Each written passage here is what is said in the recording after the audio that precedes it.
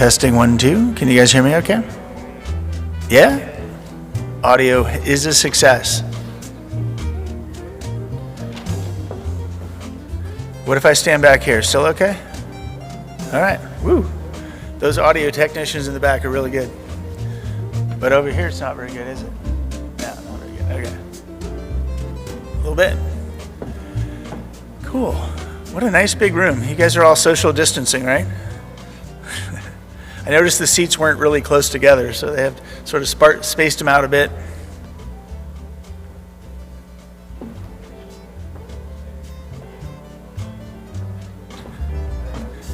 Now, you got to figure out which person.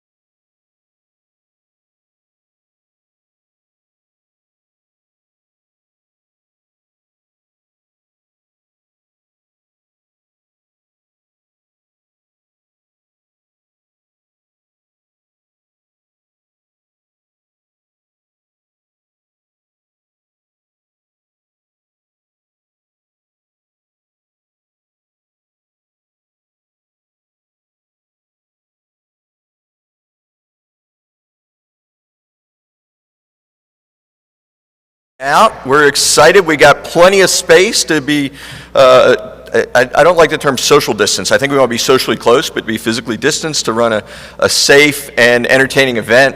We are jam-packed with content today. You get to hear from me periodically. I'll try not to talk too much, although I never turn down a microphone. My name is Tom Snyder. I lead a local nonprofit organization called Riot that's focused on economic development in the areas of emerging technology. And we're going to hear about a lot of technologies today, which is great. But the purpose isn't really about technology. It's about creating connected communities. And for those who've been to this event before, in the past, we called this the Smart City Summit. And this is an event that has been brought on for a number of years now as a collaboration from the public sector, from the City of Raleigh, from Town of Cary, from other collaborators, from the academic sector with NC State kind of helping to lead and drive a lot of those efforts, and then from our private industry, nonprofits, other organizations. And in a moment, I'm going to ask some of the leaders from these different areas to come up and give some opening remarks. But I think what is significant this year is this rebranding from a Smart Cities Summit, which had a much more kind of technology-centered focus, to this concept of connected communities. The things that are meaningful in our lives tend to not necessarily stop at a jurisdictional boundary or only happen in something that we think of as a city, right? We spend a lot of time in smaller towns and communities. We have traffic that's crossing county lines. We have stormwater that's crossing, city boundaries. There are things that are really about being connected as a community, and as we can leverage new technologies in really smart ways, we can improve the quality of life and the quality of community that we live in. And those of you in the audience that are from this area know that we have a lot of advantages through the leadership that we have seen in a number of the municipalities and counties and others here in this area, and being kind of forward thinking about technology. That doesn't mean in any sense that this is done. There's a lot more to try to experiment with, but this is a region from which there's been a lot of kind of embracing of change as the region grows, and we need new solutions to kind of manage that growth, and as we want to continue to have kind of this work and live and play interaction in everything that we do. So really excited today to have an event that I kind of chuckled when I looked at the theme of the event on the website. It includes digital inclusion, transportation, mobility, pandemic response, data, AI. That doesn't really sound like a theme. That sounds like a whole hodgepodge of different topics.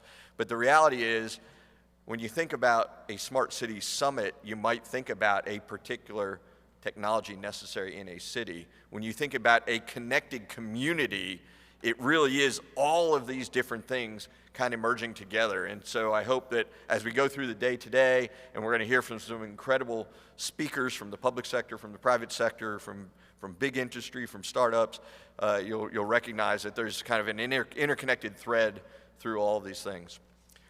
So as we begin, we do have a few folks that have been instrumental in the leadership in public sector and private sector and academics that I'd like to ask to come forward, give a couple of opening remarks before we get to our keynote speaker. And we'll start with a true innovator and longtime leader here in the city of Raleigh, Mayor Mary Baldwin.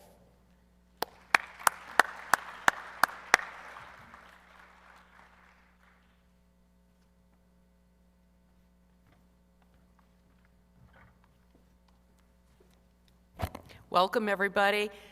I don't look anything like that photo anymore. Damn COVID. COVID hair, COVID weight, what can I tell you? But I will say, one of the first conferences I came to when I was elected mayor was this.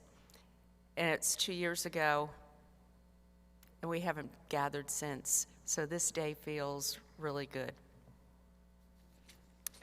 First, I want to just welcome all of you and thank you for being here and thank you for being part of this. We have representatives from municipalities, industries, businesses, and academics gathered for this event. I do want to say the work of everyone here is really important. One of the things I discovered during Innovate Raleigh is that sharing ideas and engaging in partnerships, you can make things happen. And that's what we're going to do here today. Our schools, workplaces, transportation, homes, all rely on technology. And we sure figured that out during the past 2 years. We also saw our shortcomings. We realized that we need to focus on equity. And those are the things that I'm hoping that we can talk about today. As I look out the group, I'm reassured that we were all up to the task, right? Okay, I like the head nods. I want to thank the City of Raleigh, the Convention Center, Riot, North Carolina State University, the town of Cary, for sponsoring this and helping to facilitate these meaningful discussions we're going to have today. In addition, I want to thank all the partner agencies, presenters, and attendees for bringing your ideas forward. And I'm going to ask you something. So I parked over on Fayetteville Street today, and was using the app to pay. It took me about 20 minutes to get the app to work. What's up with that? It's like, I'm going to a technology conference and I can't get technology to work. So maybe there's something to that. We can have a great discovery today. But anyhow, I want to now introduce someone who has been instrumental representing NC State, our great partner. Kevin, you want to come up? Here's the Vice Chancellor of, he's got the longest title ever. Vice Chancellor of External Affairs, Partnerships, and Economic Development. I was teasing him and I said, is that all you do? So thank you, Kevin, for being here today. Thank you, all of you. And I hand this over. Thank you, Mayor. Appreciate everything.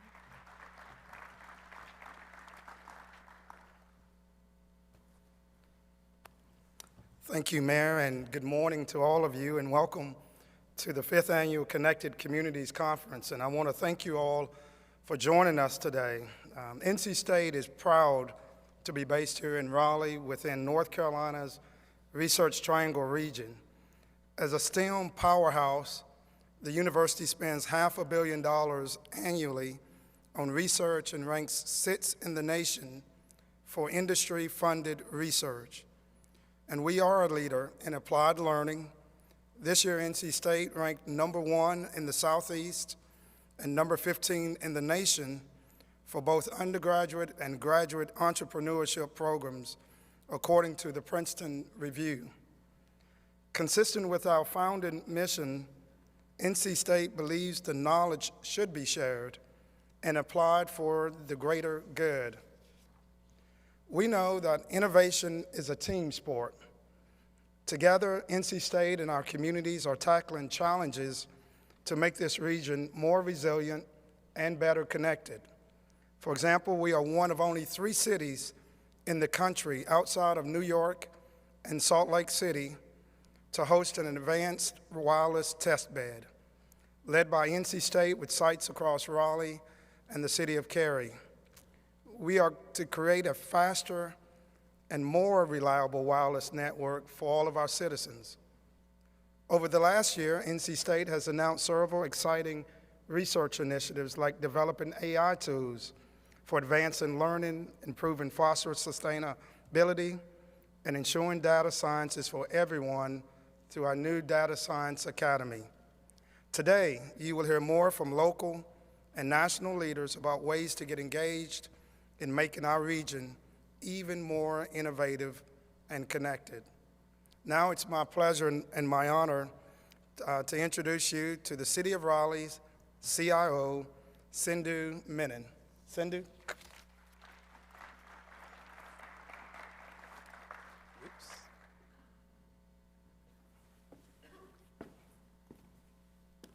Forgot to put that on.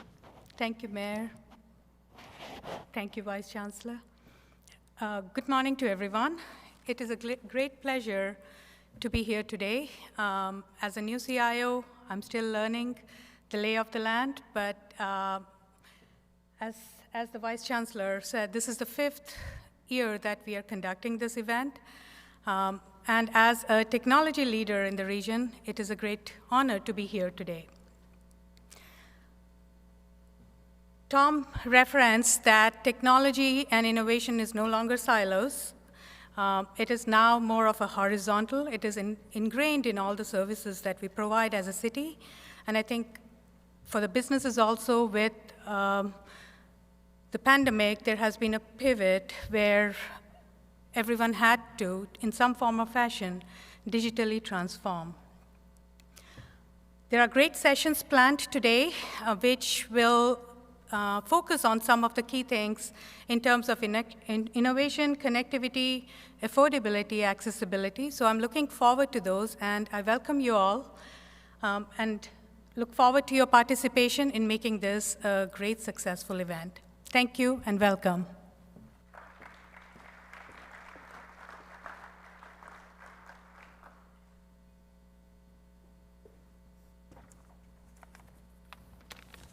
All right, thank you again, Mayor Baldwin, Vice Chancellor Sindhu. We are ready to begin. Is everybody set? Should we get this thing going? Let's do it. All right, so aside from the support of our local government, NC State University and others, we have a number of sponsors that are here today. There's exhibits out front. I know as soon as you hear from this keynote, you're going to want to hear a lot more about the kind of infrastructure technologies that Dell Technologies can deliver on. And we're going to hear from a representative from Dell here in a moment, but there's a spot right outside the door to learn more afterwards. Engage. You're not here just to listen to a bunch of talks today. We want to be interactive. We want to be truly connected. So just keep that in mind as we go forward. Think about questions. Think about engagement, during the breaks, afterwards. But without further ado, let's get into the program, and let's start with thinking first about what does technology infrastructure look like. And we're going to hear from one of the kind of largest and most successful technology infrastructure companies in the United States, Dell Technologies. Excited to have Rob Silverberg here. For the last 5 years, Rob has been the Chief Strategy Innovation Officer at Dell, leading smart city efforts across North America. And so, Rob, please welcome.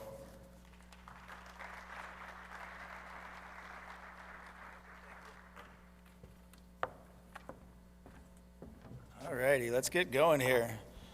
Make sure the microphones are sounding good. Everything good? All good? Okay, cool. I'm very happy to be here. Very happy that Dell was able to be a core sponsor of this event. I think the focus on smart cities, on digital communities, on connected communities really is a passion of mine.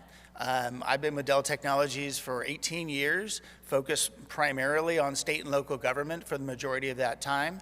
And about 5 years ago, I heard about this thing called Smart City. And as part of the state and local government team, I started reading about it, about what it meant and what it could be and how technology could potentially change the way cities operate, how communities stay connected, how they implement new and innovative technologies. And I said, I want to do that. So I went to my management, I said, can I focus on smart cities? And of course, management said, sure, sounds interesting, what is that? So I explained what it was because I've been reading about it and some of the new projects that had started back in 2015 and 2016 in places like Singapore and Dubai and in Europe. And we really didn't have much of a push yet here in the United States around smart city. But we had a lot of cities that were interested in exploring technology and exploring it through proof of concepts and pilot projects. And since we started back in 2016, we made a lot of progress, and we have a lot of very interesting use cases, very interesting things to talk about. So I'm here to share some of that with you, some of the things we've done, talk a bit about artificial intelligence and how it relates to the way you can improve city life, improve traffic flow, improve pedestrian safety, and also other aspects of technology, such as machine learning and data science, and how that can lead to insights. And I also want to thank the City of Raleigh for their ongoing partnership, the Town of Cary, NC State. We know that we as a vendor and a partner have to continue to partner going forward, so we're very happy to be here to talk about that. So we call our strategy in this space digital communities because we believe it's about digital transformation. We could have called it connected communities and we'd be more in line with this conference, but digital communities, connected communities, smart cities, all are really the same thing. It's about finding ways that technology can help cities to operate better. So with that, let's dive in. I did want to say welcome, everyone. This is my first conference since COVID, my first presentation since COVID. So it's been about, 2 years since we've been able to come together like this. And I'm very happy to see all of you here, and I'm excited to be here. I flew in last night from San Francisco, and this is my first time in Raleigh, beautiful city. Makes me answer that key question that I had as I was flying here, which is, why are so many Californians moving here? I don't know if you've noticed, but there's quite a number of your new neighbors that are here from California. But I just want to say welcome, everyone, and let's dive in. So as you think about a connected community strategy or a digital community strategy, you think about it not in terms of technology, but in terms of outcomes. Are we focused on mobility, improving traffic flow, reducing accidents and incidents and fatalities? Are we interested in public safety and reducing crime and reducing incidents in our facilities and on our streets? Are we interested in digital government and having new ways to interact with our community? Around citizen engagement in order to get that feedback from the community about what's working, what's not working. Is the park clean or dirty? Is there vandalism in a park that we need to respond to? And I think the number one thing that I'm hearing about from this region is economic growth. where California is having this mass exodus. They're all coming here, and we have economic growth. So you have a technology-savvy community here that's growing to become a technology leader, not just in the Southeast, but nationally. And I think as you look at it from the perspective of the community needs to echo that focus on technology, that focus on delivering the right outcomes. So as I say, it's not about the tech, it's about the outcomes that the tech can deliver. You may wonder why some of these are highlighted in yellow and some are not. We have been talking with the city of Raleigh about a smart city pilot project. It actually just kicked off in December, and it's going to kick off other sections of the planned pilot in January and into the new year. We're working with a partner called Intellisite, and my associate from Intellisite will talk a bit more about that project when I'm done. But these areas that are highlighted in yellow are part of the initial pilot project that we hope to prove out some of the capabilities that we can do. And the writing's a little too small over there for me to read it, but hopefully you guys can see things like public space management in parks, air quality management, public safety, mobility. These are all part of the pilot. And as you look at the results of the pilot, then we can choose what's working, what's not, adjust, and potentially expand from there. But moving forward, globally, there's a lot of areas of the world that are a little further ahead in smart city. You look at places like, again, Singapore, Dubai, some places in Europe where they've implemented a lot more smart technologies than we have in the US, although we're catching up. And we're starting to implement some of these and learn from the leaders in this space. Interesting, if you look at the categories from before, what's actually being implemented around the globe are things like connected public transport, traffic monitoring, water level and flood monitoring, obviously in the hurricane corridor here, understanding when flooding is going to occur, being able to be notified in advance that flooding is about to happen so we can be preemptive instead of reactive. These are all use cases that are being implemented globally. So as you start to think about smart city, it's not just an idea anymore, it's actually real implementations that are generating real results. This comes from IoT Analytics, the top 10 smart city use cases that are either in process of being implemented or have already been implemented. So one of the key questions that I often get as somewhat of a self-proclaimed expert in this space is, where do we start? How do we move forward? What generates the best outcomes? What do the pilot projects look like? So I would say, we'll get to some of that in the presentation, but we're in a very unique spot right now with federal stimulus funding coming to our communities.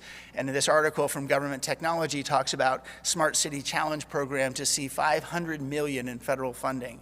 So if you look at the recent federal stimulus packages, we had the CARES Act, we had the American Rescue Plan, we now have the infrastructure bill, and as part of the infrastructure bill, $500 million in federal funding for Smart City Challenge. They did a Smart City Challenge, I don't know, a few years ago, where the city of Columbus in Ohio won $40 million to start experimenting with smart city technology, specifically focused on transportation. And this is going to increase that dramatically. So cities like Raleigh, cities like Cary are going to be able to apply for funding and receive new funding never before seen in this space. A chance for the US to maybe catch up to some of those cities that are in the lead and maybe even surpass them in terms of what we can do. The project that I first worked on, or one of them, was a pilot project pre-COVID where we partnered with the city of Las Vegas. And we worked with them on what would be the appropriate use cases to start with. We called the solution Accelerating Smart, and we worked closely with a systems integrator called NTT Data Services. And initially, we had some discussions and workshops with the city, and we said, what would be valuable for you guys to experiment with? And at the time, they were very interested in public safety.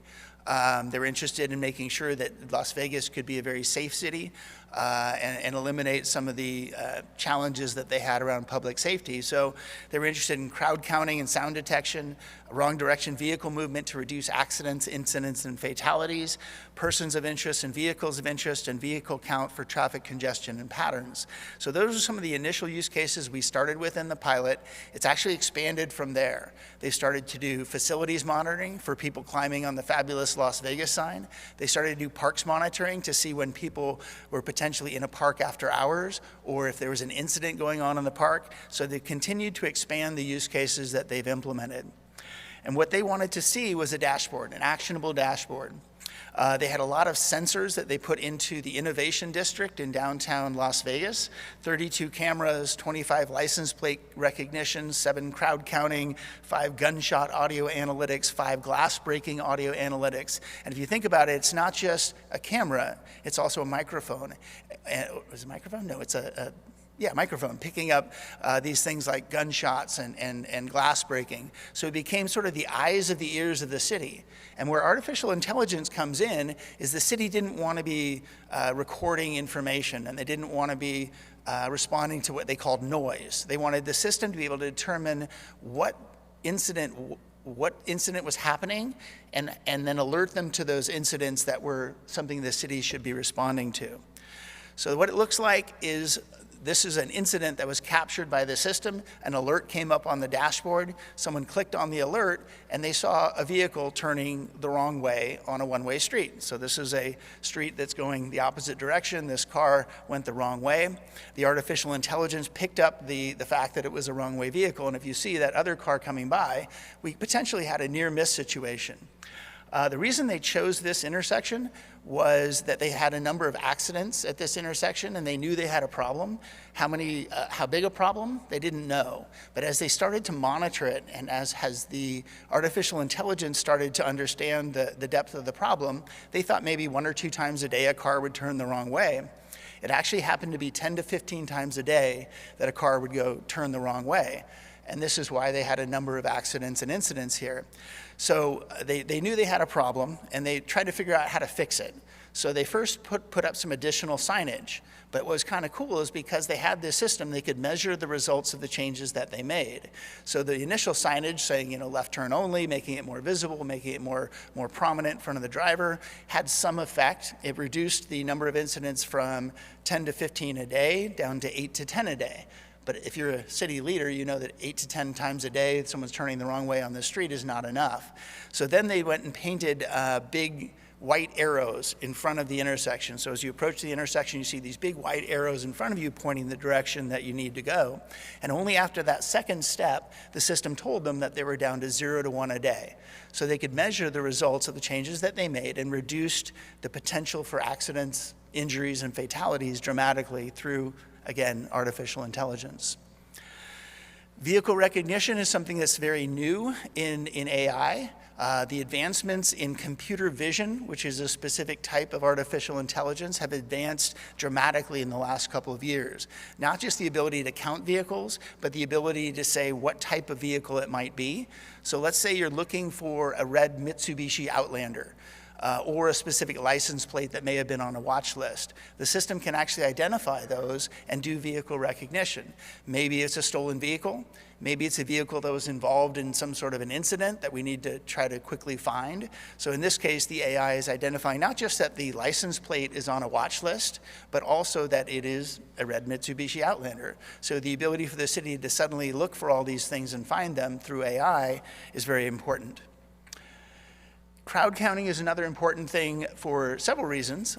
They wanted to know how many people were in a venue at a given time. Las Vegas measures its success on the number of people they can get into the area, people who spend money at casinos and at restaurants and shops. So understanding where they had a good draw was very, very important. They were also interested in understanding their usage of their parks and their facilities, and understanding what those patterns look like. So the system started counting, and it started learning over time as to what was happening in a given venue. So this is a place in Las Vegas called the Fremont Street Experience. I don't know if anyone's been there, but it's pretty cool. They've got zip lines going overhead, and they've got a lot of casinos and shops around. But what they were most interested in is how many people are there on a Saturday night at 10 p.m. and how many people are there on a Tuesday night at 4 a.m. And obviously, you can see that there'd be a lot of difference between those two metrics. So if you look at what you can do with that data, you can go the next step further. You could be understanding over time what the patterns are. So in a machine learning algorithm, another form of artificial intelligence, you can say, here's a predictive model. We believe that at Saturday night, based on the system's learning over time, there should be 500 people in this venue. Then with that information, you can actually do anomaly detection. So you can say, well, when is it not normal? So the system learns what normal looks like. For example, if you're monitoring a park, and typically on a Tuesday afternoon, there's maybe 5 to 10 people in that park, and on a certain Tuesday afternoon, there's 100 people in the park, the system will learn that that's not normal, and will alert you to the fact that there's something going on in the park, so someone can then click on a video clip and look and see what's going on. Is it an unsanctioned event? Is it a gang activity? You know, you get alerted to the fact that something is not normal. And the predictive models get very good over time. So the longer you monitor, the more accurate the models get, and the more you can detect anomalies for what's not normal. The metrics are interesting. This was during a 3-month pilot period. We had 4 million traffic counts, 1 million unique license plates, only 500,000 crowd counts because that came only in the last portion of the pilot. Most interesting aspect of this slide is that 65 terabytes of audio and video were processed or captured, but only 2.6 gig of data was stored. And I think it's important to note that you actually can improve privacy instead of reducing privacy, because a lot of these smart city initiatives, people are concerned. Well, what about my privacy? If I'm in a park with my family, I don't want a camera recording what we're doing. Well, the answer is actually through AI, you can increase privacy by not recording the video. The computer vision aspect watches the video, it detects anomalies, but then the video is not stored at all. And the only thing we're storing in the case of Las Vegas is the clip of any incident. So we can go back to that clip and determine what happened. All the other video is not kept. So you really have more of an anonymized data gathering tool as opposed to an invasion of privacy tool. I think that's an important point. Quick sip of water here. And we'll hopefully have some time for questions after this as well. Okay, also did a lot of work for the last, I would say, 4 to 5 years with the city of San Jose. It's kind of right down the street from me, and I had a great meeting with the CIO, and we talked about smart city. What he told me is, you know, I've just taken over as CIO in San Jose, and we want to be a leading smart city in the nation. We believe right now we're kind of a technology laggard, and we want to find the right partners to work with to become a technology leader. So I've worked with San Jose now since about 2016 or so. We've done a number of different projects there, experimenting with not just computer vision for Vision Zero and accident reduction, pedestrian safety, some of those things, but also looking at that next level of data science, that next level of data analytics that can give the city some new insights. We worked on a couple of sort of strategies around data. The first one was called the Open Data Community Architecture, or ODCA, there we go. And then they actually went and implemented it in partnership with Dell, called the City Open Data Environment, or CODE. Essentially, it was a data lake architecture implemented in the city's data center. And what was unique about it is it was all open source. So the city didn't have to pay a software vendor, monthly fees or yearly license fees. Open source data lake implemented in the city's data center, very, very low cost and very capable of doing big data and large scale analytics. So they started working with, I would say, a data-driven city strategy. We're actually just starting a case study with them on what it means to be a data-driven city. And as we started talking and working with them, and this is actually their slide, and the last one was as well, around data uses. How can we better leverage data to gain new insights, to improve the way the city operates? And their CIO said, we're looking for a data-driven customer experience. And by customer experience, they mean not just the other departments within the city, better able to leverage data, but also the community. How can we use data to better deliver services to the public, to the businesses, and to the community as a whole? One of the key areas that they're focused on right now that I just heard brought up earlier is around equity. how do we measure equity and equitable delivery of city services? And I'll show you some information about that in a minute, but one of the ways they decided to measure equity was around looking at their 311 data. What type of service calls do we get from an affluent neighborhood? What type of service calls do we get from a low-income neighborhood? Are they the same? Are they different? If so, how are they different? And how can we leverage that data to better improve equitable delivery of services? So if you think about analytics, usually it's sort of a walk before you run approach.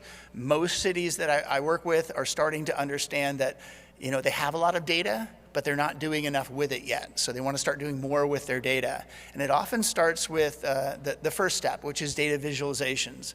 I'm sure many of you heard of things like Microsoft Power BI and Tableau, and their ability to give you some visualizations of your data that can lead to some insights. You can see certain trends increasing, trends decreasing, things that will let you see some actionable insights from your data. But then you kind of go up the scale a little bit and you say, well, how do I crunch through a massive amount of data to gain insights? So you get into that next level of machine learning, and you can then potentially leverage those tools. And I know NC State has, I'm sure, a lot of data scientists that they can bring to help solve some of these problems. But we partnered with the city to start doing some of that work. Initially, data visualizations are a great place to start. You're looking at a couple of very hard to read pictures over here, but I can tell you what they are. The first two are police incidents in the city by different types. You know, was it an audible alarm? Was it a vehicle stop? And you'll notice that a certain type of police call for service went dramatically down between 2009 and 2011. It makes you wonder, well, why did that type of incident, which was called, what was the incident? It was a traffic stop. Why did it go down so much? Was it that people were driving better? Was it that there was a change to the city? And when we asked the question, the city actually had a very interesting answer. They said, well, actually in 2009, there was a recession. We had to lay off some of our police officers. So the remaining police officers were now focused on fighting more criminal activities, and we had less police officers focused on traffic patrols. So that's why it dropped off so dramatically between 2009 and 2011. However, if you look at that line, it hasn't really come back. So they realized that they didn't need maybe as many police officers monitoring traffic because nothing really got a lot worse without having that. Maybe a little less revenue from traffic violations for the city, but it remained low. And then we did some heat maps, again, around incidents in the city. And some of them were very intuitive and some of them weren't. If anyone said, well, when would you get a higher number of police calls for service? Well, you'd think, well, Friday and Saturday night between 10 and 2. And this chart will show you, yep, you're right on. The red areas of this heat map are Friday and Saturday night between 10 and 2. However, if you look at it by a different type of incident, the times differ quite a bit. So what we looked at is a stolen vehicle report doesn't typically happen on Friday and Saturday night between 10 and 2. It happens typically Monday through Friday, 8 a.m. and 4 p.m. are the most common times where vehicles will be reported stolen. And you think to yourself, well, that kind of makes sense. Someone comes out to go to work, their car's not there, they call it in, or they leave work and their car's not there and they call it in. So you can start gaining insights by type and start slicing and dicing the data a bit. In looking at sort of one area of focus for the city was around Vision Zero and around reducing traffic incidents and fatalities. So here's just a couple of quick data visualizations around the type of incidents that were occurring in the city. On the bottom, you have the top intersections in terms of number of accidents that occur at that intersection. And then the darker line is the number of fatalities or severity. Was it fatalities? Yeah, fatalities per accident. So we can sort of get an insight as where are the problem areas of the city and what should we be doing about it. So this is that first level of data analytics, sort of what's happening and what can we do with data visualizations. But then we actually went into a data science project with them and started analyzing the data further to gain more insights. So we learned some things that, let's see, minor injuries are the majority, moderate injuries less, severe injuries less, and of course fatal injuries least number of accidents. And then of course we wanted to look at the type. Is it vehicle to vehicle? Is it a vehicle to a parked vehicle? Is it a, I'm having trouble reading this, here we go.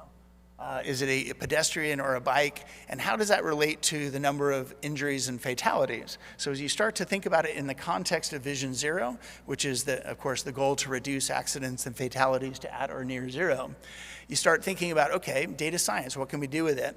If you look at the first picture, this is a map of the number of accidents that occurred within the city. You'll see a high concentration of accidents downtown, a little less toward the outer parts of the city. And you think, well, how does that correlate to injuries?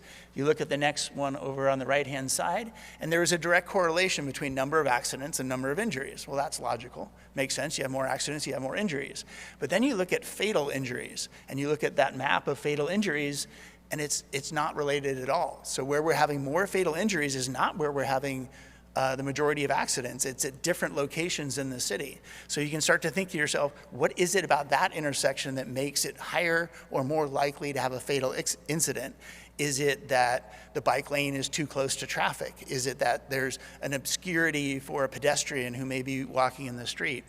We also did a monitoring project, actually with Intellisite, who will be talking here in a minute, to see if we could detect anomalies that were going on in the street. And one of the anomalies that we detected, which was somewhat interesting, is there were several areas of the city where there's a very high incidence of jaywalking. So the system detected people crossing the street, not at an intersection, not at a crosswalk, but in the middle of the street and in the middle of traffic. So is there a correlation between the AI that detected a whole bunch of people in the street in a certain area and the number of incidents and fatalities? These are the sort of things that we can do with data. This is that vehicle monitoring project that we did in San Jose, again with our partner Intellisite. And again, they were looking at traffic counts, traffic congestion, what causes congestion, and then also looking at it from that Vision Zero aspect. What data and insights can we gather that'll help us reduce accidents and fatalities in the city? Pretty simple architecture. We took the existing cameras that were already in the city and we ran it through that AI engine, and that AI engine then could give us the answers or the new data that we didn't know before. Things like what causes congestion. Is it a delivery vehicle stopped and blocking a lane downtown? Is it someone trying to parallel park? Oddly enough, those are two primary causes of congestion in a downtown area, is that delivery vehicle blocking a lane or that person trying to parallel park and blocking that lane as well. We also did, as I said, a little work around their 311 data, again with the lens toward two things that they were looking for. The first one is that they wanted to know what categories they weren't capturing. So they had I'm gonna go back one. They had a catch-all category called Other. And as anyone knows, if you're trying to capture what's going on, if you put an Other in there, the majority of your incidents are gonna be labeled as Other. So they actually wanted to figure out what was in that Other group. So they used a data science algorithm, actually working with Dell, to attempt to determine what was going on in that Other category so they could create other categories. So we used, and I'm gonna probably get this wrong, latent derelict allocation. And we might need the NC State folks to tell us what that actually means, but it's an advanced natural language processing method that analyzes vast amounts of word text data and pulls out relevant words and concepts to give you an idea of what's going on in that massive data set. So what did we find? We found that, yep, other issues is definitely a problem because that's now the #1 category that people are logging. Abandoned vehicles, important graffiti, illegal dumping, streetlight outage. But if you look at other issues, it's actually increasing in the number of cases for other issues over time. So unless we can start categorizing these other issues, we have less insights into what's truly happening and less insights into what type of requests we're getting both from the city as a whole as well as from District A versus District B. So as we looked at that machine learning algorithm, what it could tell us, it told us that there were some top things in other categories: transportation hazard, parking violation, environmental hazard caused by humans. Environmental hazard caused by humans. Anyone know what that is? What is it? Junk. It is junk, but it's junk related to homeless encampments. So if you think about it, you have homeless people in downtown. They create sort of you've seen these things, there's a lot of garbage there. And they were getting a lot of complaints for homeless encampments, but the words that were used, and then this machine learning algorithm categorized it as environmental hazard caused by humans. But we went back and looked at it, and it's clearly related to homeless encampments in those areas of the city. And if you also look at that trend line, the number of requests over time seems to be growing. So we have a growing number of complaints about homeless and homeless junk. So then you start thinking about equity, and you can start looking at affluent neighborhoods, the type of calls that happen, lower income neighborhoods. So if in this environmental hazard caused by humans use case, we saw obviously a high concentration in downtown. But then you compare that with income levels, and you'll see that there's a lower income area outside of town, but it's more rural, it's not as densely populated. So you can see there's a direct correlation between where the homeless people are, also with the lower income areas of the city. So you can start to think about it in terms of equity. You can also look at the different type of requests from an affluent neighborhood to a lower income neighborhood and get an understanding of where you've got environmental hazard caused by humans in districts 7 and 3, and you can start to evaluate that in the context of broader city strategy and where you may have different types of issues. I also want to pivot a little bit to talk about another major problem that our society has, which is the digital divide. As we all know, the pandemic shone a bright spotlight on digital divide, on disconnected communities that when we went into remote work and school were cut off from the ability to participate. So we actually worked on a project in the middle of the first year of the pandemic in the fall of 2020 to try to address digital divide. And the city we worked with is Tucson, Arizona. And they had a problem in that they had about 70 or 80 square miles of the city that were underserved in terms of internet connectivity. I don't know if you guys have ever been to Tucson. Not the prettiest city in the world.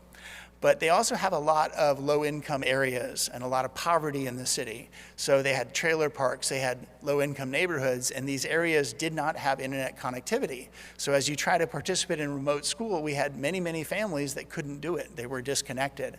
So they decided to use modern technology, and they initially, like many cities, thought about, well, let's just put up a bunch of Wi-Fi hotspots. The problem with the Wi-Fi hotspot is it only has a range of about 100 yards. So if you got a 100-yard range, how are you going to cover 80 square miles with hotspots? And they originally looked at it and they thought, well, we'd have to deploy and maintain 20,000 Wi-Fi hotspots in order to cover all those disadvantaged areas of the city.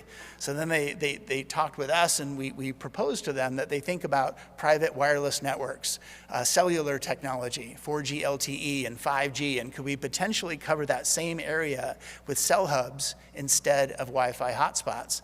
We did an initial pilot project with a square mile of the city, and we found that it worked very, very well. We had truly high-speed connectivity using cellular technology, and then the city decided to move forward. They covered about half of that underprivileged area using only 40 cell hubs as opposed to 20,000 Wi-Fi hotspots. And then they allowed lower income families to apply for free internet service from the city. So, the city supplies water, provides wastewater and treatment. Well, now the city is providing internet connectivity, but only to the people that qualify. In order to qualify, you had to be lower income, so you would have trouble affording a standard cellular service or an internet service, and you also had to be in one of the regions that was now covered by this new network. And they actually got immediately over 2,000 applications from families in Tucson looking for getting connected to the service.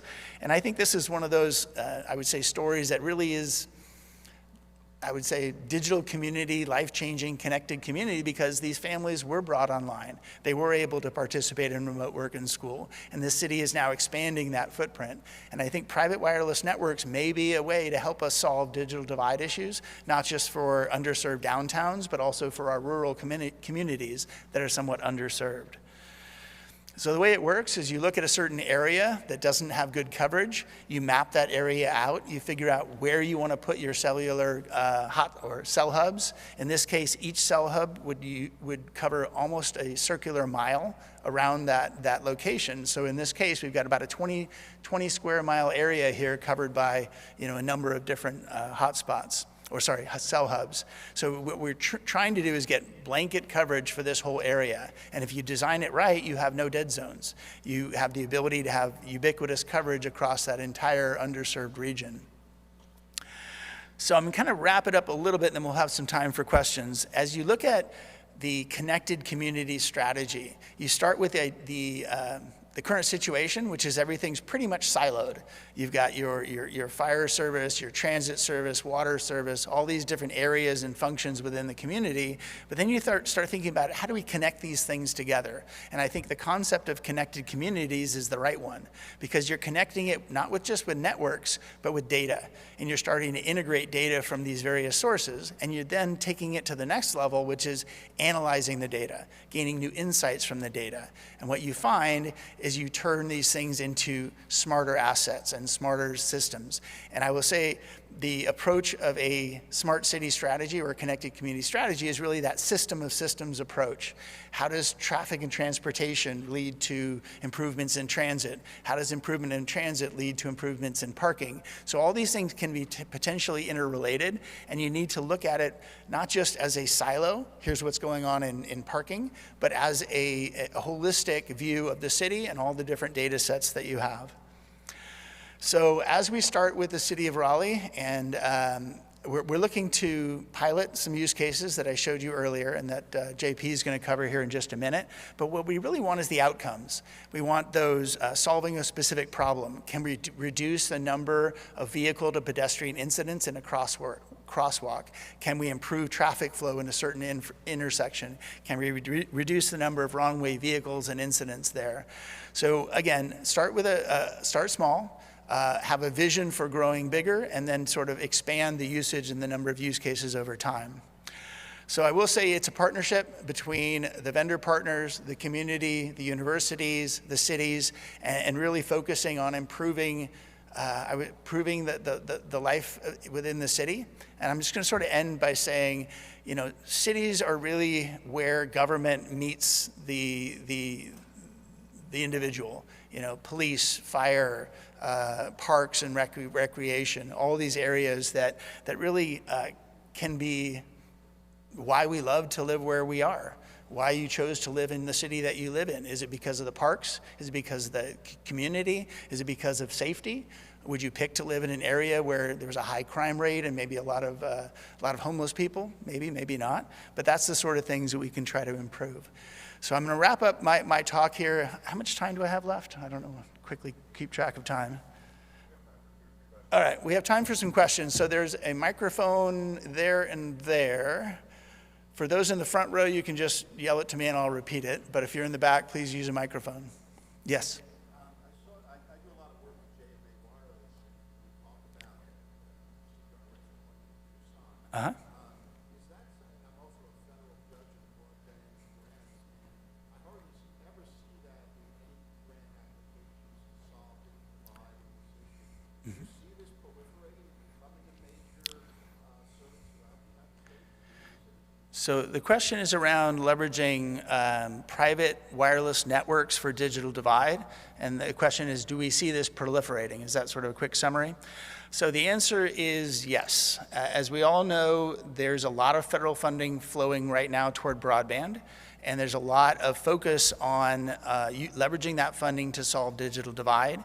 And I will say that the technology that we leveraged was from a partner company called JMA Wireless. We actually have, we are a reseller and implementer of that solution, as we did in Tucson. So the concept is called CBRS, or Citizens Band Radio Services. I know this person understands what that is, but what it really is when you have your cell phone and it's connected to AT&T and Verizon or T-Mobile, that same cell phone or that same device can connect to a private wireless network. Similar, it's actually the same technology, and you just use a city-supplied SIM card that goes into your router, into your laptop, into your cell phone, whatever that is, and you're immediately connected, but you're not paying AT&T and Verizon and others. So we are seeing a proliferation of CBRS-related technologies, and it's both for suburban as well as rural areas as well. So think about it this way. Let's say you have a small community that's somewhat remote, maybe 30 miles south of here, and that community is underserved.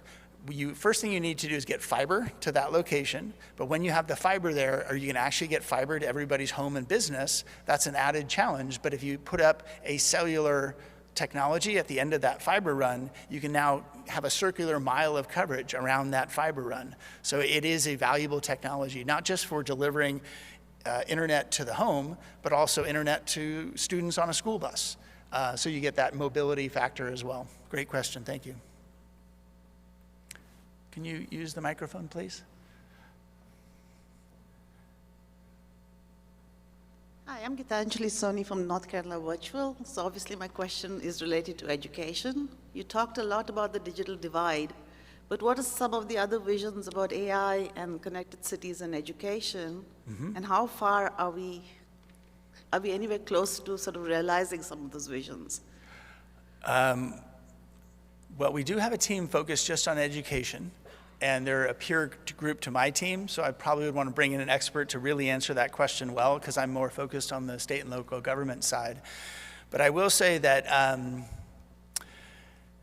there are some new, I would say, data science around education and around understanding what's working and what's not within education. My focus mostly is on connectivity for education, but we do have a whole team that's focused in that space. So afterwards, if you give me a card, I'll get you connected with our education team, and they'll do a much better job of answering that than me. But thank you for the question. Last question. What do we got? Hey, this is John Anagnos from the city of Raleigh. I feel like you kind of answered this with the first question, but did Tucson consider implementing a municipal fee-based cellular internet service as an alternative to private internet providers? And then do they use the service that they created to collect any data from those users to use for other city services?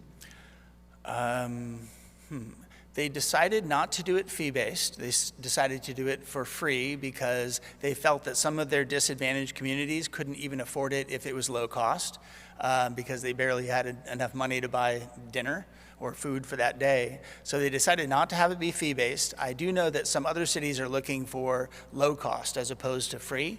So I think that depends on the city and what you're trying to achieve. And the second part of your question was related to usage of that network for? Do they attempt to collect data on those users or inform them of other city services through that network? That's a great question. I think, because I'm actually doing this in two places, they're looking for anonymized data, but not specific data. They want to understand who's using it in general, what their user experience is, and they don't want to go to the point where I'm tracking this person and the websites they're going to, but I want to look at it in the aggregate. 30% of the usage is for schoolwork from our analysis, or 20% is doing research or going to certain sites. They actually had an interesting revelation. They were measuring the adoption of the network, and they thought it was a little lower than maybe it should be.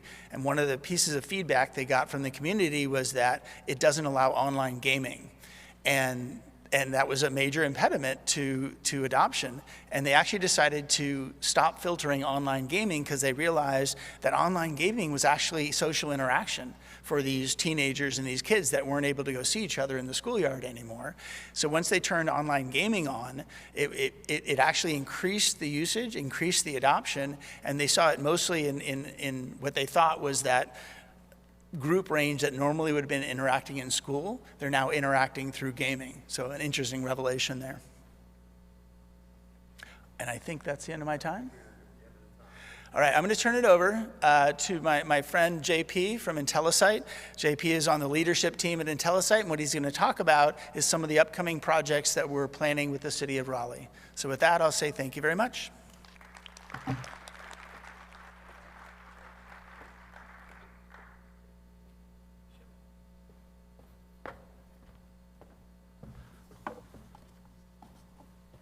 Good morning.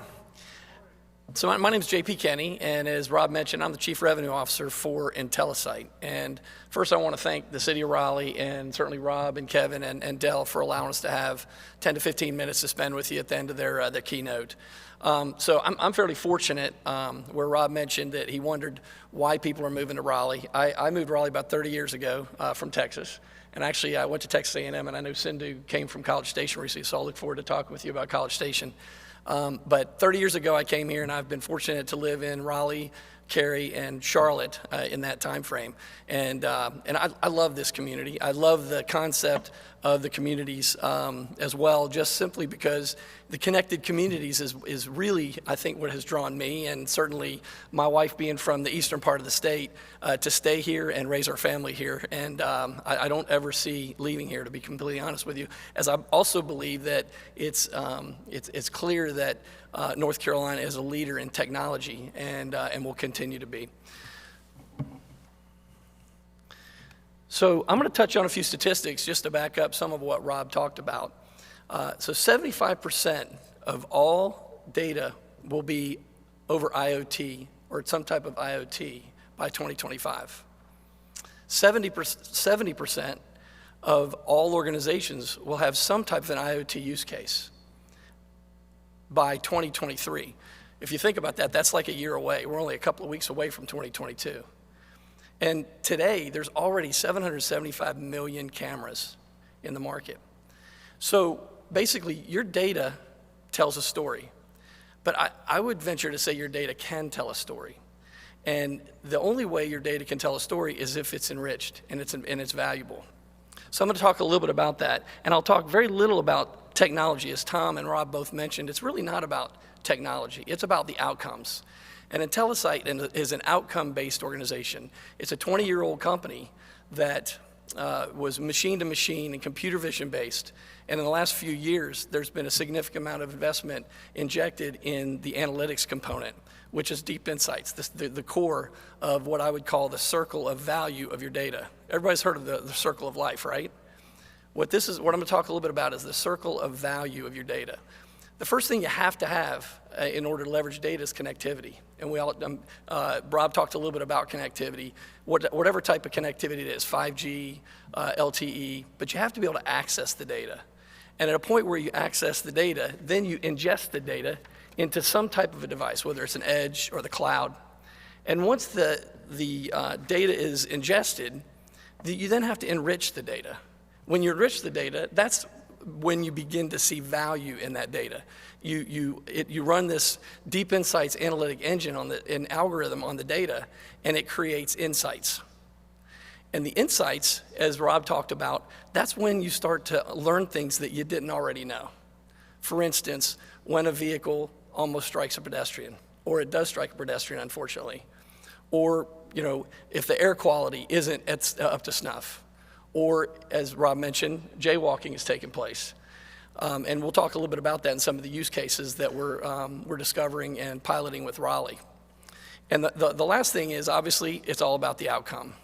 And that's the reason that you employ these solutions, is so that you can drive the outcome of a safe, secure, and more connected community. So, as I mentioned, I'm not going to talk a lot about technology, but if you look at the different pillars that exist, the one thing about Intellisite is we have a fully comprehensive, integrated, and managed solution. And in a lot of scenarios of all these different pillars, you typically have to go to 3 or 4 different companies to be able to build out a solution like this. But Intellisite, again, over the last 20 years, has developed a solution that's completely encompassed and can provide the C all the way to the O. And what I didn't talk about a minute ago, and I meant to, let me go back for just a second, is this discussion, this circle of value for data, kind of came from a discussion with my chief digital officer about a year ago when I joined Intellisite. I asked him to simplify the message for me a little bit. And when he talked about the connectivity, the ingestion, the enrichment, and then the insights and outcomes, we were laughing a little bit about, the old McDonald had a farm, E-I-E-I-O. Well, we talk about this being our C-I-E-I-O message. So it's a way that you can simplify the message and understand it's not about the technology, it's all about driving from the connectivity all the way to the outcomes.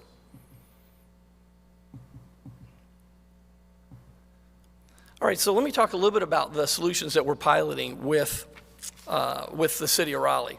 This is our thermal solution, which allows for a connectless ability to do temperature triage.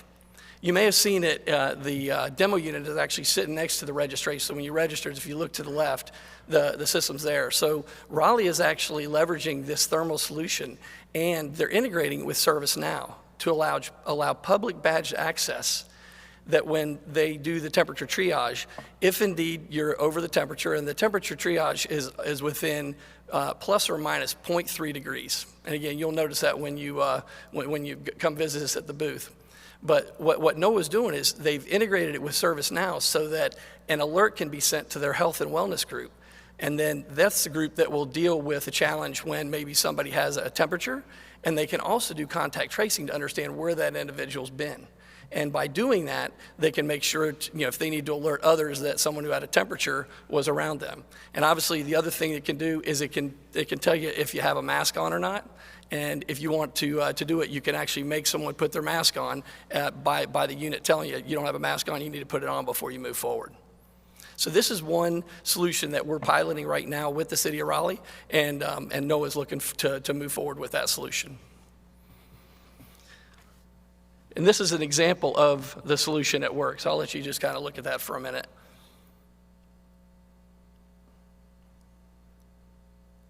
So this is how it works. They come through. It looks at them. It tells them what the temperature is. And obviously, if indeed there was somebody that had a temperature, it would be red, and it would tell them what the temperature is. And then obviously you deal with that. So the other solutions that we're going to be working with Raleigh on after the first of the year are IoT solutions for intersection, for crosswalk, and also for parks.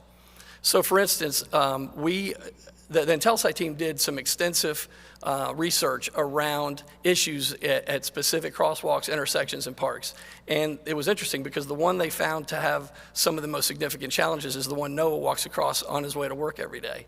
There were specific pedestrian injuries being struck by vehicles. And so by putting up an IoT gateway and obviously sensors, we'll be able to assess the crosswalk, jaywalking. We'll be able to do license plate recognition for hot license plates for issues that exist. And obviously we're also going to do air quality. So that's a solution that we're going to employ at the Exchange Plaza after the first of the year and pilot that. And as Rob mentioned, we'll be able to assess those ideas, collect the data, and obviously share the data in a dashboard that helps NOAA and the City of Raleigh understand, could they potentially make changes to that crosswalk to make it safer, and obviously drive into the Vision Zero. The next pilot's going to be at the intersection of Avent Ferry and Gorman. And when I moved here 30 years ago, the first house we built was at Gorman and Tryon. So I spent quite a bit of time driving through the area really close to NC State. And this is one of the more challenging intersections in the city. There's been several fatalities. So what we'll be able to assess is obviously the traffic patterns. We'll be able to assess buses and cars and even some of the scooters, which obviously we all know can wreak havoc, and determine, are there some things that the City of Raleigh can do in order to make that a much safer intersection so they have less issues. And then the last pilot is going to be at Moore Square. So we looked at multiple different parks, and it was chosen to do, the choice was made to do the park downtown, Moore Square Park, because there are some specific issues that they've had. So we'll be able to assess park usage. As Rob mentioned, you'll be able to tell is all of a sudden there are a lot more people in the park than there should be, and especially at different times of the day. And one of the things I want to mention is, Rob mentioned, privacy obviously is very, very important. And in both the thermal solution and the IoT solutions for the intersection, the crosswalk, and the park, we can certainly leverage privacy, and we're only going to keep the alerts and incidences. We don't keep all the video, as he mentioned, which is why the video usage will be down, but it's certainly privacy is a big issue. So one other program that Intellisite built for the city of Riverbank out in California is called the Community Engagement Program. And the reason for that was the community had some challenges with concerns around Big Brother because they were putting the IoT solutions in the parks. And so what we did was we put a QR code in the park, And then it connected to a microsite where the mayor and the city manager did a video talking specifically about the reasons for employing these solutions was for safety, not for, to watch your kids while they're playing. And so that's a program that Intellisite is leveraging. Again, there's a video for the city of Riverbank that we can certainly share. And the last thing I'll share about a customer is I was out in California just this week visiting with the chief of police for the city of Tracy. The city of Tracy employed our solution in about 10 parks back about a year ago. And the chief shared with me that they initially had started with looking at the intersections, but instead decided to transition to parks. So they put it in 10 parks. They're now transitioning to do 25 intersections, which will go to 75 intersections over the next year. So this is the process that we've kind of seen take place, is piloting in either a park, at a crosswalk, at an intersection, and then it grows from there. So with that said, I want to leave you and let you enjoy the rest of your day. I want to again thank you all for the opportunity and for coming to spend time with us. I hope you'll come by the booth and visit this. We'll be outside all day and certainly have the demo for the thermal unit as well. Thanks so much.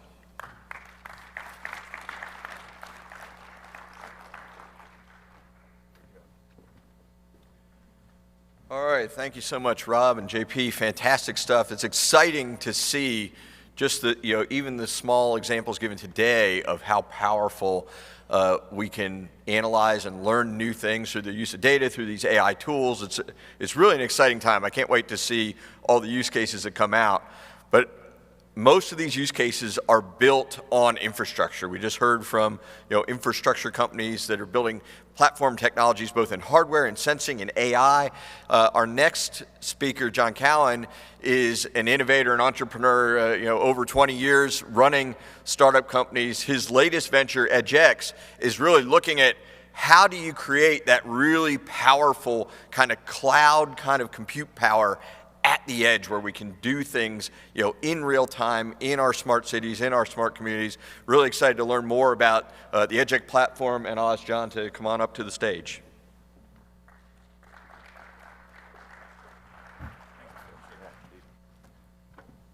Is this our clicker? All right. Well, thanks, Tom, for the introduction. It's a pleasure to be here. When I was asked to speak today, my first response was, where is it? And when they said Raleigh, I said, sign me up. I could be talking about peanut shells. I'll be happy to talk locally. Prior to the shutdown in March of 2020, I was one of those people that traveled anywhere from 150 to 200,000 miles a year around the world. And I went from that amount of travel to nothing in a heartbeat. And I kind of got used to it. It was kind of nice to kind of be home and actually realize I had 3 kids and a wife, and be able to benefit from the productivity of working from home and doing all those things that connectivity kind of brought to bear. And quite frankly, I've just started kind of like going back out on the road a little bit more, and I was at the Intelligent Traffic Systems conference in Charlotte earlier this week, which I was able to drive to go and do and participate in. But man, when I got back, I felt like I had walked home from Charlotte. I'm so out of shape for this getting back on the road travel routine. So happy to be here in Raleigh talking about connected communities and the horizon, if you will, that we see at EdgeX and the unique vantage point that we have as an early stage software company. The use cases and the technology that's been presented so far this morning are fantastic examples of what's happening on the ground in the field.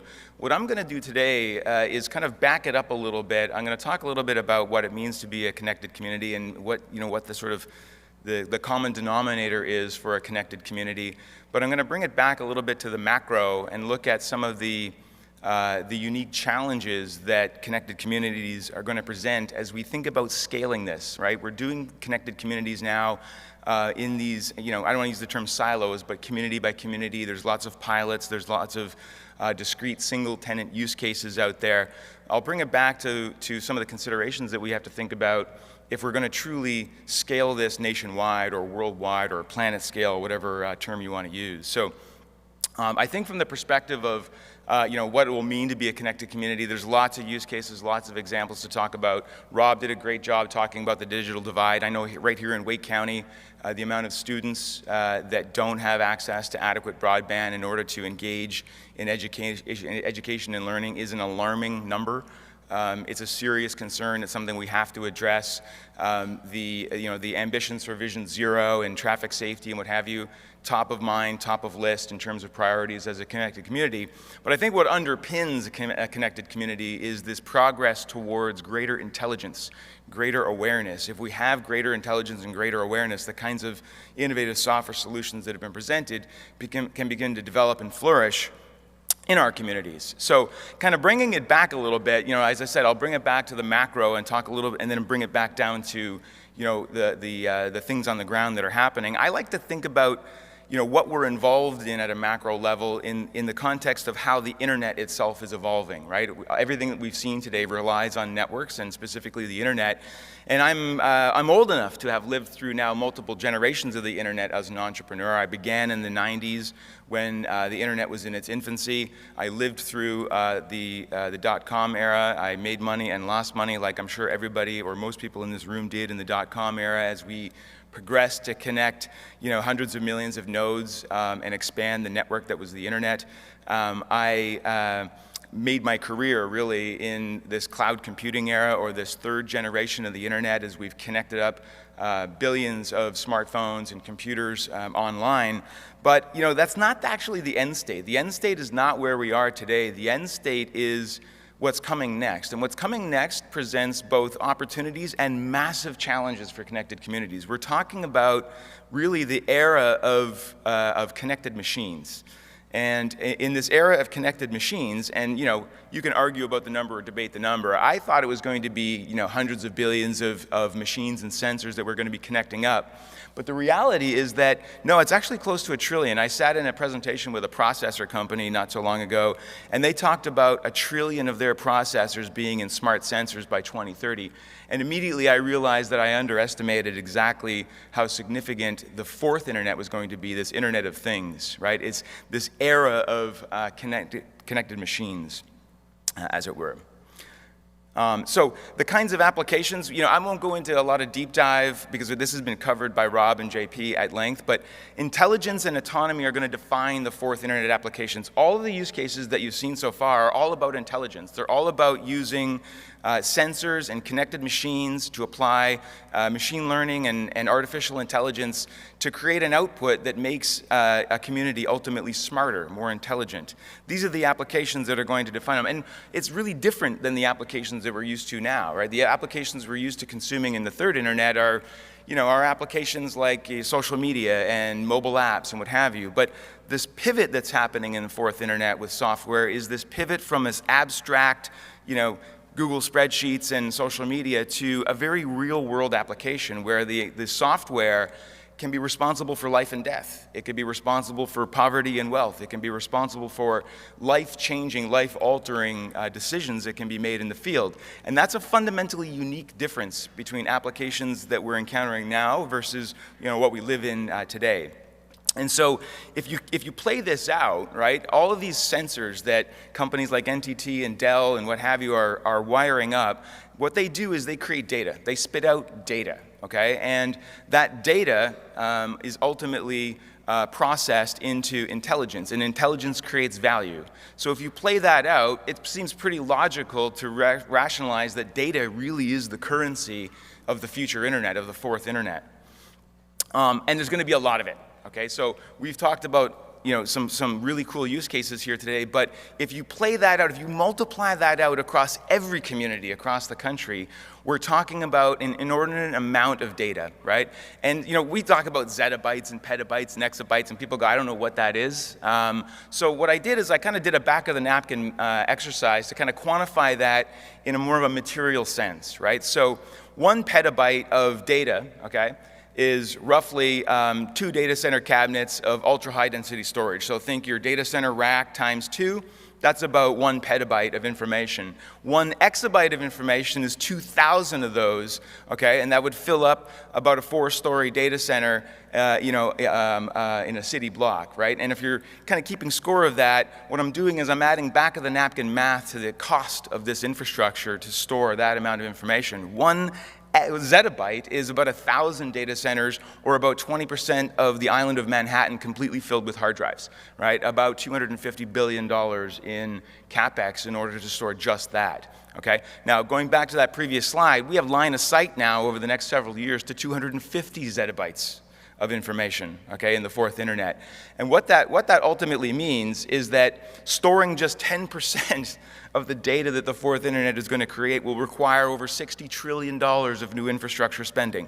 That's both an opportunity and a challenge on multiple levels as we think about connected communities across the country. And so from our perspective at EdgeX, and why I kind of got into what I'm doing is because I started to look at how we're going to process that data, how companies like Dell and NTT and others are going to be able to process that amount of information and do so in an amount of time that's going to make those solutions work, given the fact that we're moving from this era of abstract applications to the very real world.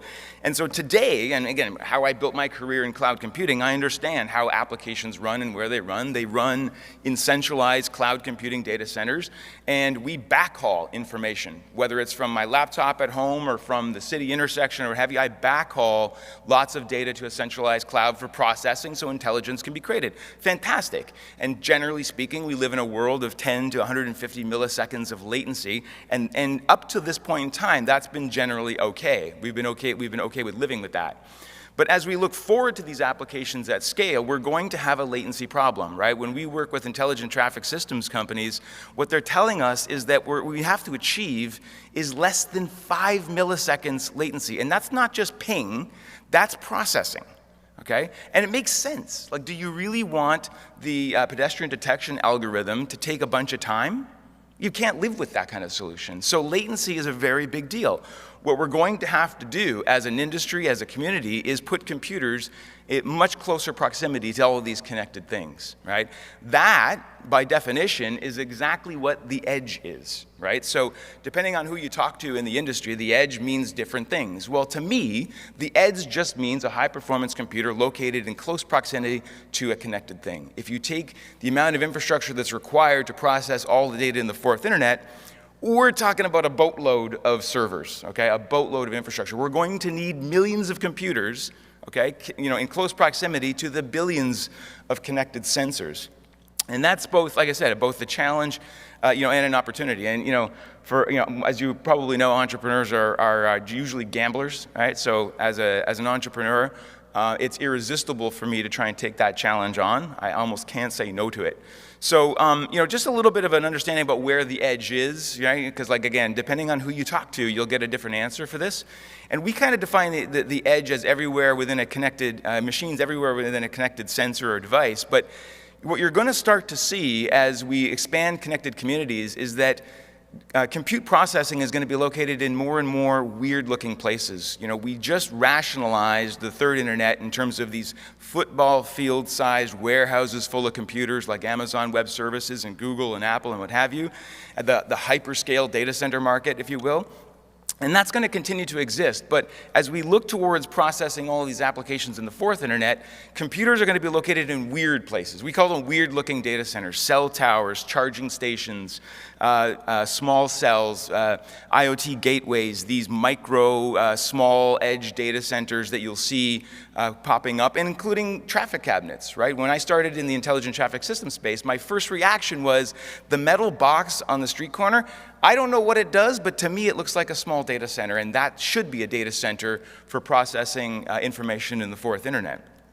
Okay, so seems like a rational problem, seems like an easy challenge. We have lots of cloud computing companies out there. They'll clearly solve that problem like they solved the challenges that we had in mobile computing in the third internet, right? Seems obvious. I think we're out of time, I'm done. The cloud computing company's here to the rescue. Well, maybe not so fast, right? So this to me, and is one of the biggest challenges that we'll face as we connect these communities up, is how to actually process all of this data. And so if you think about the challenge, you have to understand a little bit about how cloud computing works and how we write apps today, okay?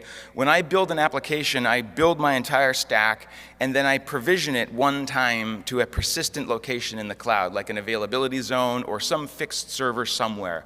But the challenge with the edge and the challenge with the fourth internet is that the applications and the data, the code and the data at the edge is now highly mobile. Right? These cars are moving around, pedestrians are moving around, and it requires location density, it requires point of presence density. I can't simply write an application anymore to one fixed location.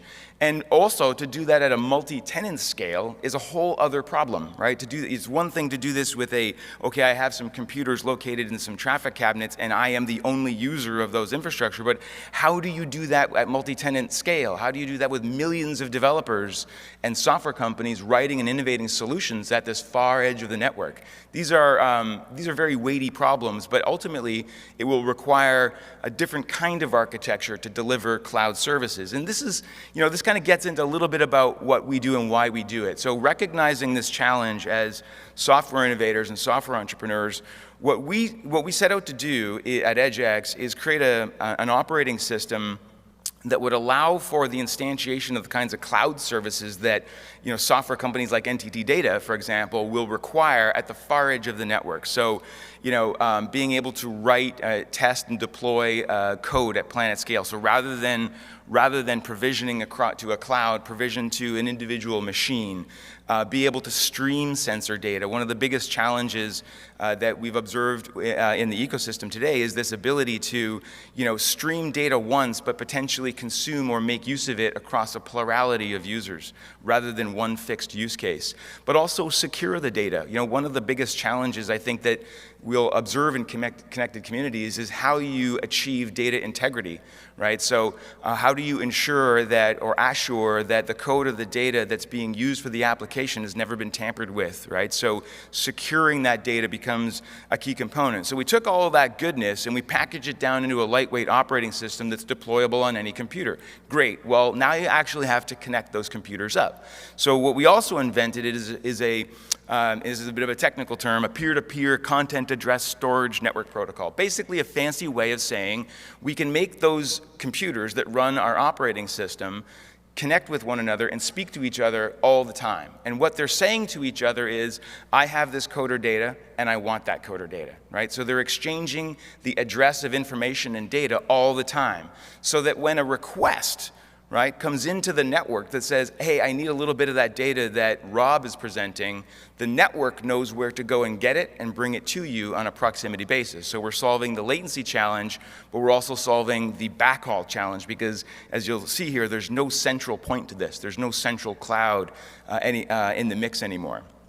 So having the benefit of a couple of years of doing this, we've found some interesting use cases, and I'll just highlight a couple that I think are kind of, they're interesting and they're important to connected communities. And then I'll kind of wrap this up by talking a little bit about how I think, we have to scale this out across many communities across the country. So intelligent traffic systems, or ITS, is absolutely going to intersect, no pun intended, with the fourth internet. A lot of use cases in terms of that were presented today already in terms of wrong way detection and things like Vision Zero and traffic safety and what have you. So what we began to do is recognize, again, connected and autonomous vehicles are going to generate vast amounts of data, and that data will need to be processed on the street corner. So what we began to do is install our operating system on computers located in the traffic cabinet, so that we can take a feed from a sensor like a camera and have the intelligence applied, the AI, if you will, applied on a computer inside the traffic cabinet, and the resulting output could be shared or distributed across a plurality of users. So in this particular case, you have the heads-up display via V2X to a connected or intelligent vehicle, and that data, might say something like, "Hey, brake the car," or reroute traffic, or what have you, reroute your path to your destination. But it's also information that's fed to centralized traffic control. And we're not here to say, oh, we write the algorithms that make the smart technology. technology, folks like JP and Rob do that or enable that at a granular level. What we're here to do is allow those solutions to scale at ultra low latency. And so, that's one example in the intelligent traffic system space. And the other thing that points to the need for this kind of technology is first responders, right? We recently announced a solution with the Department of Defense that we called the Internet of Military Things. And yeah, I'm not a military guy. Before getting involved with the DoD, I knew almost nothing about the military aspirations or how technology was really applied in the field and how that might how that might relate to first responders in a connected community example. But what I learned from working with the DoD is that they share a lot of the same problems in the sense that information superiority, intelligence is key. Right? If you're going to inform threat response to a warfighter, as an example, you better have all of the ingredients that we talked about located in close proximity at all times to a warfighter. And so that means putting computers inside of a personnel carrier, computers capable of executing the kinds of algorithmic solutions that are necessary to inform threat response. So in the past, the DoD would do something like, okay, the warfighter has a bunch of sensors on his or her person. Those things collect a bunch of data. That warfighter comes back to the forward operating base, unloads a bunch of that data, and then offline, that data gets analyzed, and there's a lot of post-mortem analysis that goes into understanding what happened, in a certain situation.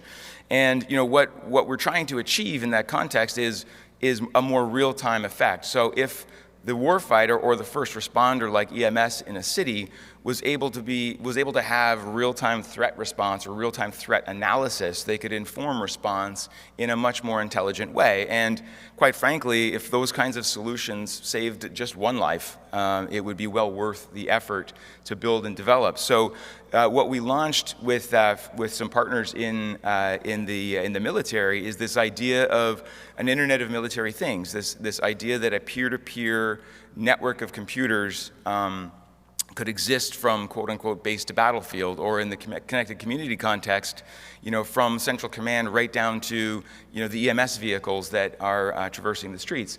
Increased responsiveness, right? We want to improve agility, response times. We want to simplify operations, right? These things have to be inherently multi-tenant in order to scale, and ultimately be aligned on the goal of increasing the security of data and the integrity of data, right? The solutions that we've seen this morning are fantastic, but boy, oh boy, somebody better be talking about the security of that data at some point in the near future, because it's going to become increasingly important. And no greater use case, in my opinion, than what's happening in the DoD. Okay, so I'll pause there for a second just to take a sip of water. Like I said, having driven back from Charlotte, I feel like I walked back and I'm a little bit sluggish today. So we'll pivot to some considerations for community planners and builders like many of the folks here today. Okay, so I have a slightly different take on how we build massively scalable connected communities, as we look forward into this fourth internet. And I'm going to borrow a quote from a good friend of mine, Dave McCrory. In 2012, Dave came up with a really cool theory called data gravity, right? And what he said is that you should consider data as if it were a planet or an object of similar or sufficient mass, okay? And as data accumulates or builds mass, there is a greater likelihood that additional services and applications are going to be attracted to that data. Ergo, as the mass or density increases, so does the strength of the gravitational pull. What Dave was describing in 2012, or trying to articulate in more of a theory, was how third generation internet technologies like Salesforce, example, scale. There's a strategy there where if you create and publish data, my friends in the nerdery are going to come, right? We're going to build cool stuff. If you give us data, we will build cool stuff. So it seems logical, as we kind of look forward a decade from when Dave published his theory called data gravity, that Data gravity is not just a way to observe how technologies and software form. It's also a strategy, particularly in the Internet of Things, and particularly as we think about connected communities. So I take that a little, one step further into connected communities, and what I say is, data gravity creates economies, right? That's been proven time and time again. If there's data, there will be apps and services, and the apps and services are the ones that create economies. They're the ones that ultimately create prosperity. And economies, right? They create the opportunity. They create the innovation, right? So, I mean, we don't have to teach a case study on how Silicon Valley is Silicon Valley, or how Research Triangle Park is Research Triangle Park. We know that that the smart people and smart solutions, the investment pours into communities when there's opportunity, right? Where there's economy, and so opportunity, right? If we just distill this down simply, is the foundation of creating a connected community. And that, to me, is a blueprint for every city, for every municipality, and even at a state level. Focus on creating the perfect storm of data. If you create the data, if you make the data available, particularly on a multi-tenant basis, you're going to attract all of the solutions to your community, and that's what's going to develop the intelligence and ultimately foster a connected community at scale. And so, and I think about this, from a macro perspective, right? So that makes a lot of sense. Data gravity, drives application and services attraction. That creates economies. That creates opportunities. But this isn't something new, right? We've lived this many times over as a society, Western society, in the last 100 years plus, right? We've dominated 20th century's economies by making infrastructure a national priority. Right? When I say infrastructure, I mean physical stuff, right? So we did this in electricity, right? The United States was one of the vanguard leaders in the electrification of industry, and the electrification of industry created an economy that was almost immovable for over a century, okay? We were, in this country, we were among the first to make national highways a federal priority, right, in the 1950s. And if you think about the economies and the supply chains that have formed around pavement, as an example, understanding how infrastructure needs to be a national priority should be relatively obvious. Where would we be without interstates and all of the roadways that facilitate commerce and opportunity at a physical level, right? We would be, I don't know, probably some Eastern European country or, second economy in the world. But no, we've been first because of this investment in physical infrastructure. And the same is true for the last 100 years of telecommunications, right? I think we take for granted just how important it was taking a leadership position in telecommunications over the last 100 years, right? The internet economies that I described in the first, second, and third generations of the internet, we're the epicenter for that, right? If we were living in Roman times, this would be Rome, right? We've created these economies by investing in infrastructure. So it seems obvious to me that the next big investment that we have to facilitate is the infrastructure for the fourth internet. It's the plurality of sensors that exist for, again, for JP and for Rob to build those really cool use cases inside the cities that they work with.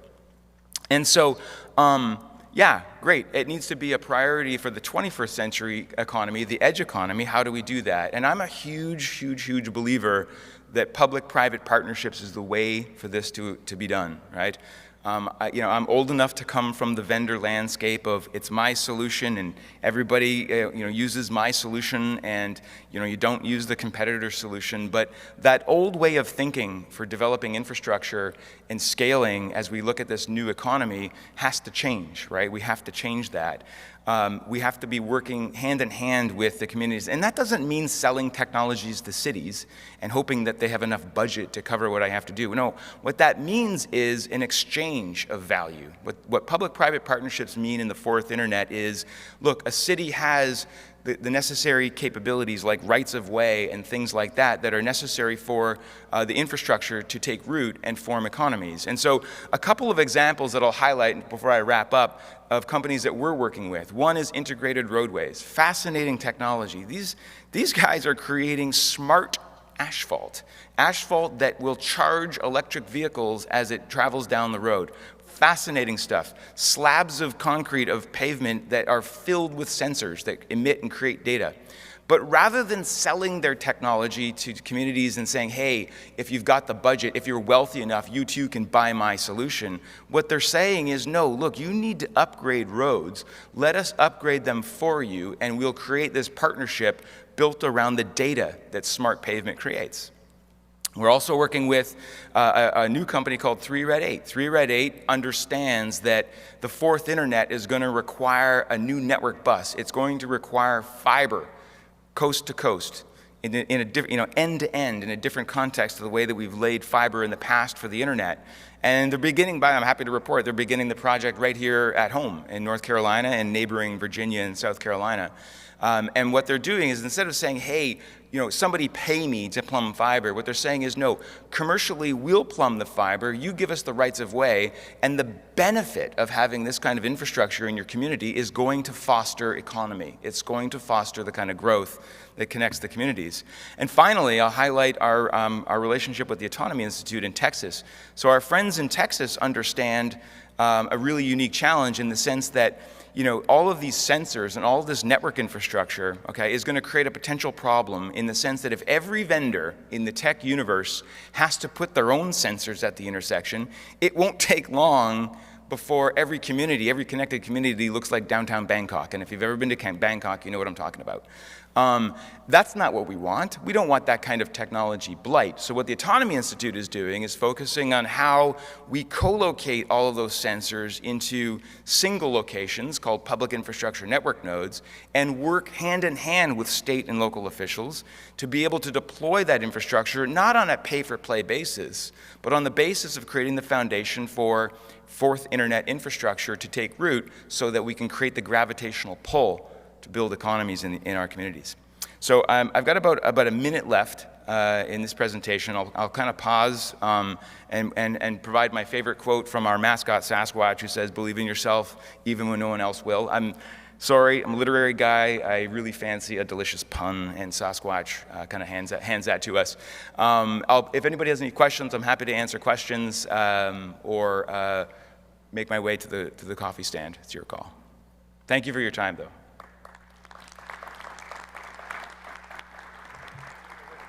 Hi, my name is Balu. I'm from SAM Analytic Solutions. When you think in terms of connected communities, in my mind, there are two essential fundamental entities, individuals and devices, right? Which lead to four possible connections, which is individual to device, individual to individual, device to individual, and device to device.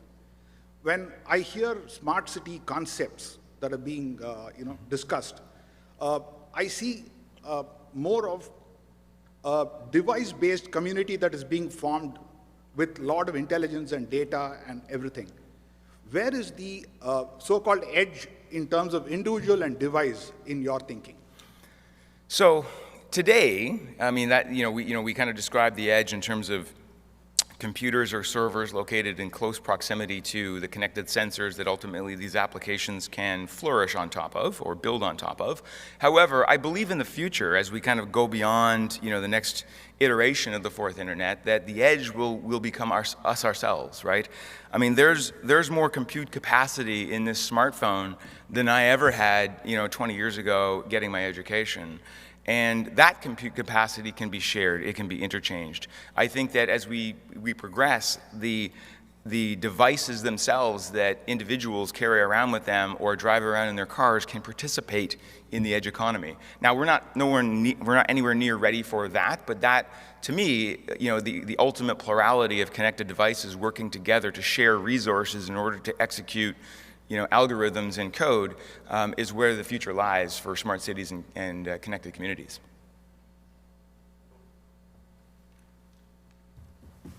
All right, thank you. All right. Exciting stuff. I know I'm pumped up, but let's take a short break. We're going to come back at 11 o'clock, so 15 minutes, grab some caffeine, buckle in. We've got a whole lot more great content to come.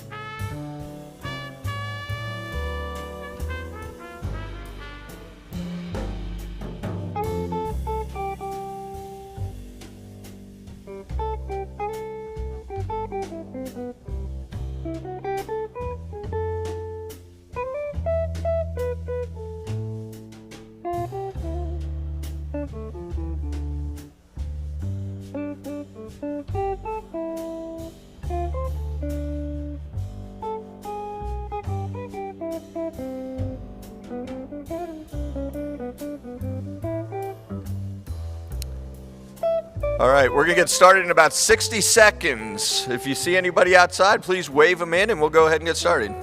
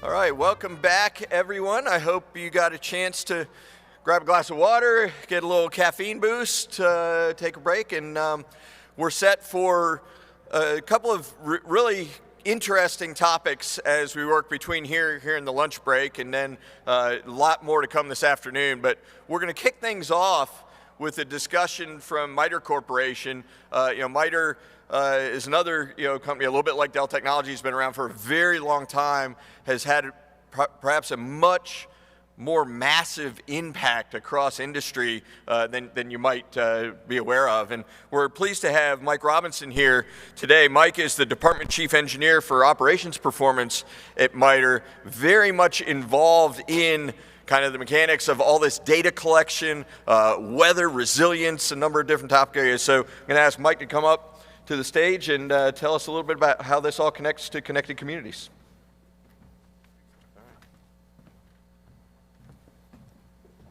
Thanks, Tom. Good morning, everyone. I want to thank the City of Raleigh for inviting me to kind of give you a little bit of a summary of the research that we've been internally funding that has been focused on two cities in the United States. One of them is the City of Raleigh, and it's specifically focused on being able to model the microscale weather in an urban environment and consider it with respect to its implications and opportunities for future-proofing your city with respect to resiliency. So we're going to look at it through the lens of climate change and also advancing urbanization. So I think we understand the basic challenges of climate change, of course, and one of the big things that always rise up are flood risks, and that's appropriate. But I want to spend a little bit more time talking about the other very significant challenge, of course, which is increasing temperatures, and also what that means with respect to its effect on changing airflow patterns, which also have global consequences. The risks associated with these climate threats are elevated in cities, and that's not a surprise either. You have the urban heat island effects that exacerbate these problems and can make them worse.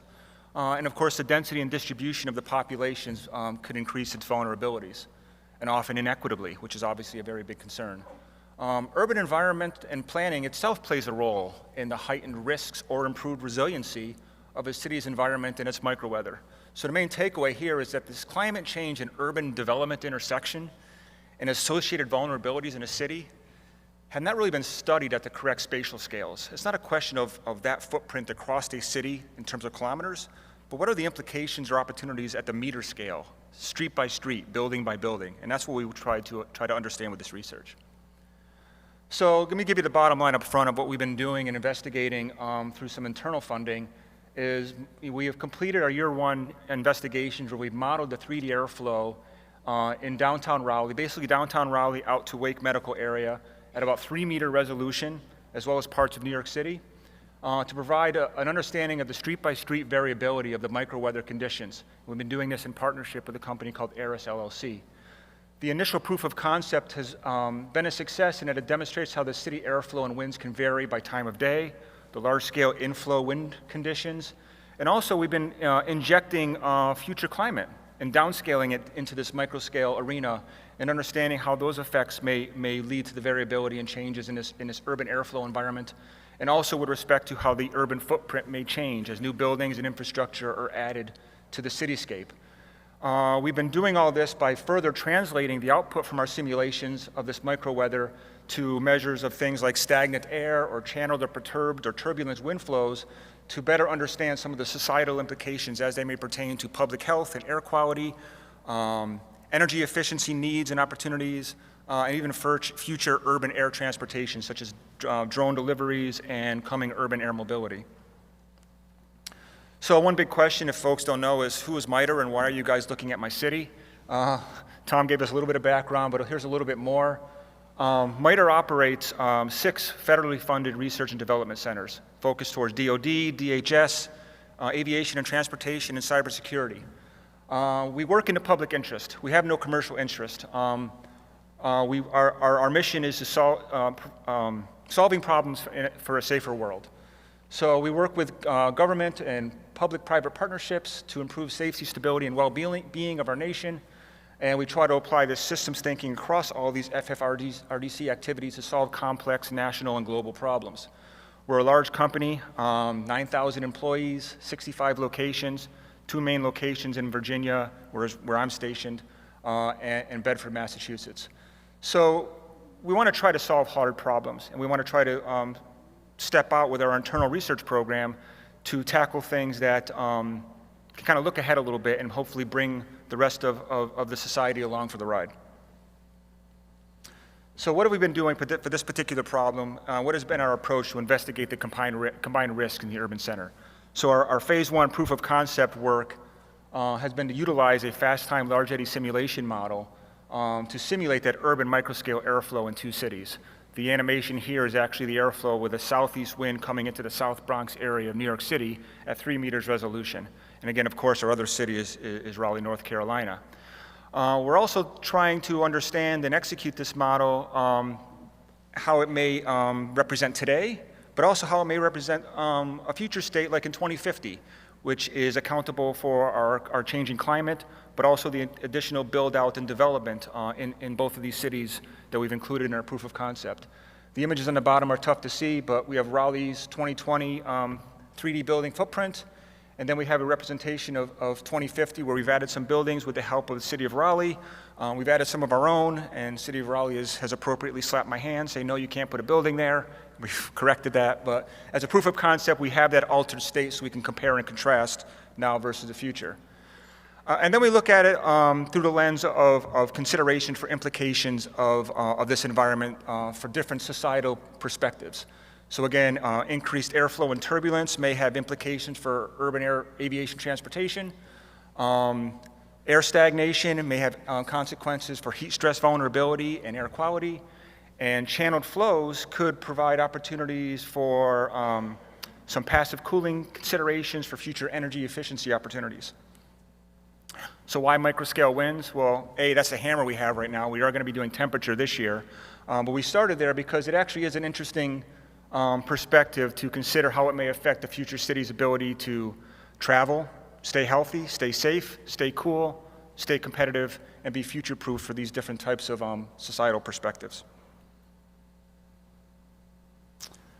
One of the primary enabling technology that we're using to execute this technology is this large eddy scale atmospheric physics model known as JOULES. The acronym is kind of spelled out there in the title. It's a first principles model. It's solving the states of the atmosphere. So as you can see in the bottom right, that's a simulation of Raleigh. The downtown area is on the left, Wake Medical is off to the right. And just like you'd experience at 2 p.m. in the afternoon in the summer, you have gusts of winds that come, that go. That's the true state of the atmosphere, and this model can simulate that. This is not a conventional computational fluid dynamics model. It's an atmospheric physics model that's trying to resolve the lower layer atmosphere in an urban environment. It's been extensively validated, and its code is embedded in a GPU-accelerated environment. So this class of model can now be run in super fast time. This model, years ago would take weeks and weeks to execute some of these runs. Now we can run them in an order of hour, and we completed 96 runs for this initial analysis. So here are some of the initial sample results. This is part of Raleigh focused on the downtown area. I apologize for canting it on its side a little bit, but downtown area is on the left. There's 12 runs here. The 6 on the left are for a northwest wind regime coming into the city. The far left column is for 2020 buildings. The top panel is for 2020 climate. And then as you move down, you get into 2050 climate with a couple different instantiations of how the climate models may consider that future state. Some a little bit more pessimistic, some a little bit more optimistic. And then the second most column is the northwest wind, but now with the 2050 building footprint. A couple things I've highlighted here is on the 2020 column on the left side, you don't see much of an influence here. This is overnight winds, which you have a kind of a subdued boundary layer. The winds are generally calmer at this point. But as you get into 2050, you see that area of white, which is the calmest of winds, kind of increase and spread out. That's that kind of shadow effect from increased development in the downtown area, feeding into some of the areas downstream of that area, and there could be some implications for that. The 6 panels on the right are with a west wind, and you can see that shadow area gets shifted. It's very closely related to the inflow regime and the environment that is feeding into this microscale environment. The third column from the right is just a change from climate. The buildings are held the same. And what we have seen when we've done our first pass at downscaling the climate models is it tends to add a local acceleration in the urban environment. It actually speeds up the winds in certain areas. And we're going to see how that effect may change when we explicitly start to model the temperatures as well in 2022. And you can see some of that I've circled here. So, but to get a better understanding of this, we actually wanted to dive even closer and look at very discrete locations spread out across these 2 cities. New York City on the left is our study area, our study domain for Raleigh on the right. For Raleigh, we isolated 19 specific locations, which were a mix of buildings, parks, and playgrounds, and bus stops and bus stations. Again, just to kind of look at it from different perspectives of energy efficiency for buildings, public health for folks having to be outside at some of these locations in the city, and even some air transportation considerations.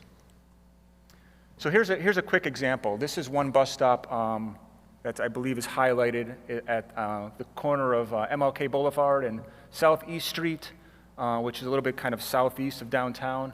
Again, my 12 runs here focus on just that bus stop location, which is the box in each of those panels. The left side is when I have a northwest wind, which is driving that shadow of calmed winds away from the city and down to this area. The 2020 regime on the far left shows, in terms of my air stagnation metric that we derived from the microscale wind conditions, it's relatively the same now versus future climate.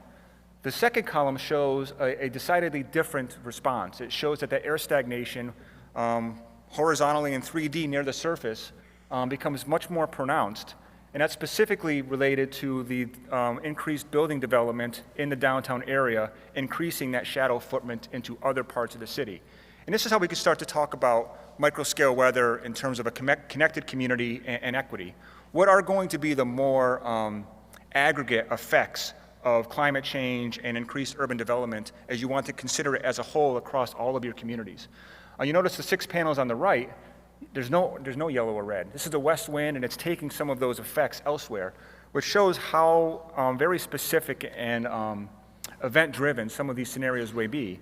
But that we shouldn't be daunted by that. With this type of model and technology, we can actually run all of these types of scenarios and understand the sensitivity for these types of events and these types of locations for different types of implications that we want to assess them for. This is an eye chart. I'm not going to spend much time here.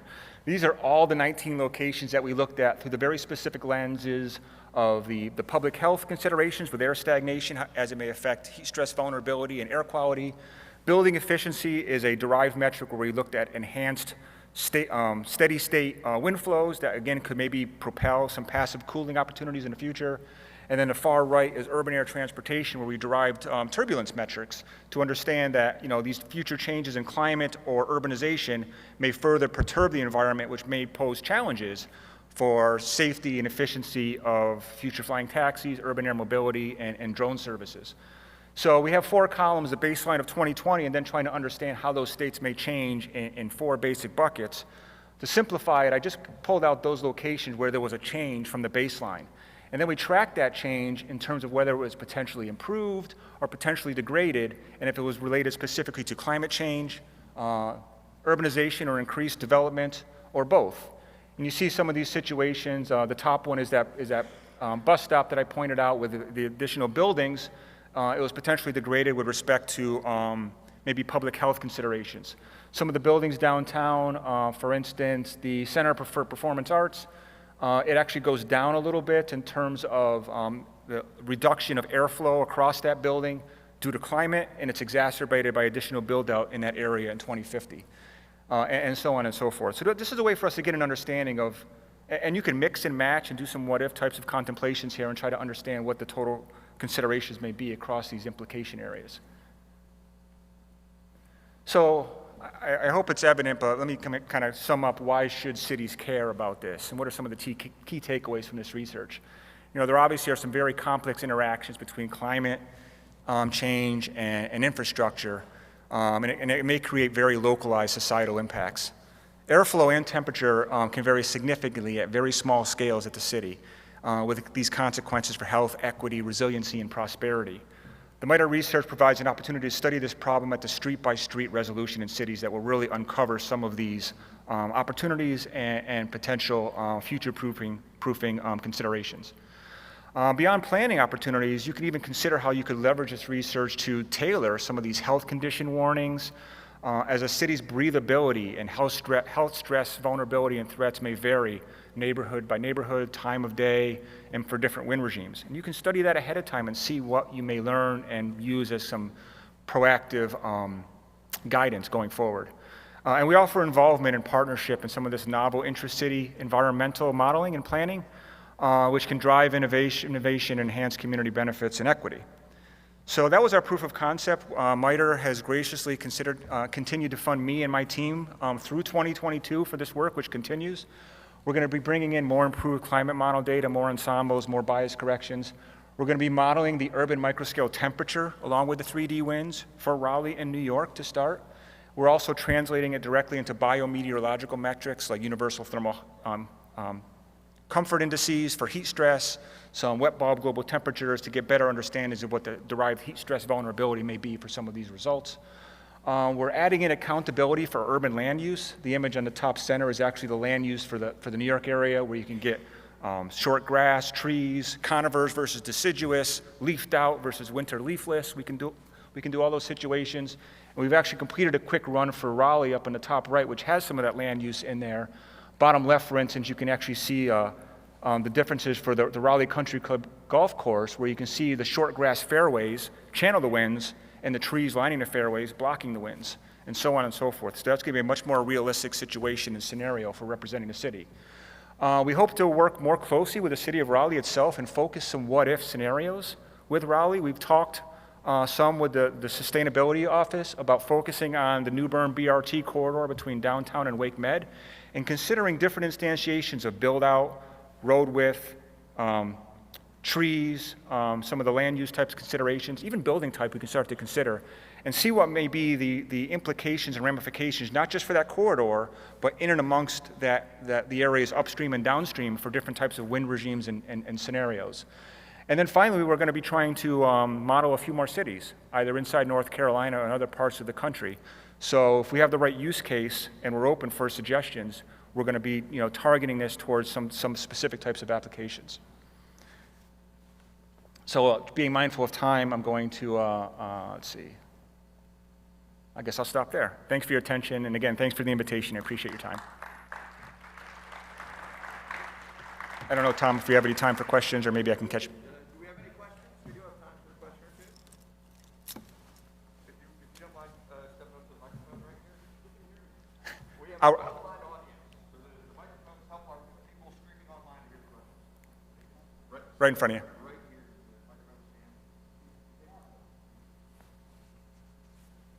Well, yes. Looking at the biometeorological metrics there, are you going to be able to cross-reference that in the future once you have more data with, let's say, like airborne pathogens?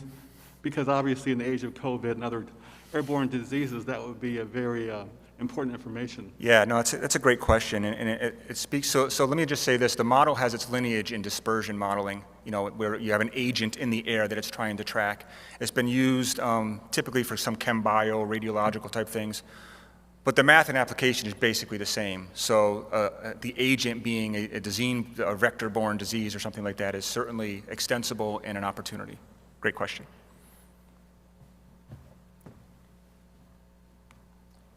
All right. Thanks again, everyone.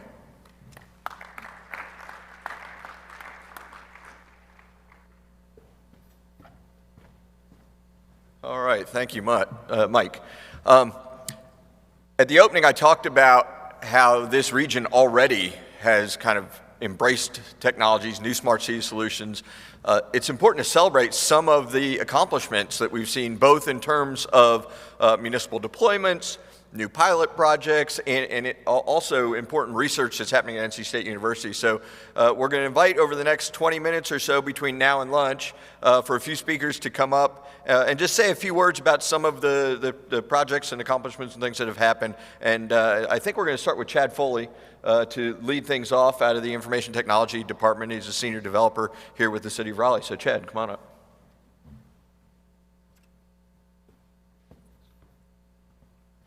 Hi, thanks. So I'm Chad Foley. I've been at the City of Raleigh 15 years in the IT department. Working here with my colleague Jim Alberg, who's our GIS and Emerging Technologies Manager. And today we're just going to talk a little about some of the things we're doing to make our cities more smart. And I thought the best way to do that would be just to tell the story of just the day in the life of me. So let me find the clicker. So this is an old screenshot, and I don't know if you can see it, but at the top it says there's an 80% chance that I'm a person. And this is coming from some machine learning and object detection that we were working on about 3 or 4 years ago in our spare time, just tinkering around. And now it's getting real. It's turning into things you're seeing here today, and we're bringing it to production. So it's my typical day, right? This is a true story. I woke up maybe a couple weeks ago. I'm going to work, and I noticed the leaf collection truck is out in front of my house. And but I know that there's a lot more going on behind the scenes there. I know that there's a work order for that leaf zone collection, and that they're capturing equipment and labor cost and material cost for that work. And that when they change the status of that work order, it's updating automatically a GIS polygon so that citizens can know when their leaf collection is pending, complete, or upcoming. So on my typical day, I saw the leaf collection truck. I'm going into work. I passed by a utility truck. They're tearing up the street. They're replacing pipes. They're also capturing equipment costs, labor costs, material costs. If you can't capture cost of your assets and your work, and how you're spending your money and your asset condition, then you're not a smart city. So that, to me, is number one. And then, there's traffic on my way to work. That's probably the number one complaint, for a city of growth like ours. And we're going to talk a lot more about that here in a minute. You got to find a parking space. So that's a huge deal. We're working with the parking division to, use different scenarios and quickly model out what if we remove on-street parking in this area? What's the impact? What's the walkability tolerance?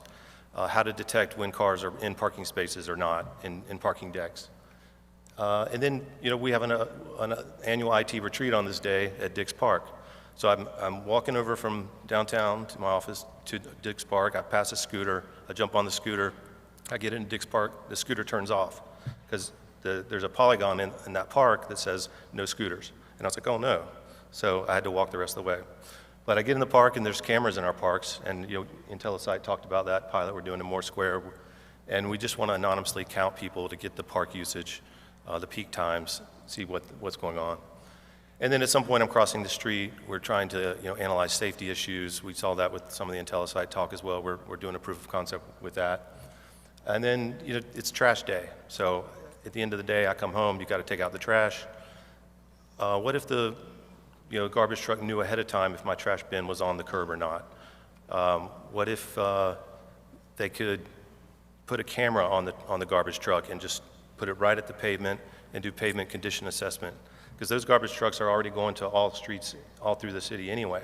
So why not partner with transportation and share that data, look for potholes, line cracks. We did a proof of concept to classify that data using some of the similar technology. There's fire hydrants that have smart sensors that can determine the hydrant water pressure that can send that back to us in real time. Because currently we inspect hydrants throughout the year all the time just to make sure there's pressure there, because you don't want to go to a hydrant with no pressure. This is an example of our, some intersections downtown. We have access to all the traffic camera video feeds. We can use this machine learning object detection AI to classify these objects, count these cars. Currently, we're working on counting turning movements, because that's really valuable to doing a traffic study.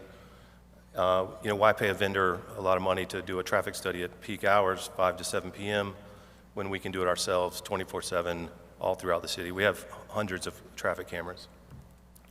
Another example, same technology, litter detection, or just imagine a downtown ambassador who's got a GoPro on his bike helmet, and he's doing his normal work, or a parks maintenance technician, and they're just doing their rounds, and the camera's detecting trash and kicking off a work order for some other group to clean up that litter. Another interesting project that's going on in transportation is sidewalk inventory collection. They have these segways that have cameras and video and GPS that they're capturing all of the sidewalks throughout the whole city. This is good just to have, truth of what our sidewalk condition is and planning and construction, but also very important for ADA and the American Disabilities Act. It's very important. And we're piping all that data into our GIS systems.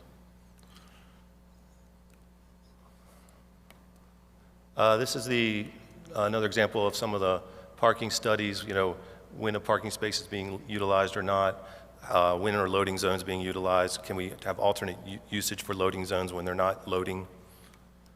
And this one's kind of interesting because there's a big belly trash can in the middle of the frame there, which is a smart trash can. It's solar powered. We pull the big belly API every few minutes, and we can detect if it's 80% full or not. And if so, we can kick off a work order to have that emptied. This is a BRT project you've probably heard about, Bus Rapid Transit. Very exciting. The thing I'm interested in here is the TSP, or traffic signal prioritization.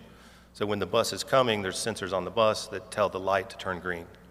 That's very exciting. We could use that with our emergency vehicles as well. We're working with some, looking at drones and drone potential and policy. The world of drones is huge. Everything from construction inspections to right-of-way inspections to LiDAR survey. This is at Dix Park on this beautiful fall day. And I'll hand it off to Jim to talk a little bit more about this day in the life and some of the other things we're doing. But these things are real. We have the tools, and we're leveraging them now.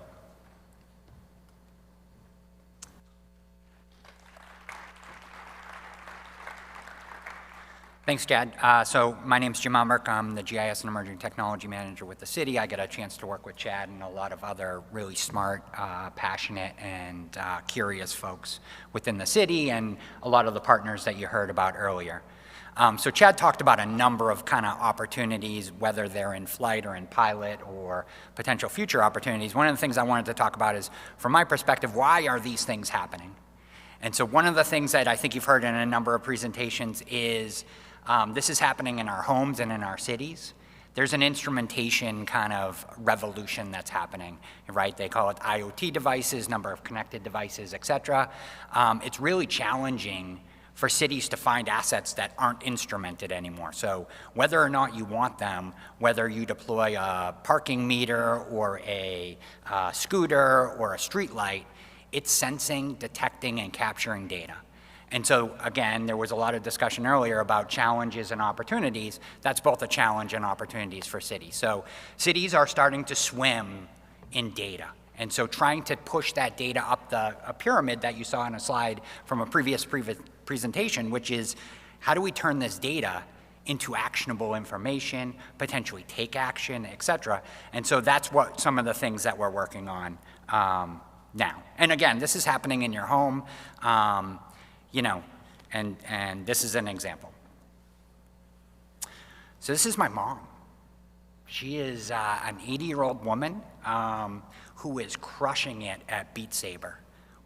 So she's using she would be a little embarrassed. You know, she's not 80, she's late 70s, but the consumerization of technology. So this technology we would be using or talking about 5 years ago as enterprise scale technology. Now, you can go to thousands of middle school homes and they're using tensor technology to do object detection right on their little local PC. Again, in my house, there are 7 devices. I can like stop my ice maker from working right now. So this is, again, both an opportunity and a challenge. So I think our citizens are interacting with this technology on a commercial basis, and they're gonna demand that we as a city start to deliver this type of technology and take advantage of it, whether it's to improve services, make them more efficient, et cetera.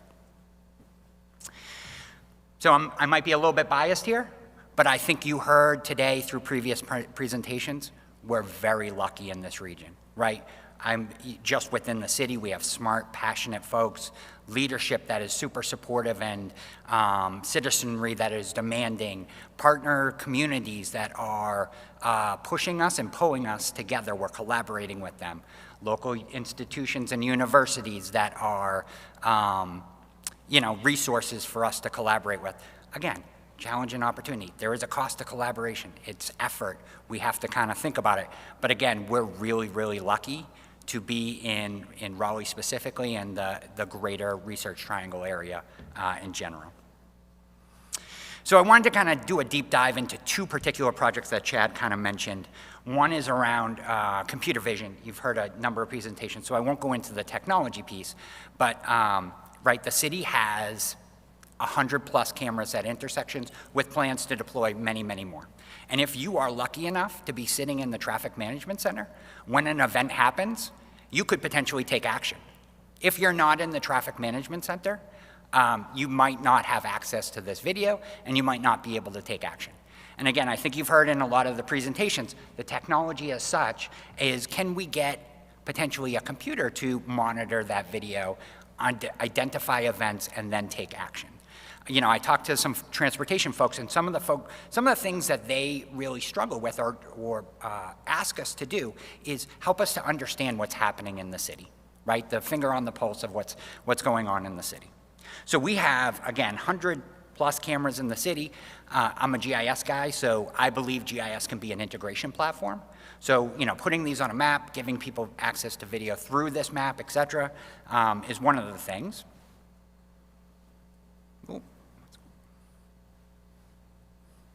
The next thing is applying this computer vision, right? So starting to, again, Intellisite talked about a future project. This is kind of the precursors to that, where we're just trying to see, can we do this? And one of the things that I've always talked about is, we've all seen this in a commercial on our TV about, you know, a big technology company being able to do this. I think this makes a big difference when it's our streets, and it's our traffic, and it's our intersections, and it becomes much more real for the business folks when we're able to demonstrate that. So the next thing I wanted to talk about is a digital twin. So MITRE Corporation talked a lot about a modeling exercise that's going on. I was at a Smart City workshop yesterday where digital twin was brought up a number of times.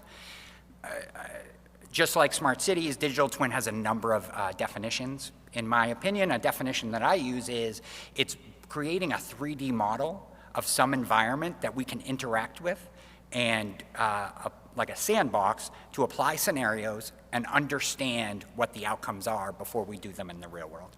So this is an example. You know, we have a pretty robust kind of urban 3D model of our city. And so this is the exterior space. And then our Raleigh Water Department, very forward thinking, is starting to do this on the interior side. So this is also a digital twin, understanding vertical assets and wayfinding and space planning, et cetera, right? In this example, they're using some of that same technology that my 80-year-old mother is using through VR virtual reality technology. So again, if you get as excited as I do about this, the possibilities really are endless, right? It is, you heard about the fourth generation of technology, being able to access this data, again, is a challenge and an opportunity. And so these are some of the examples of things that we think might be a really good opportunity to advance the city, improve citizens' quality of life, efficiency, et cetera. So next, I'm going to invite up Ishmael from NC State. He is a professor of electrical engineering at NC State, and we're going to hear a little bit about what he's doing at NC State.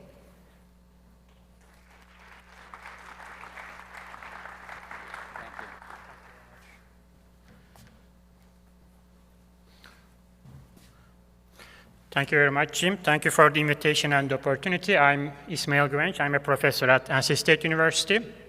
Today I will talk about our project Airpaw, which stands for Aerial Experimentation and Research Platform for Advanced Wireless. And I was here actually 2 years ago when our project was first funded. I think it was September 2019, Triangle Smart Cities Summit. We were just funded at that time. We were one of the 4 NSF projects of similar type. These are all city-scale wireless projects. NSF is investing about $100 million to these platforms, and we are the 3rd such project. Our vision is to serve as a unique technological enabler, technological infrastructure to enable advanced wireless research, including drones. And as you can imagine, there are many different use cases for smart cities involving transportation, deliveries, healthcare, telecommunications, inspection, and others. At the heart of our project, we have programmable radios, programmable network, and the programmable unmanned aerial systems and unmanned ground vehicles. So mobility is at the core of our project. And we have been working on this during the past 2 years. I'm very happy to report that as of last month, we have opened the platform with our initial features. We are supporting external experiments by our users. We have been working closely with many companies. You can see several of those companies on the right. We received about on the order of $4 million of in-kind contributions and donations from these companies, and we deployed them or about to deploy them in our platform. We are leading this project as NC State, but we are partnering with several other institutions, including Wireless Research Center, Mississippi State University, Raleigh, Purdue, and University of South Carolina. We are also working with Raleigh, City of Raleigh, and Town of Cary. This shows the 5 phases of our project. As I said earlier, we just finished phase 1. In November, and we declared general availability. As part of phase 1, we deployed 3 fixed nodes in Centennial Campus and Lake Wheeler. I will show a map to show those soon. We deployed 3 portable nodes, 2 UAVs, 1 UGV.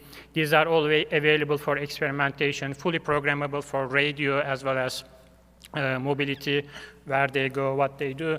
We have a portal. We have example software for radio and vehicles that you can start with to develop your experiments. And we have deployed many other wireless equipment in the platform during phase 1, but they are not just yet available to be used by our external users. We have been doing a lot of internal testing.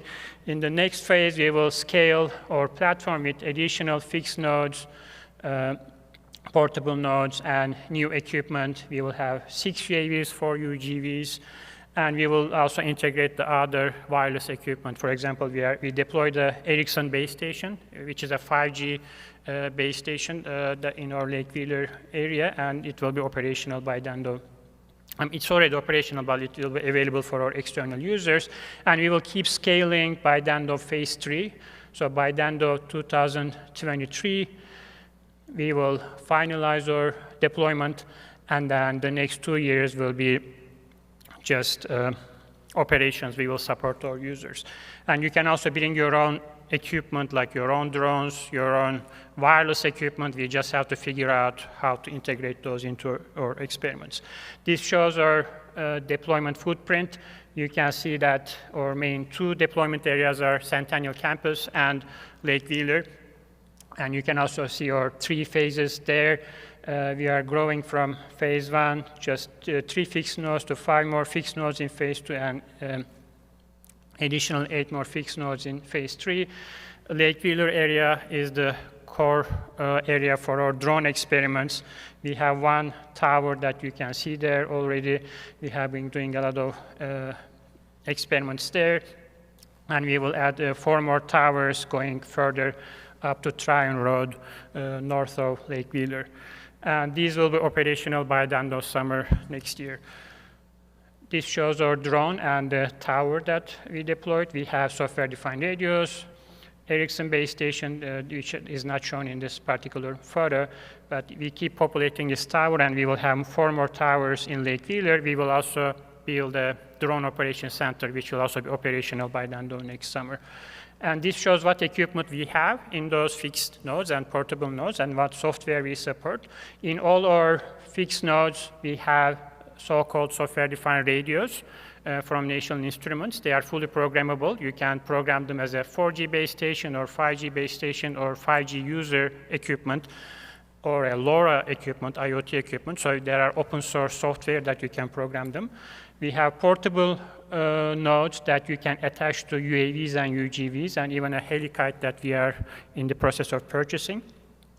And we have a sandbox that you can do experiments before in the cloud before you go in the field with vehicles and radio, and we have different software that we are supporting in that sandbox. This shows our drone. It's an in-house designed and in-house built drone. We are proud of that, and it's very flexible in terms of type of things that we can do. You can also see the portable node that is attached to the drone. You can attach different types of wireless equipment to that drone, and it's fully programmable. You design all the trajectory, all the vehicle control in the cloud, and then it's repeatable. It goes wherever you want. It can also make decisions on the fly. And this shows our unmanned ground vehicle, same exact interface. You program the drone. You also program the unmanned ground vehicle. You can again see the portable node attached on top of it. And very briefly about experiment workflow, and I will give a quick example on an experiment, and I will conclude. As a user, you can right now go to our website, airpaw.org. We have a link to our portal and user manual. You can see the way that you can interact with the platform. From the portal, you request resources. I want this fixed node. I want these drones, this portable node. And then what we do is we give you access to our cloud, and then you can program your experiment in the cloud. So the first step is you develop your experiment in the cloud environment, which we call emulation. So once you are ready, you hand over the software to us, and we schedule a day, and we do the experiment in the field with the software that you develop for the radio and the vehicle. And this shows an example of what I just described before. So here we have 1 UAV, 1 UGV. Initially, this was developed in the cloud. You develop the software. The drone goes up, goes in a straight line, comes back and lands. Same for the UGV. And after some point, you lose connectivity. So you observe this first in the emulation environments. Then you take the same software to the test bed, and you do the actual experiment in Lake Wheeler. We have our tower that you have seen earlier. And you can see the comparison between the emulation and the cloud and the test bed. So the first one is the distance versus time. The drone goes to a certain point and comes back. You can see the waypoints that it slows down and goes again. And then the next one is, it shows the height, altitude versus time. Again, very similar for both the emulation and testbed. Another example for delay. So this is a ping delay between the drone and the tower. You can see very similar behavior in the cloud environment and the testbed, and also the signal strength. So I will stop here in the interest of time. We have much more information on our website, and we have a user manual that you can access to find a lot more about our platform. If you have any questions, I will also be happy to answer them. Like I said, we are supporting experiments as of November. We have many experimentation requests already from also several different companies and academics, and we will be happy to work with you if you're interested. Thank you.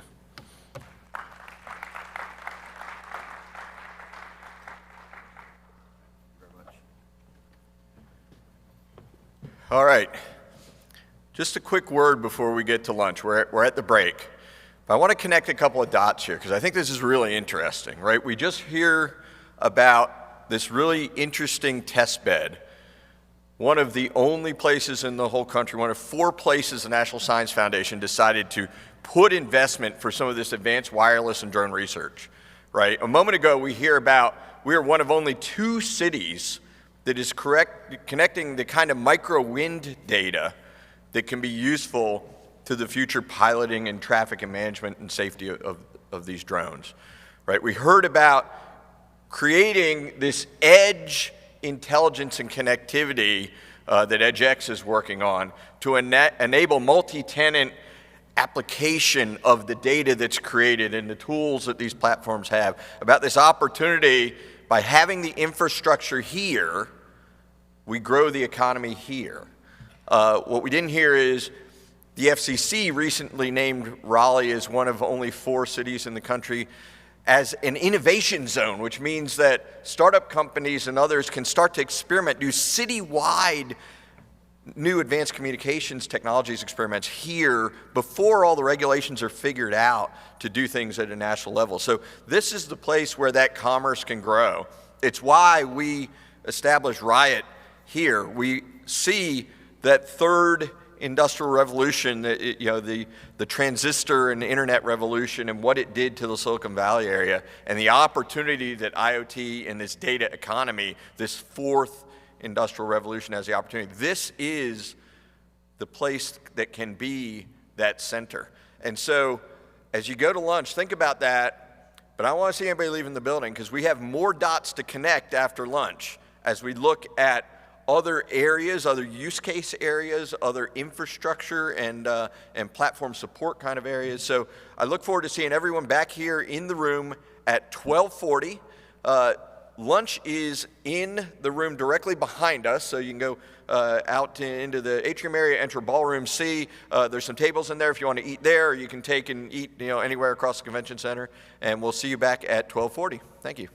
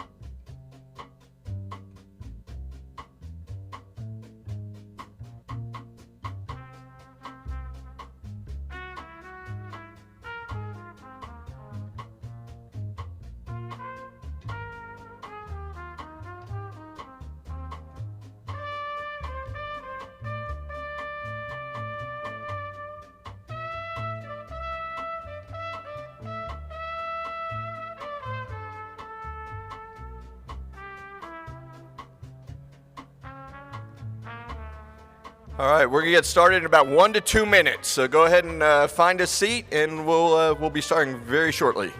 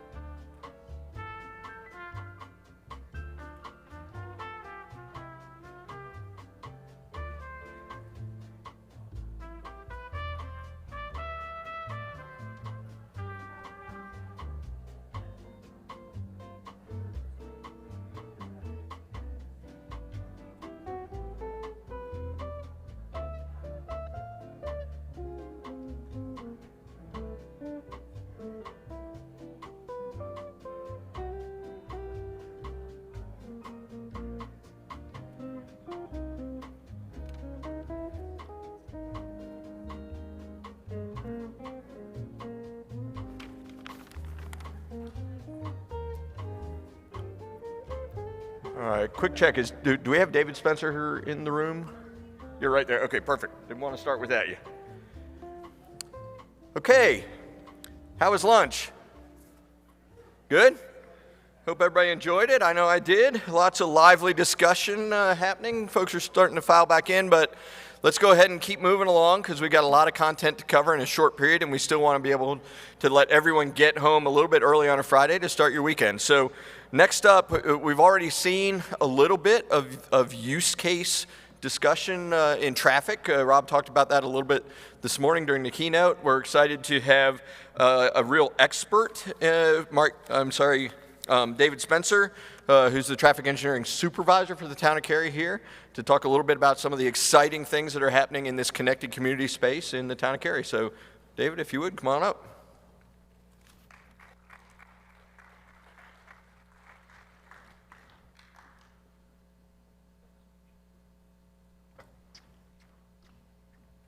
All right, good afternoon. Yeah, it was last night, I think I realized I was the first person after lunch, which is not exciting. I know through oxygen deprivation and a full stomach, I gotta keep everybody awake, so we'll try to keep this dynamic maybe. So really appreciate the opportunity to be here. Working on a connected vehicle project seems like a good place to be at the Connected Communities Conference to talk about that. So thanks for the opportunity to be here. We're really excited about this project. We've been working on it for about 3 years now. And we really feel like it's one of those landmark kind of projects that can really make a big impact in how we manage traffic and how we interact with our roadway users. So before I get too much into it, by show of hands, how many people have heard of connected vehicles before today? Okay, that's good. I figured from here. Now, how many people have heard of autonomous vehicles? A little different. Yeah, it's a few more people.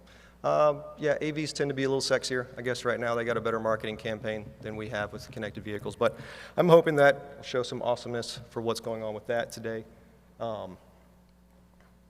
Quick definition for those who don't know sort of what connected vehicles is. It's a method of connecting wirelessly, obviously, your vehicle to the infrastructure around you so that we can share information.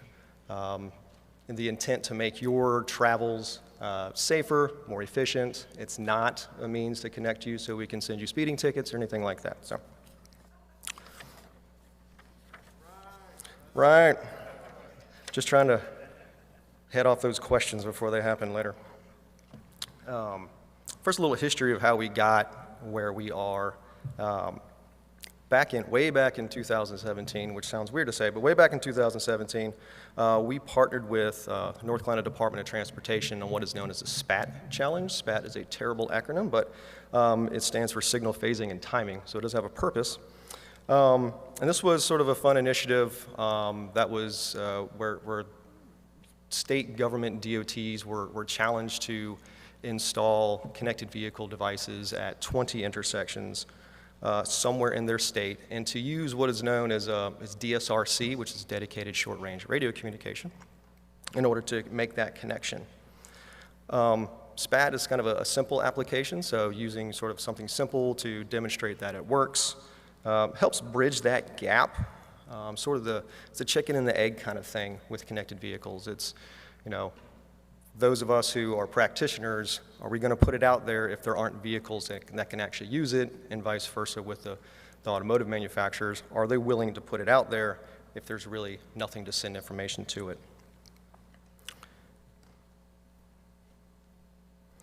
So NCDOT asked us to participate with them. We're happy to help. We're close by, and we have a great relationship with them. So we selected 20 intersections in Cary, in the western side of town along NC 55 and High House Road. So we sort of went about it a little bit differently from other folks. We actually invited in somewhere 7 or 8 different vendors in order to try their products. Gave them a handful of intersections for them to work on. The group of us, which includes the town of Cary, NCDOT, and their consultant Aegis, partnered up to put them through a battery of tests, testing things like functionality, interoperability, ease of use, and accuracy, just to really see where we were and which vendors we really wanted to test to kind of give us a really good look at what was possible. After we scored everything, we selected 2 vendors, started over on the same corridor, had them put in their devices. They've been operational since 2018. They're still out there today. We do still occasionally monitor them. They seem to be functioning fairly well. But one of the things we realized as we're going through it is the use of DSRC requires a roadside unit to send information and an onboard unit to receive it, for the most part, inside the vehicle. And we have this photo of all these boxes and devices and wires and cables in our vehicles as we're trying to test all these to check on interoperability. And we really thought about it's difficult to convince folks, to go out there and put a device in your vehicle that's possibly going to be tracking you and sending out information about you. We thought that was a pretty steep hill to climb. And doing that, we're really limiting ourselves to who's going to be a part of this program and this process, and who can actually benefit from this type of information that we thought was very valuable. So one of the vendors in the SPAT challenge actually didn't use DSRC. They used cellular communication, so cellular radio communication. And what that did was instead of sending information from the intersection directly to a box in your car, which would then have to send information to something like a tablet or to the screen in your vehicle, skipped that part, sent the information directly to an onboard unit that all of us have, that pretty much everybody in the room right now probably has on them at the moment, and that's your smartphone. So through cellular communication, the intersection is actually talking to the cellular network, and that's coming back and talking to your phone directly. So you aren't limited to the car you're driving in, you're limited to the person carrying that, which also allows that connected system to be usable for not just motorists, but also cyclists and pedestrians as well.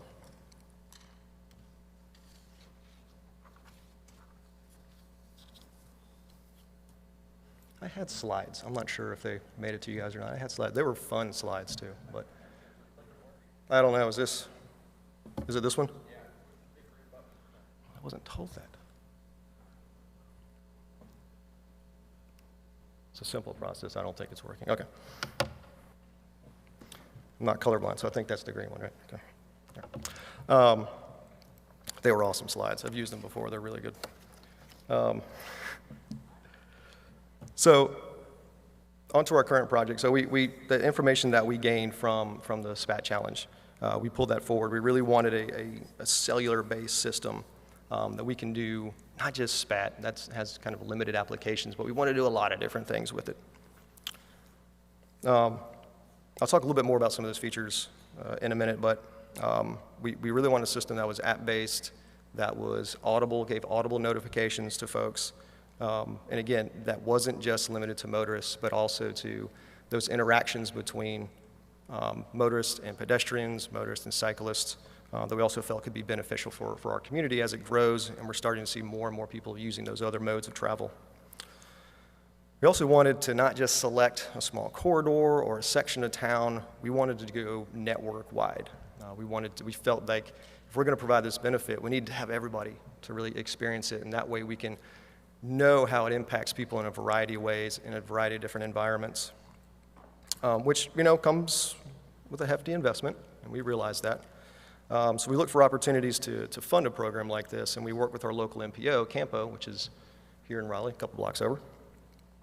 They were very supportive. We had a capital project that we had funded already to upgrade the equipment at our intersections in order to do some advanced analytics on the edge anyway. So we figured we can take that money and leverage it. We turned a $400,000 project into a $2 million project. Allows us to do, again, a network-wide and a very robust program. We also partnered with the folks around us, our neighboring municipalities, to look at the benefits we can have with partnering with them. So where we are with our program is actually starting to touch other municipalities already.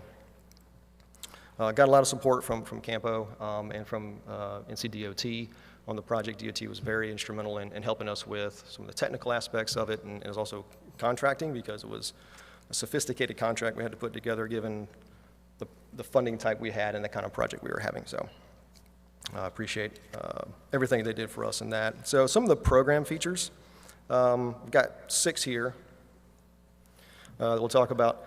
So with traveler information is sort of the more touchstone. It's that piece that most people will see. I'll talk about those in just a second, but some of the other features that we had that we feel will impact everybody, even if nobody downloads the app and run it on their phone. We'll be utilizing a GPS-based emergency vehicle preemption system. We have a current emergency vehicle preemption system, EVP, I'll use that, it's much easier, that allows emergency services, so fire trucks and police and ambulances, to get a green light so their response times can be improved. The current systems are okay. GPS-based is significantly much improved, superior to them. So we'll be guaranteeing green time for 25 of our fire apparatus that we've installed devices on. So we're very excited about that. 2 of the applications that I'm most excited about are pedestrian notification and school zone notifications. Again, it's a growing community that's embracing more modes of travel in a suburban environment like Cary has. Pedestrian notification is exceptionally important, and we're starting to hear that more and more, especially with the almost 90 miles of greenway trails we have that interweave itself through town. Being able to notify drivers that there's a pedestrian either in a mid-block crosswalk or that's on the corner at a signalized intersection waiting across the street while you're waiting for your gap in traffic, we think will be monumental when it comes to protecting pedestrians that are in the crosswalk. So we're excited to see that. School zone flashers as well. We have school zone flashers at all of our school zones. I can't really tell you how effective they are at actually slowing anybody down. We have 90 devices for over 30 schools. Right now, we don't communicate with them. They're all sort of operating on their own. So installing these devices will do a couple of things. It'll allow an audible notification for you as you enter into a school zone, but it'll also notify you if you're speeding in that school zone as well. Secondly, it gives us access to those devices. All of our flashers are solar powered, so we'll get notifications if the battery is failing, if the solar energy is not adequate, if it's been knocked down and we need to fix it and put it back up. So a couple really cool things. Also, it allows easily for us to adjust the school zone times as well. If there's an early release or a late arrival, some of our neighboring municipalities are using that already. So we're happy to be partnering with them on that as well. Transit signal priority will be something fun that we're doing with our transit group, Go Cary. We're installing devices on 5 buses. And transit signal priority is a little bit different than preemption. What it does is if a bus is a little bit behind schedule, it notifies the system that they are running behind schedule, and will give them a little bit of extra green time to try to get them back to where they need to be. So we'll see improved traveler and arrival time as well. Lastly, railroads. Obviously, many of the municipalities in this area are based around railroads, so there's a lot of train tracks everywhere, and they kind of break up our travel. So notifying folks when gates are down, particularly when they're down for extended period of time, allows people to navigate around those more easily, maybe choose different routes instead of heading through that area. So we can notify people well in advance of where those closures are, and they can pick different routes in order to get themselves through downtown, say, for example.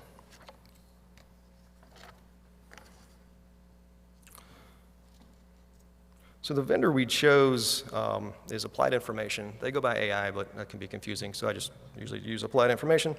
Their system, their platform is known as Glance, and the app they use is known as Travel Safely. And Travel Safely is that connection between, really is that communication connection to any of the users. Within the app, again, all audible notifications, so you're not having to look at the screen, although there is a screen, and it has information, but any information you need is delivered to you audibly. Within the app, you can be contacted of kind of simple, like again, SPAT information, like how much time until the green light comes up, which is useful for those people who like to check their email or their text while they're waiting at a red light. So you're not the one holding everybody up.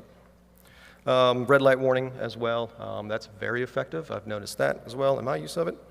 Again, school zone warnings, pedestrian warnings, and emergency vehicle warnings come straight into the app as well to notify you. Really cool thing about the EVP is that if there's a fire truck coming up behind you, it will tell you there's a fire truck coming from behind you in your vehicle. So you don't have to worry about, you know, if you're listening to some of your favorite music and it's quite loud, you don't have to worry about hearing that siren coming up for you. It will calm the music down, give you that notification, but don't worry, it'll return your music right back to level 11 like you'd like it.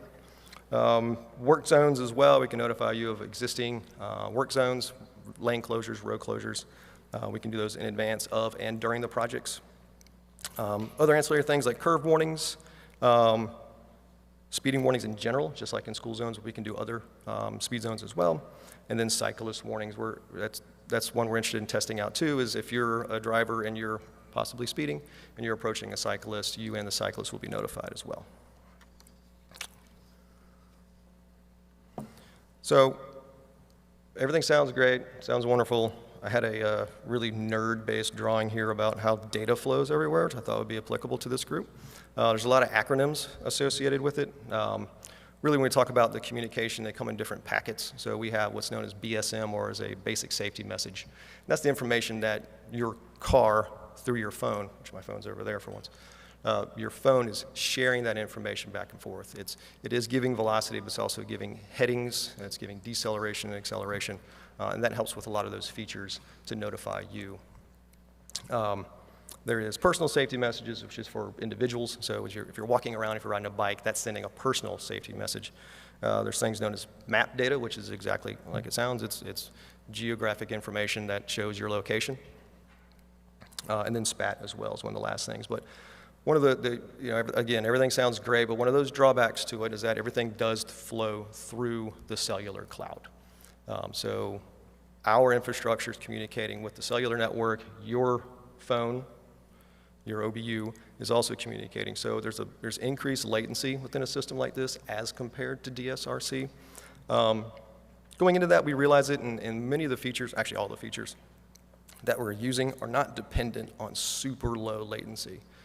These are, our attempt is really to give the driver information they need to make a good decision, and not to prevent that bad decision from happening. So that super low level of latency right now in the applications we're using, we didn't feel was going to be necessary.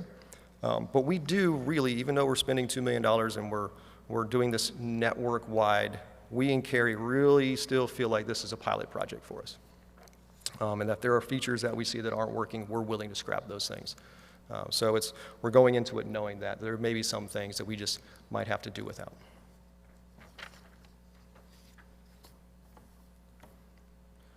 So as for the project itself, we started back in the summer, middle of the summer. And right now we have 219 signalized intersections in town. We have devices installed at all of them. They're all functional, not fully functional. We're still testing some of those features, but we are at every single location that we need to be with signalized intersections.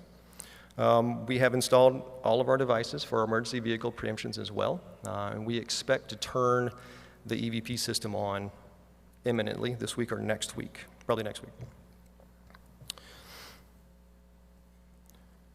For the pedestrian crossings in the school zones, we had a little snafu with our wiring harnesses based on the specific devices that we had. So what our vendors have been great, and the contractors, they've been working to modify those wiring harnesses. It always comes down to the little 10-cent part. So we're having those corrected, and those should be, over this month and into January, those should be installed. We have, again, I think we have 15 of these pedestrian crossings, and we have 90 school zone flashers that we're looking at. TSP, or transit signal priority, will be coming up soon as well, and the railroad crossing should follow. That's probably going to be the last thing we do. That one is a safety issue. We got to make sure we get that one solid. So we had 12 months on the calendar to get the project done. We should be wrapping up in May. We should wrap up in May. We'll be done before that. So last thing I wanted to say, a program like this, there's a lot of features that can exist on their own and can function with us internally. But really the point is to help people who are driving around and realize it. We'll be helping people by guaranteeing green lights for emergencies, by keeping that bus on time, by making sure our school zone flashers are working right. We'll be doing those things. But for you as a driver, we really need really good app saturation. So that's marketing. That's getting the message out. We're starting a robust marketing campaign. We're not putting it out there until pretty much everything's ready to go. But we're always open. I'm sure there's super smart people in this room, smarter than me, that can help out with how we do marketing, how we continue to market to folks to advertise the app and get this onto as many people's phones as possible. So with that, I'm all done. So I'm happy for any questions.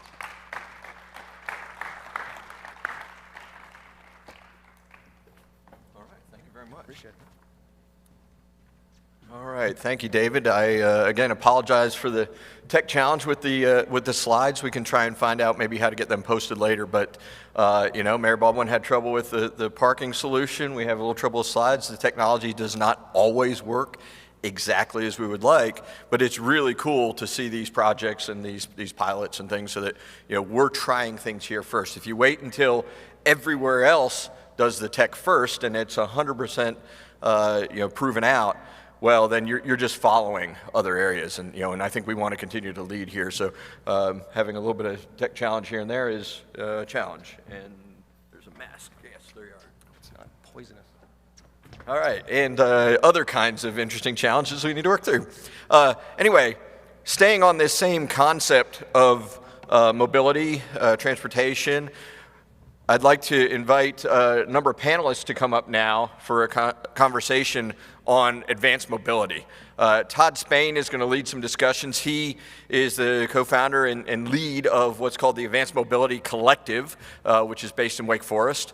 And I was happy to see some of our Wake Forest officials and Mayor Vivian Jones here earlier today, so thank you for joining us. But when we think about mobility, we're thinking about these autonomous solutions. Come on up, folks.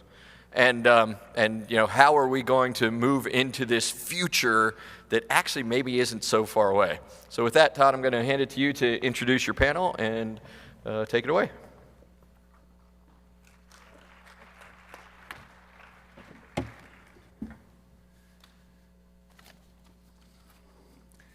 Why, thank you, Tom. And thanks for staying awake after lunch. That's very important for us. Thank you. Appreciate it. I do want to introduce our distinguished panel. It's an amazing group of folks that have shown up to participate today. Starting closest to me is Dr. Stuart Genn. Dr. Genn is an ENT surgeon at WakeMed Hospital and WakeMed Health and Hospitals in Raleigh, just down the road. He leads system-wide innovation efforts there as the medical director of WakeMed Innovations. So Stuart and WakeMed Hospital were the first entity in the United States to fly a routine autonomous drone mission. And they've been doing so for almost 3 years now, very long time. Very innovative individual, Dr. Genn. He's also a former flight instructor, an airline pilot, and he just recently founded the Coalition for Advanced Health Mobility, and we call Stuart the underachiever of the organization. we'll see maybe one of these days if it'd make his parents proud. On the very far end is Dr. Katie Salamati, a absolute bona fide transportation subject matter expert at the SAS Institute. She's responsible for providing solutions to help transportation agencies make better and well-informed decisions involving safety and mobility challenges. And she's seen around the country, certainly, as a bona fide transportation expert with SAS. Next to Dr. Genn is Brent Sloan. Brent is the Director of Geospatial Solutions at LifeScale Analytics. He is a very highly regarded progressive leader with more than 20 years of experience in the geospatial industry, and his organization, LifeScale Analytics, is definitely out there on the edge of helping communities really understand how to take advantage of geospatial technology and the analytics behind that. And second from the end, Frank Mundy, my friend for a long time, Senior Vice President of Operations at Stewart Engineering here in Raleigh. So Frank has this new job title of Senior Vice President, and I don't think he knows exactly what he's responsible for yet. So it's a lot of things at Stewart Engineering. So he's a big cheese there. We'll just leave it at that. And as Tom said, I'm the Executive Director of the Advanced Mobility Collective. And what we're really doing is part of the Wireless Research Center, the Riot family. We're the same 501c3 corporation. Our job is to really look at complex mobility opportunities like wildland firefighting, like healthcare logistics, like disaster response after flooding, those sorts of things, and really interconnect the incredibly complex systems required to actually create systems that can be sustainable and scale and be economically viable for the people that are participating in that. So we have lots of different kinds of projects around the country going on, and one of which I'll just touch on real quickly is a wildland firefighting initiative called the Forest Tech Center with the state of Colorado, and we're moving into the wine industry in California, so leveraging mobility and the underlying systems to be able to mitigate and manage wildfires. So something that's less important on the East Coast, but something that just maybe give you a little idea of the kinds of things that we're involved in. And I'm really glad that this event changed from smart cities to connected communities because mobility and all these things aren't about just cities. It is a rural-urban opportunity and a rural-urban challenge. And it's also about connecting. It is about the underlying systems, and a big part of this conversation today is going to be around the elements underneath mobility that really make it work and come alive. And at the base of that is broadband. It's a broadband access, broadband infrastructure, the communication systems that lie on top of that. We heard from Airpaw, we heard from other organizations that are, and our friend from the city of Cary, thinking about how all these things have to be interconnected, and the basic things need to be in place for that to work. And there's also digital infrastructure. The data has to be exchanged between all these systems for them to be really valuable. So we want to talk about what the heck advanced mobility is today. We want to provide a perspective that lets you all start thinking about the system of systems thinking, and we want to maybe highlight what can be achieved, what the possibilities are, and we wanted to talk about equitability and sustainability, and then that must be baked in. So I'm going to kick it off with Dr. Genn. I'm going to ask you this question first. So he did not, very specifically, didn't even want to know what I was going to ask him.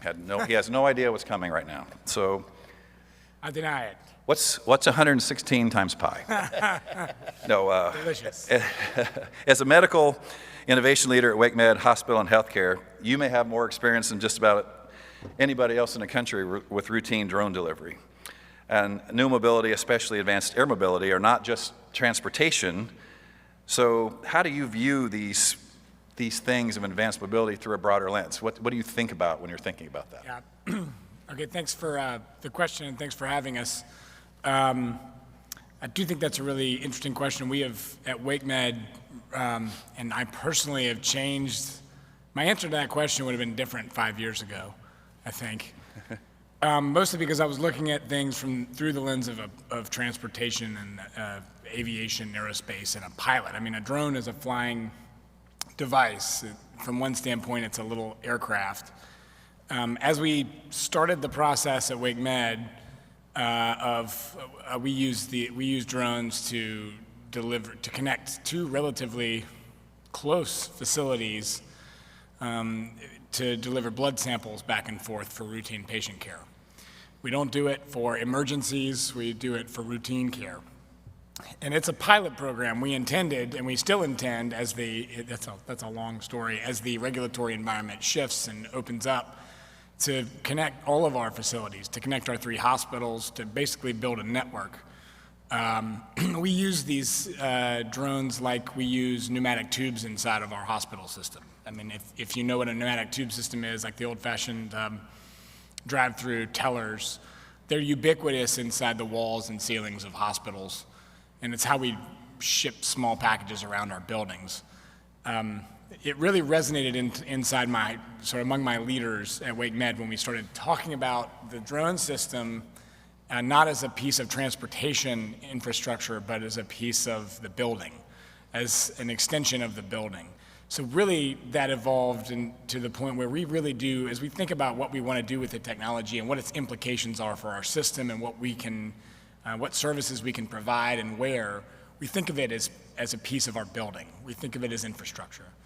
And I really think that kind of captures the transition we've made, simplistically moving away from thinking of these vehicles as a piece of transportation technology and more towards a piece of sort of prop tech or building technology.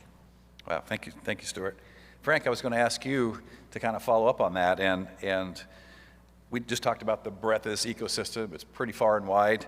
There's some really important pieces that you're involved with, and that is how important is the physical infrastructure to what Stuart's talking about, the other kind of the softer things around physical infrastructure as well? Absolutely. Once again, thanks for having us.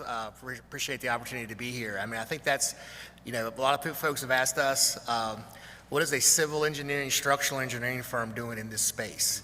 Well, we see this as from a truly physical infrastructure standpoint, and to piggyback on what Dr. Gins said, is we look at this, and the early adopters of this type of information and this type of more simplistic looking at it just as an example, from the building side, this becomes a piece of our building, is the early adopters are going to be how do we adapt existing physical infrastructure to make this a viable opportunity. Earlier this year, I'm sure most of you know in here, the city of Atlantic City, New Jersey, won a grant with the FAA and NASA, their Jitney program, which is the kind of hop-on, hop-off bus system to tour the city to hit all the casinos in town. They partnered with NASA and FAA, and they now have an aerial vehicle drop-off to all the casinos. Why does that work? Because those casinos have helipads on the roof. So they're readapting that, and very similar to what you're talking about, that's using in that thought process to use some of that existing infrastructure to bring online. But it's important, very important, that all of these systems have to come online together, and we can't get one in front of the other for sure.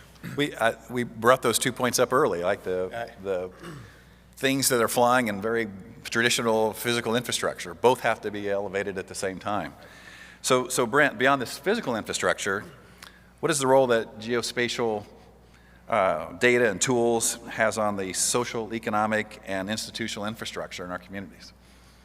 Thanks, Todd, and thanks everyone for having us. Super excited to be here and talk about this. Frank was talking about the physical infrastructure and the integration of a lot of different systems. So as Todd mentioned, my background's in geospatial, so I'm definitely going to have that slant. I'm very biased towards geospatial solutions and what it means to smart communities, what it means to advanced mobility. I do believe it is a core competency in all of this, right? Being able to have a system that enables geospatial technology is a big part of this. If we think about the social infrastructure, you think, most of you guys probably heard that Wake County just announced that they're going to build 3 new schools. So how do you go about doing that, right? I mean, you have to look at what is the current education distribution, what schools are overpopulated, where can we physically build a school, where our infrastructure support that. So GIS really helps drive a lot of those decisions. You think about that same use case, from an urban planning perspective, from a transportation perspective. Do we have to slow down speed limits on roads? Do we need to put in a stop sign? So all these things are considerations. From the economic infrastructure perspective, you can use GIS data to look at things like what is the GDP contribution going to look like? What is our market growth going to look like? How as a community can we support bringing in large industry, bringing in Apple, bringing in Toyota, Amazon, whoever else, right? It's important to be able to analyze these certain things. And then from an institutional infrastructure perspective, we think about, citizen advisories, civic inclusion, we think about law enforcement, right? So with GIS, if you're in an emergency, let's say your house catches on fire, you use your cell phone to call 911. They automatically know where you're calling from, where your address is, and where to dispatch, the fire department to come and save you. And so GIS is all underlying behind that because there's a space and time to all sort of data and information, and I certainly think that's important. All right, thank you. Thank you, Brent. Katie, I wanted to ask you this. So the SAS Institute is based here in Cary, North Carolina, obviously a longtime leader in data and analytics. From your perspective, what are the really key elements to consider when deploying advanced mobility solutions to connected communities, perhaps through these tubes, these habit-trail tubes that Dr. Gann is referring to? Well, thank you for having me. So I would say the first and most important element is to start with the outcome. What is the desired outcome that we want to get from any of these connected mobility or connected community projects? What is the ultimate objective? And as we know, technology is always a means to an end. But through a cooperative process, we can identify the right technology to help and support the outcome and the objective that we want.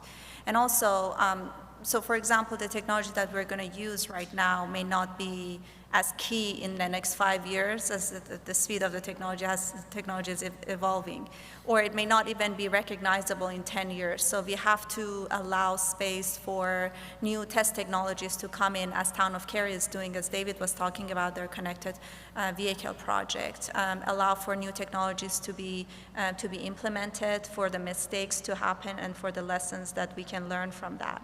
But throughout the whole process, there are also several key elements that we need to consider. One is the interoperability, as David mentioned, to make sure that the vendors are providing clean and compatible data that can be used in various different systems and can be consumed by this ecosystem of these connected projects.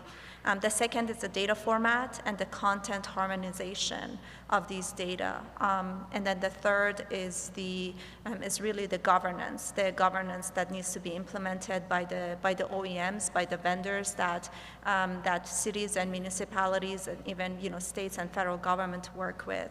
And also leadership in leading these such projects, as Town of Cary was showing with their connected vehicle projects. So these are really the key elements that would help with any of these new projects that are using newer technologies, but also need to all have a vision and have an objective in place.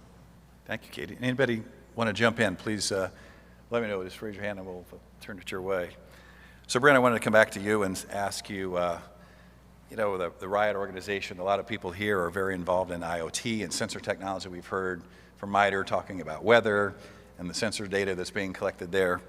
So how do you see the role of sensors, all this IoT data being collected, and how's it all going to play out? What does it look like down the road?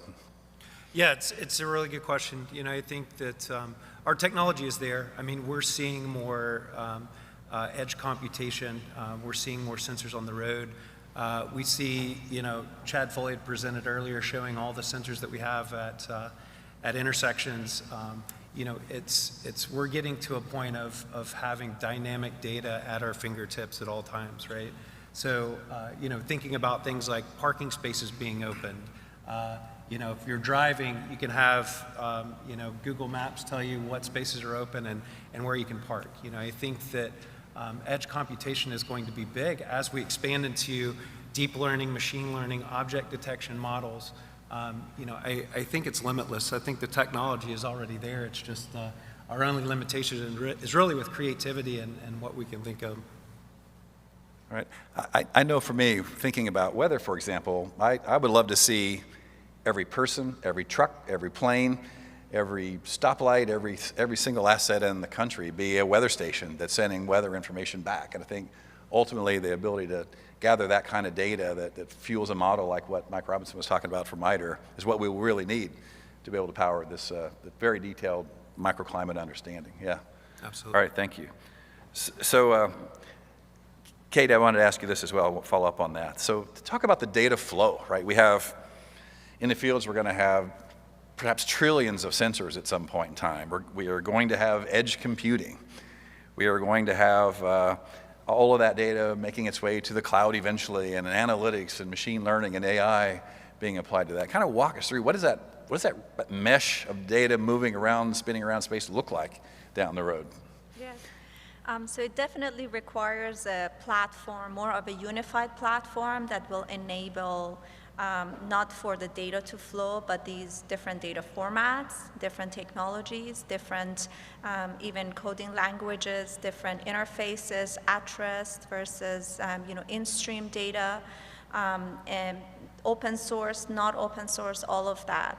So there are several components to this. It's not only the unified platform, but also capability to be to integrate it with cloud. As you know, many organizations are moving as part of their digital transformation. They're moving their business and really critical operations into the cloud. So being able to connect to the cloud is another factor, another key elements or characteristics of this data flow, and a platform that can handle the data flow. And then also, as Stuart mentioned, especially when it comes to connectivity, there is that real-time aspect or near real-time aspect that is part of that. And when it comes to real-time, there is a lot of data coming in. The speed of the data is different. It's coming in at a higher speed. And also there is a need in making a decision in real time and a need to make accurate decisions. So for example, with the Town of Cary Connected Vehicle, David, you went before us, so you're my frame of reference for this project. But as you know, different connected and different mobility application, it's the aspect of safety. When it comes to safety, it's important to be able to make accurate decisions and in real-time decisions. So that's part of it. That's a key component of this data flow and decisioning. And then also at stream, so the data is coming in real time. For reducing the latency is very important for the data, for the decisions to be made at the location of the data, at where the data is being generated, rather than collecting it, sending it via some sort of API to a cloud or somewhere else for analysis. It's also important to reduce that latency and also reduce the cost, because collecting that data, transmitting the data, storing the data, it just increases the cost of any kind of mobility or connectivity project. So in order to reduce the latency and reduce the cost, it's important to make the decision at the location. That's where the edge processing comes in, the in-stream analytics comes in. And then another important aspect is that the decisions are made based on analytical models. It all comes down into forecasting, predictions, optimization, all these analytical models that would help us make a better decision for a safety application. To understand, for example, the time of contact between when the pedestrian arrives at the crosswalk or the vehicle passes through a crosswalk. So these models are being developed, but as the new data is coming in, as the results of the models are generated, there needs to be that feedback loop to feed back to the model, so then the models can auto-tune themselves, the models can update themselves. And that's where the whole concept of machine learning comes in. Artificial intelligence and machine learning is that how we can manage all these hundreds and thousands of models that are running in real time, are being fed data in real time, and need to make a decision in real time. So then that concept of model management is also very important in this whole data flow. Go ahead, Brent. Yeah, just one important thing to add on there. Data standardization is huge. I think that as we think about smart communities, it's really important. I mean, we're bringing in thousands of different types of data, and so standardizing how that information is brought in, I think, is really important as we start to look across different communities as well. Definitely, okay. So Stuart, you've worked in some of the most forward-thinking industries ever. Healthcare, airlines. Oh, wait, no, nothing like that at all, actually. Right? But I wanted to ask you, I mean, healthcare seems really well positioned to take advantage of this, and they seem ready for disruption. But what does that really look like, and what's the timeline? What's the appetite? When are we going to see flying cars? Ooh, so I don't know. So healthcare, yes, it's a mess. So there's meaning there's just, it's a complex, calling it a system, at least here, is, you got to use a small s for the system. It's not, it's a lot of disparate organizations. People do things different ways. On the other hand, there's an effort underway, and it's deliberate and also sort of evolutionary towards consolidation that has upsides and downsides. It's resulted, for instance, in closures of rural hospitals. A lot of this is driven around healthcare finance. So there's just a ton of opportunity in healthcare to move the needle, and it's going to require lots of different strategies and technologies and a very innovative sort of stance moving forward. In terms of healthcare, I mean, I'm an apologist for advanced mobility technology in healthcare. And when I say advanced mobility in this case, I'm speaking specifically of drones and then larger flying vehicles called eVTOLs, which are like flying cars. Nobody really thinks of them that way, but that's what and these are vehicles that are being built, financed, and certified right now. They're going to be a lot quieter, safer, and they're going to be all electric for the most part. I've seen these eVTOLs fly in person. They are as quiet as a tractor-trailer truck, or quieter even when in a low hover. And when you take them up, it's the same for drones. When they get 200 feet in the air, they're nearly silent. When we think through then the sort of the footprint of a healthcare system like mine, like WakeMed, which is a mid-sized level 1 trauma center safety net hospital system with 3 hospitals, but it's growing, and obviously we have a lot of population growth in this area. And then you think about other hospital systems like Vidant in the eastern part of the state, which serves a lot of rural communities and basically has networked in and subsidizes small rural hospitals that are critical to healthcare access to those citizens, but where they're geographically distributed and financially constrained. The services that are available at those kind of hospitals are basically decreasing, and that's just a fact. So if you had really fluid, bi-directional, the ability to move people, goods, expertise around healthcare systems very fluidly and at an acceptable cost and at a really high level of safety and a very low environmental and community impact in terms of things like noise and environmental impact, where I used the analogy before that drones are like pneumatic tubes, and I always try to think of the eVTOLs like elevators. So it's kind of like deconstructing a healthcare system and scattering it around or connecting them together. The need for that is right now, and the financial aspects of it and the bar you've got to cross to justify the cost of the new systems coming online is a lot. Is it lower or higher? It's more expensive, but the value you develop for the healthcare system is incredibly high by connecting patients and providers to more services. And I think that creates a serious opportunity for us in healthcare to embrace this technology. And I also think that there are dynamics around using the technology for healthcare use cases because of this. Essentially, you're developing social license. There's a public benefit in addition to a potential economic benefit.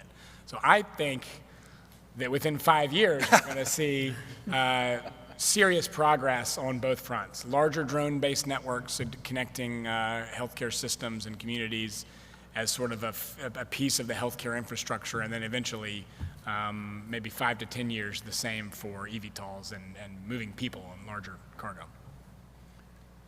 I like that. I've been wrong before, though.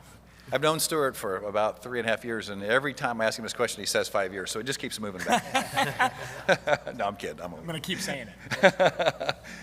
So kind of grounding us back, Frank, those are big, lofty things, right? And And Stuart's a big dreamer, he's also a big doer. But there's a lot of things to get resolved along the way. There's property rights, there's regulatory piece locally, there are noise barriers that we might see that we need to pass, thresholds we might set. We might have cities try to pass rules that create all kinds of different complications to being able to make that possible. And I talk about that a little bit, from landowner rights and responsibilities, from the hospital to cities. What's that look like? What's the landscape look like?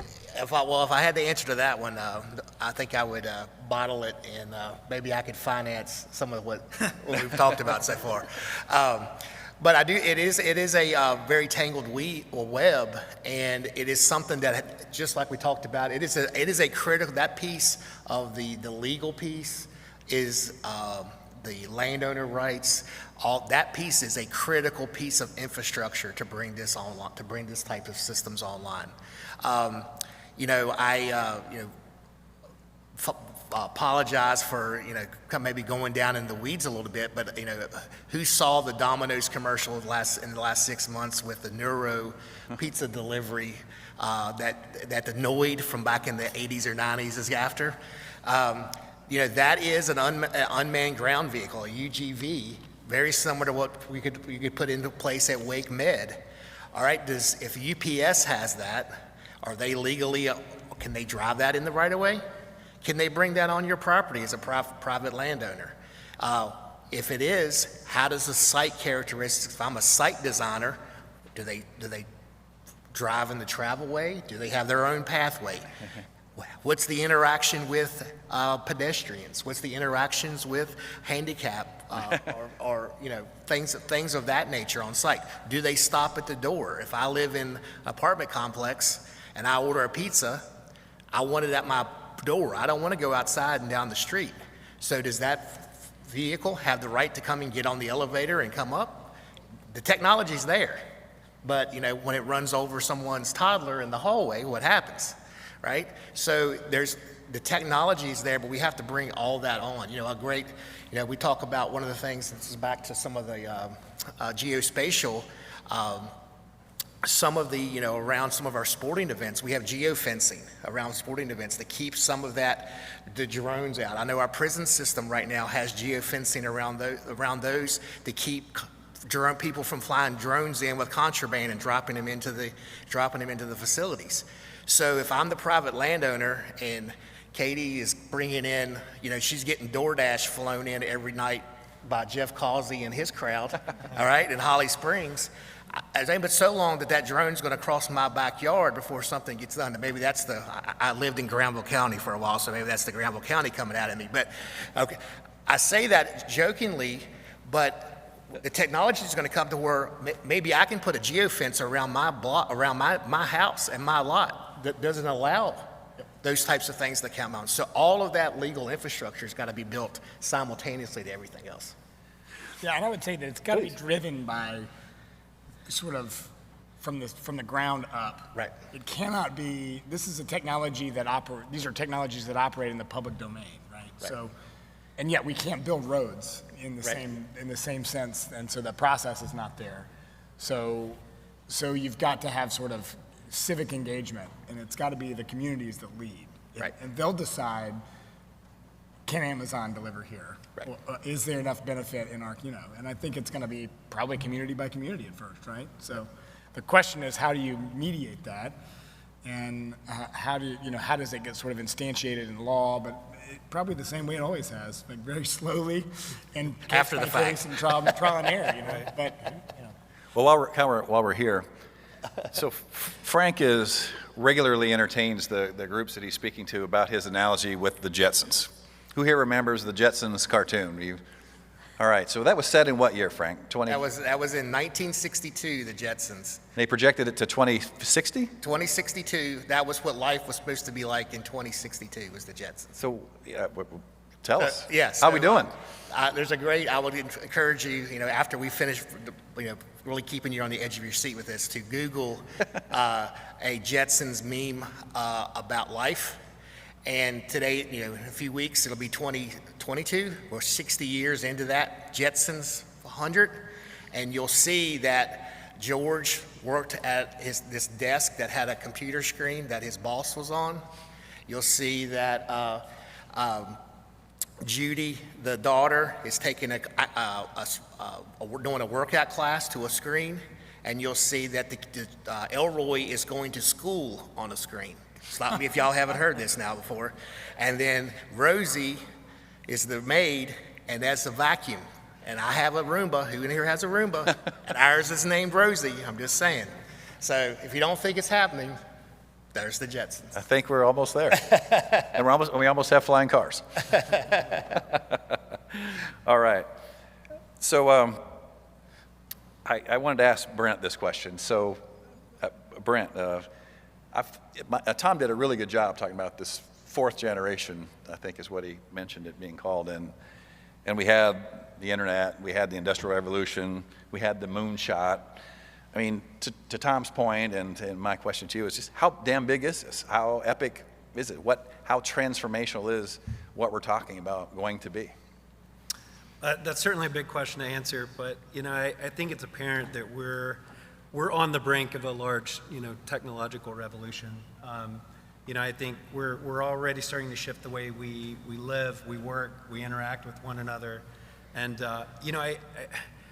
I don't think it's clear exactly how it's going to unfold in terms of, whether it's this fifth industrial revolution or, how it's going to come about. But, I think one thing that is very clear, it's how we respond to it. I think that we need to be very integrated. We need to be comprehensive about how we do it. And I think it involves everyone. I think we need to involve, private and public sector, civic inclusion, academia. I think it's really important that we're all involved in this. And, I think it starts with smart communities. I mean, I think it's a really good way to start, building up this infrastructure and really looking at the problem. But, it is big. I mean, it's, I think, 2062 for the Jetsons and what they're projecting. I mean, we're already, we're pretty damn close already. Right? I mean, maybe they just got the 6 and the 2 reversed. Kate, I'm not even sure how to ask you this question. We talked about it in the hallway a little bit earlier today, but you're a transportation expert and work for an organization that's involved in a lot of different things certainly well beyond transportation. But this isn't just transportation. It's a transformation of how we kind of live, work, and play. And I just wanted you to kind of expand upon that. What does that really mean? For transportation people that are thinking like, we always complain that aviation people always think about aviation, about drones. This is an aviation problem. Well, it's really not. And it's also not really a transportation problem. Like the transportation people come at it as a transportation thing. It's not an aviation thing. It's a technology thing. What is it? How should we really think about it? So, I can say when it comes to transportation, it's a mobility thing, maybe. Maybe that would encompass everything. But also, as part of the mobility, there are other things that are important to this mobility. The most important thing is safety. And so if you're moving anything from one place to another, it just needs to deliver or be there, get there safely in one piece.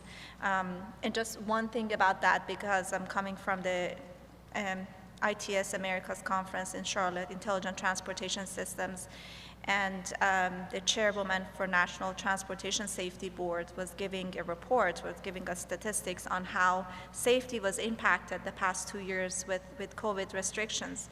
Even though the VMT is down, the vehicle mile travel is down throughout the whole country, we are seeing on average between 5% to 15% increase in vehicle crashes and accidents and fatalities generally. And there is something that they really wanted to investigate further. People are traveling less, they're driving less, but we are seeing more crashes. So for example, North Carolina, the past 2 years, we've had 12% increase in crashes. Just because of higher speeds, people not paying attention. So safety is a critical part of mobility. Almost all the states have adopted this concept of Vision Zero, towards zero fatalities. And we believe that we can achieve that. At least during the past 10 years, 7 of those 10 years, we had 0 aviation fatalities. So if aviation fatality is achievable during the past, 7 of those 10 years, we can definitely implement strategies and technologies that would help us with achieving Vision Zero in traffic fatalities and surface transportation accidents generally. But safety is the main piece of that. Second is reliability. Especially this comes to transporting goods. Reliability is an important thing. You want to make sure it gets there. If it's going to take 10 hours versus 5 hours, you just want to make sure that it's going to be 10 hours.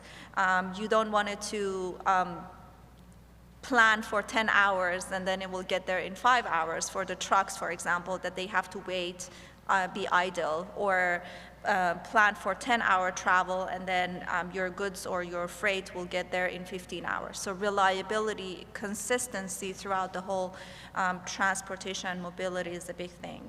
And then I would say equity is another thing that is now really big, is becoming very big in transportation.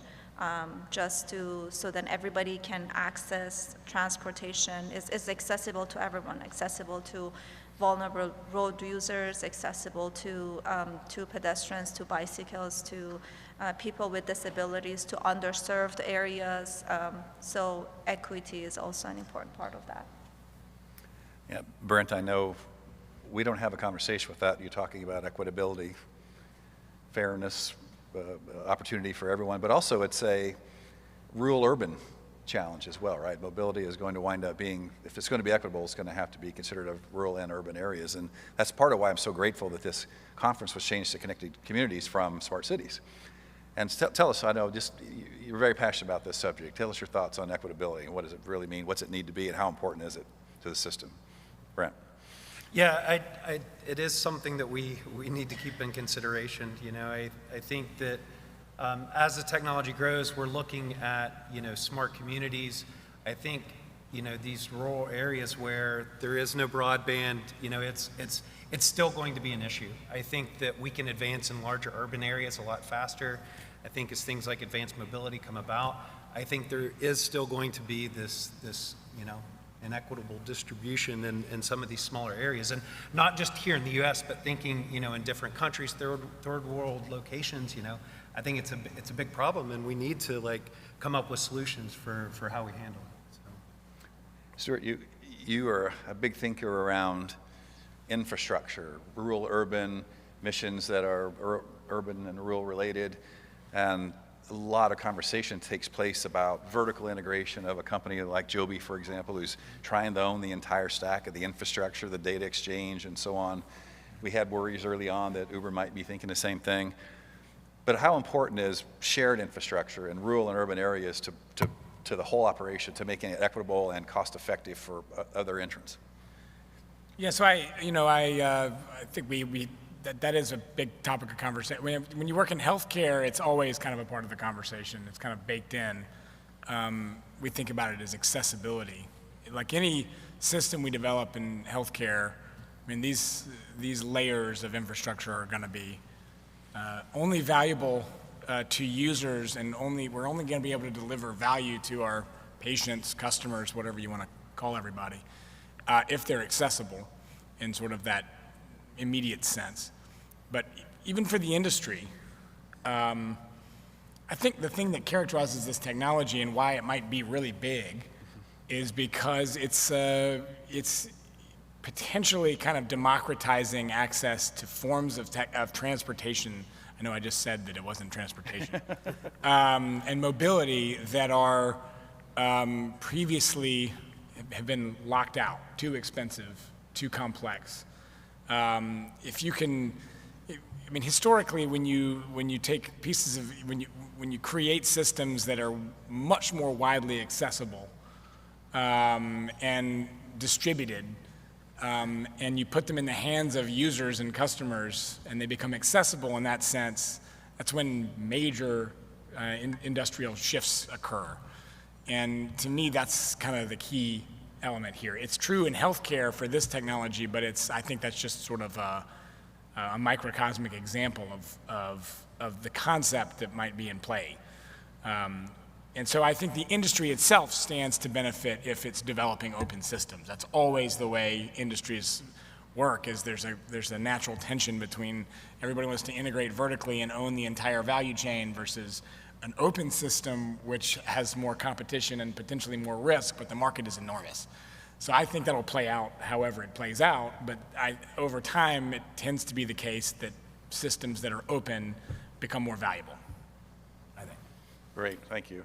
Frank, I want to ask you this question. You know, you're this big epic thinker, and you're this very fair guy. You got big, correct. Oh, that's true. And so tell us ways that, you know, Stuart talked about it needs to be tied together, it needs to bring us together.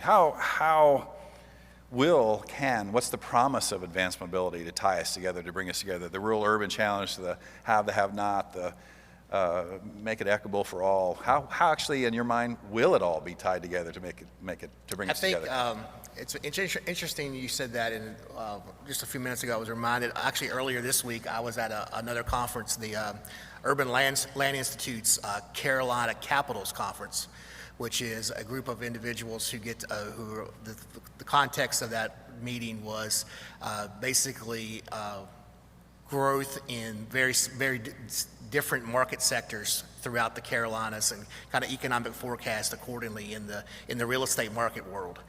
And, you know, on that front, we are sitting on a gold mine. I mean, I think that goes without saying with everyone that wants to come here and set up business. But when you start looking at demographics of where we are positioned, where we are very fortunate enough to live, and what's being called the Great Migration to the Carolinas, to the Southeast, that cannot be understated to how, and I hate to say supply and demand, but how we can use that to merge all these technologies, and we are positioned as a community. It's right here for the taking. It's coming to us. We don't have to go out there and get it. It's coming to us. I mean, just things as simple as building the entire hierarchy of surface transportation. You know, with the ports we have in Wilmington, Charleston, Savannah, connected to the ports in Mobile and in Houston, those alone are acting as a major conduit to growth in our part of the world. And as the rail market connects, we don't connect east and west anymore. We connect north and south.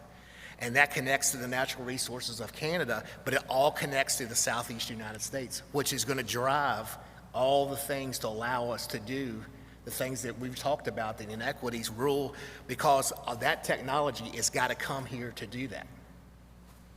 Thank you. And we're out of time, but I really wanted to thank the City of Raleigh and Noah Otto and Riot and my good friend Tom Snyder and Mayor Baldwin and everybody else involved in this conference. It's been an absolute honor, but also want to thank Dr. Katie Salamati, Frank Mundy, Brent Sloan, Dr. Stuart Ginn. Thank you all very much, and we'd love to keep in touch.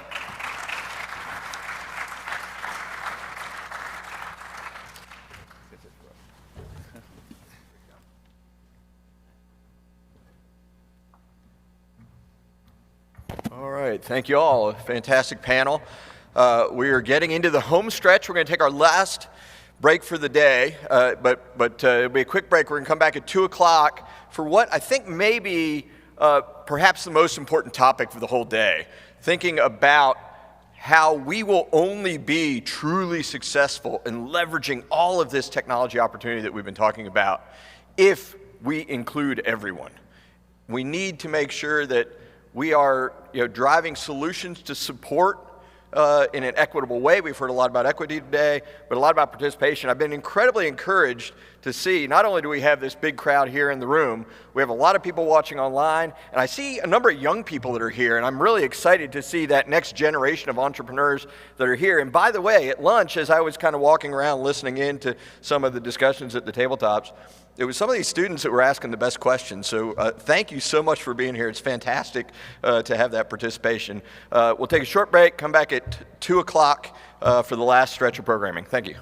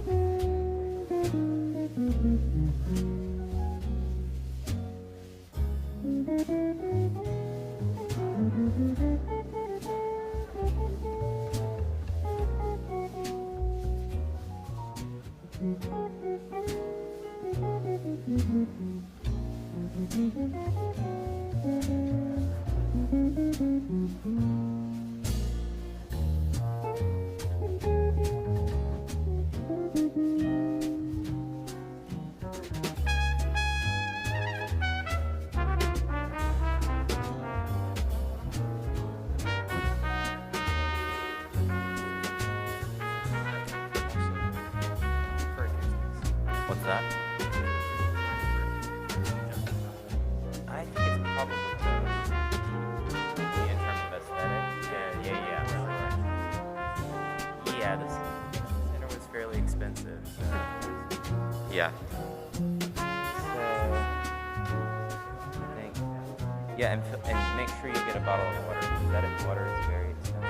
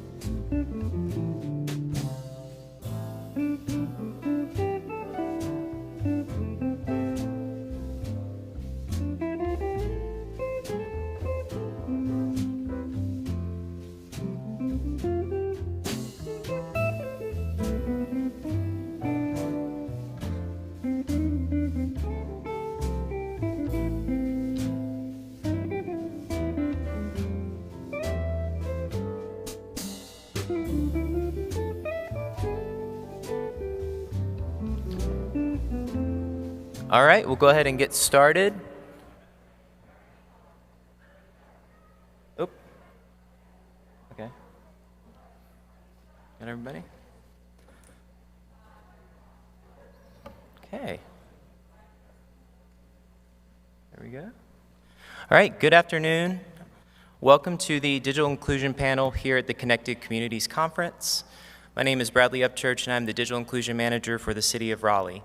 We have a great panel of varying perspectives to talk more in depth about their experiences working to help alleviate the digital divide. But first, I'd like to provide some information to more clearly define what digital inclusion is, what the digital divide looks like here in the City of Raleigh, and what we're doing to address it. So the National Digital Inclusion Alliance is an organization that brings together people working on digital inclusion initiatives from all over the country. NDIA defines digital inclusion as the activities necessary to ensure that all individuals and communities, including the most disadvantaged, have access to and use of information and communication technologies. As conversations emerge and initiatives are created, it is important to remember the ultimate goal of digital inclusion, which is digital equity. Digital equity, as defined by NDIA, is a condition in which all individuals and communities have the information technology capacity needed for full participation. So this is our digital inclusion mission statement for the City of Raleigh. Our mission statement reflects the impact program participants make on our community. So what exactly is the Raleigh Digital Connectors Program? The Raleigh Digital Connector Program is for 15 selected civically engaged youth who commit to a program that focuses on leadership, technology, and volunteerism. The program runs over the course of 9 months, begins in September, and culminates in May during a graduation ceremony. The program has been running for over a decade, and as of May of next year, we will proudly graduate over 200. The Digital Ambassadors Program is for students who continue to support the Digital Connectors Program, and the program meets once a week, and participants continue to volunteer their time with digital inclusion efforts. The Raleigh Digital Connectors initially began in 2011 as a BTOP grant and the American Investment and Recovery Act under the Obama administration. So why do we do this work, and why have programs like the Raleigh Digital Connectors? As I'm sure many of you know, Raleigh is known for being a well-connected city. But even well-connected cities are met with challenges and divides that need to be addressed.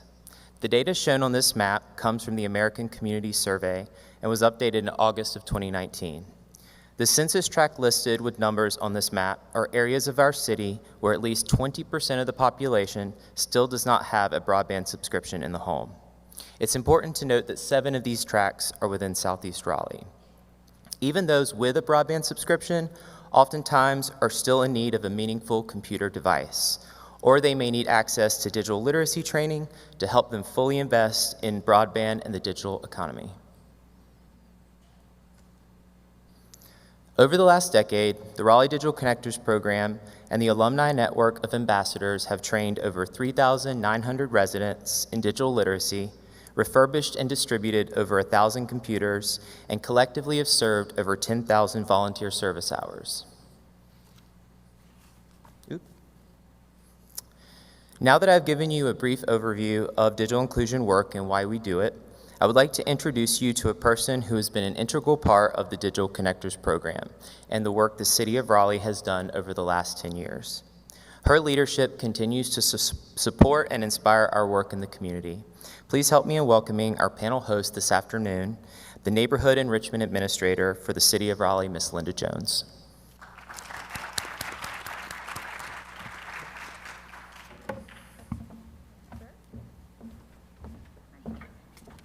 Good afternoon, everyone. Thank you so much for coming out to our session. I would like to, in advance, thank our panelists that we have here today. We did have one that was not able to make it, so I am grateful for those who did.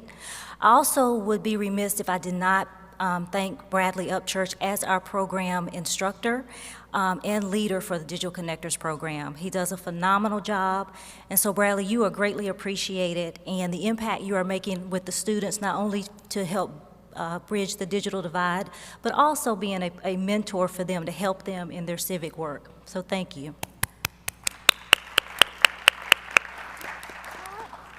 Okay, so I would like I'm going to let the panel introduce themselves. I think they can do a way better job than I can do. So we will start with Aiden. If you would just give your name, what school you attend, and your position here as a digital connector, and what brings you, why are you interested in being on this panel today?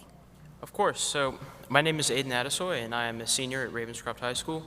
I'm currently a part of the Raleigh Digital Ambassadors Program, and I'm here today to talk about my experience with the Raleigh Digital Connectors Program last year. Some of my favorite events that we have participated in are computer distributions and digital literacy training events. Okay. Thank you, Aiden. And next we have Miss Yvette Holmes. Good afternoon, everyone. It's good to see you. Thank you, Linda and Bradley, for inviting me.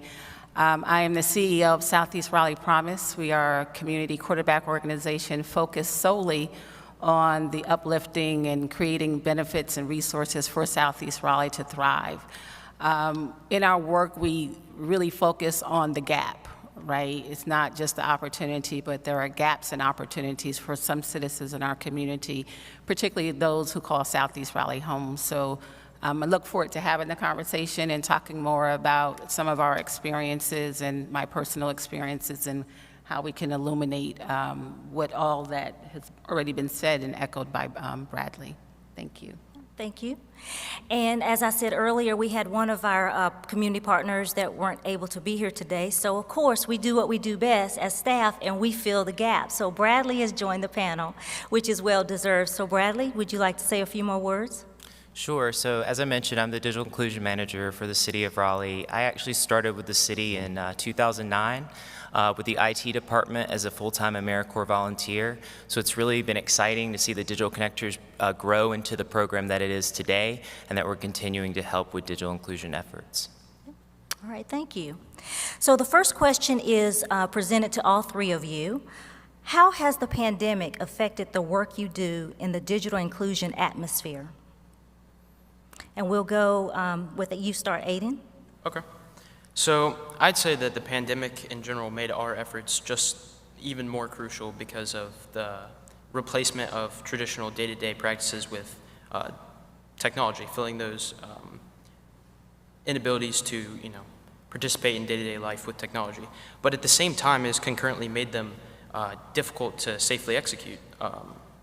So the very solution to an inability to be in person, being virtual, is the very thing that our target population lacks. So, since they don't have access to a computer or internet, it's a paradoxical situation.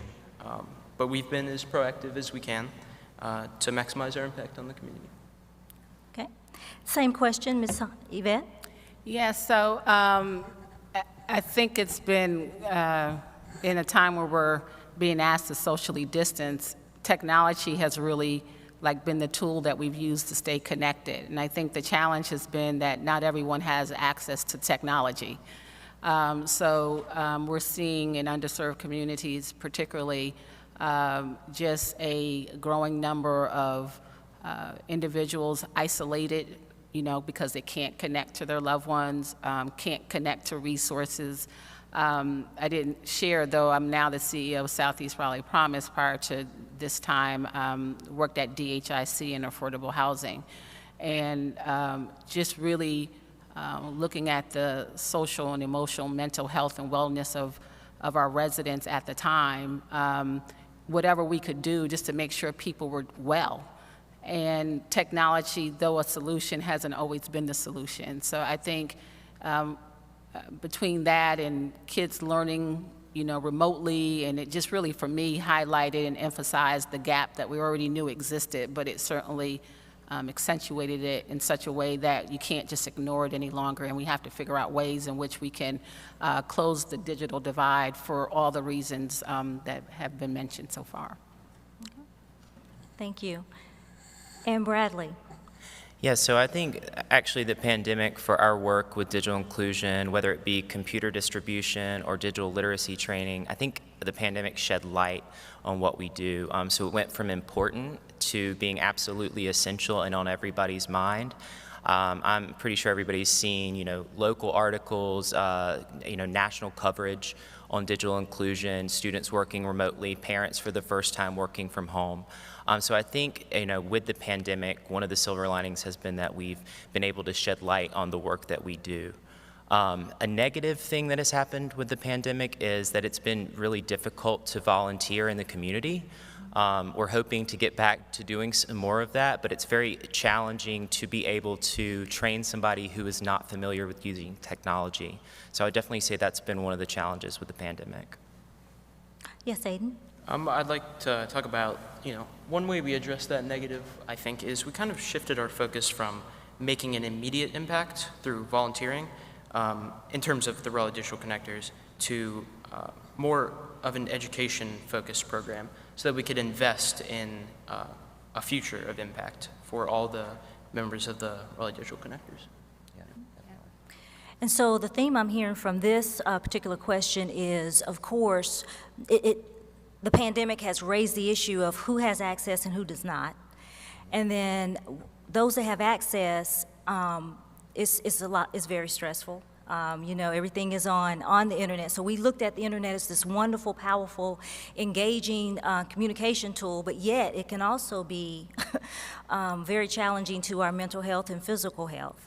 And those that have not, how do we work with larger providers such as the ISPs to create that access to the technology?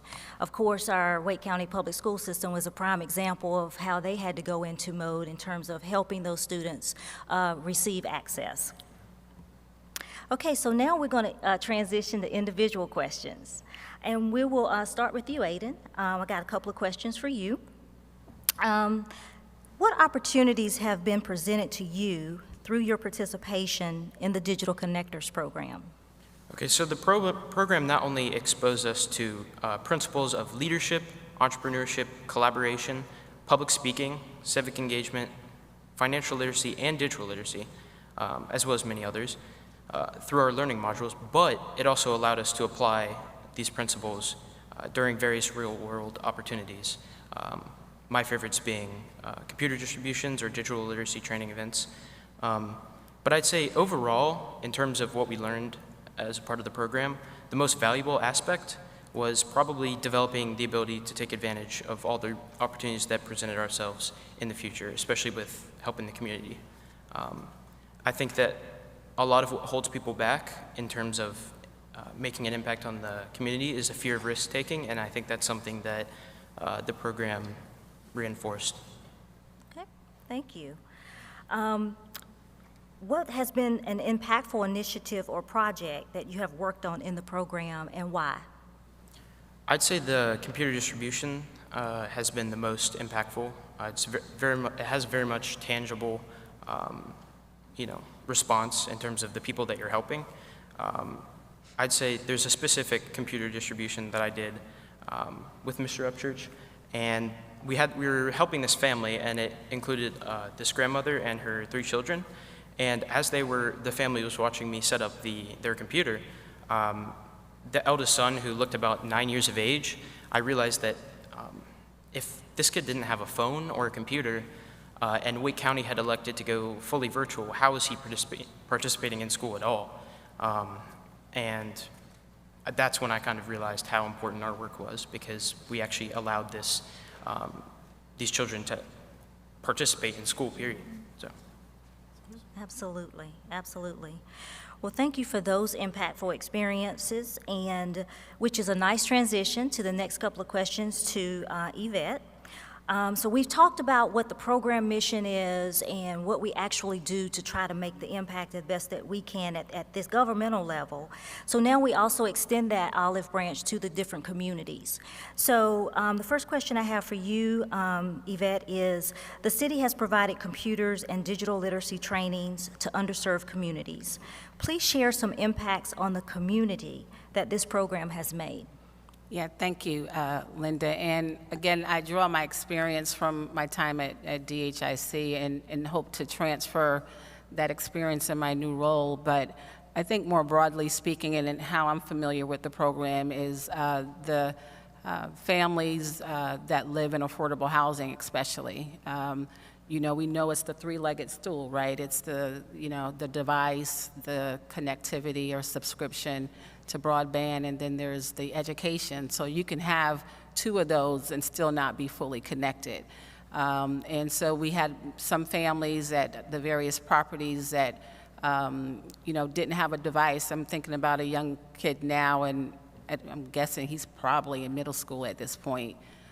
He was participating in after-school tutoring on site at a given site and couldn't really figure out what the disconnect was for him, literally. And it turns out that he didn't have a computer in the home to go home and kind of, you know, do his homework and then practice as instructed. And so once that was determined, then it was like connecting, you know, the family to the resources that were in the community, the city, of course, and Camden Institute being two of those resources. And I think for me, because I'm all about engagement, is that that's the piece.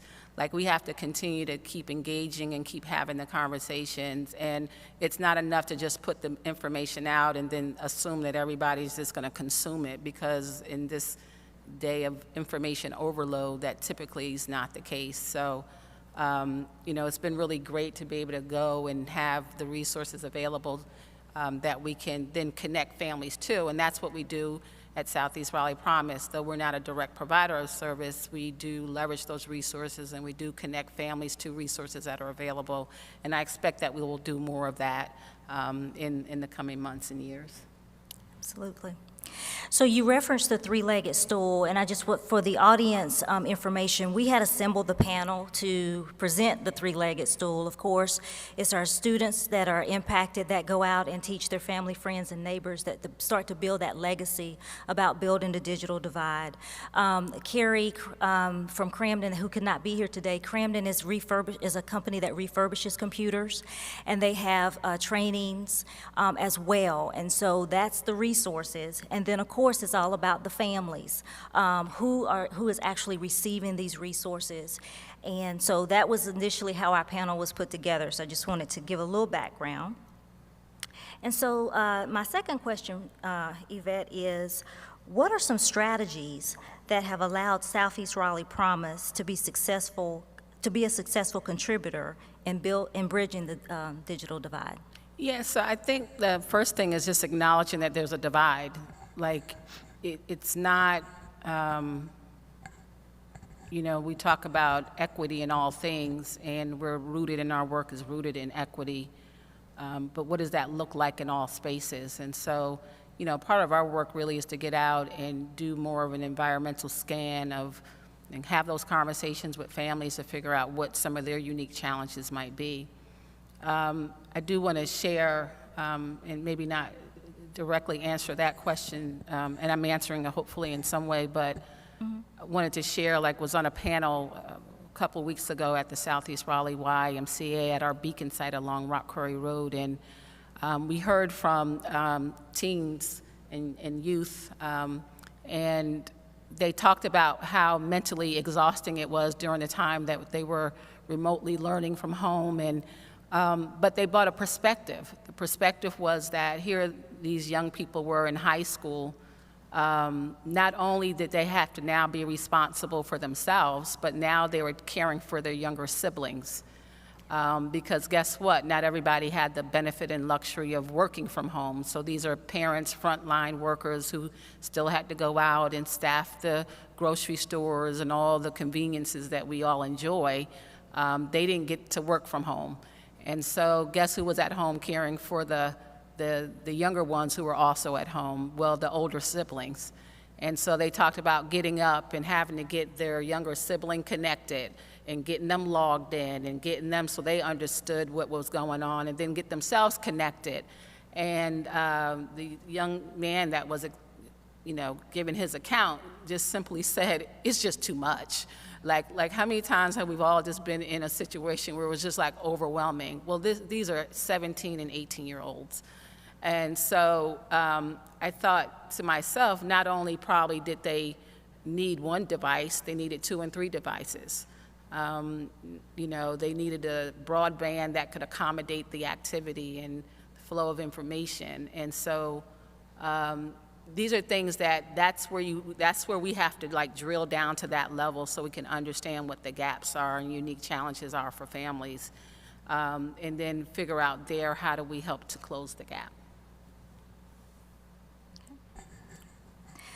Thank you.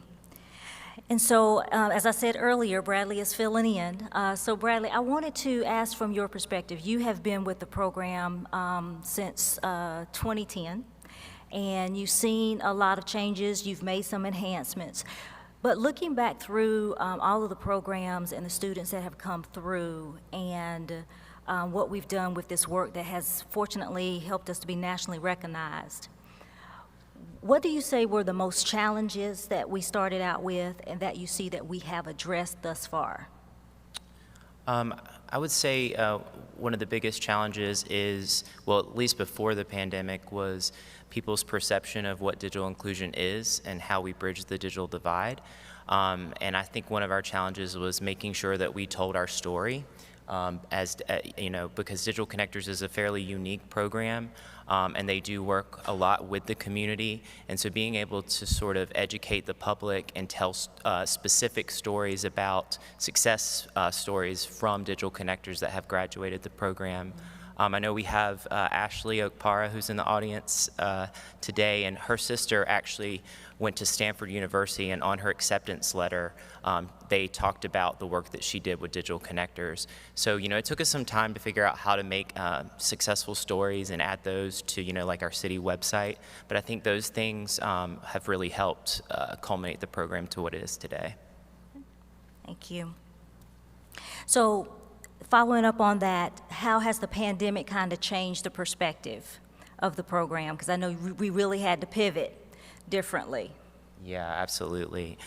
So the pandemic has definitely changed the way we do a lot of our work. So for example, we're doing a teen hackathon next week where students are solving neighborhood and community problems, but instead of doing that in the Google Fiber space where we used to do it, we are now doing that virtually. And so we, you know, there's multiple examples of things like that where we've had to, you know, redirect and reimagine the volunteer work that we do. We're still going to be doing things like computer distribution, but we're going to be doing it in a safer manner. So definitely been a challenge to figure out how you move all of these things virtually. Yes, sure, go ahead. It's conversation.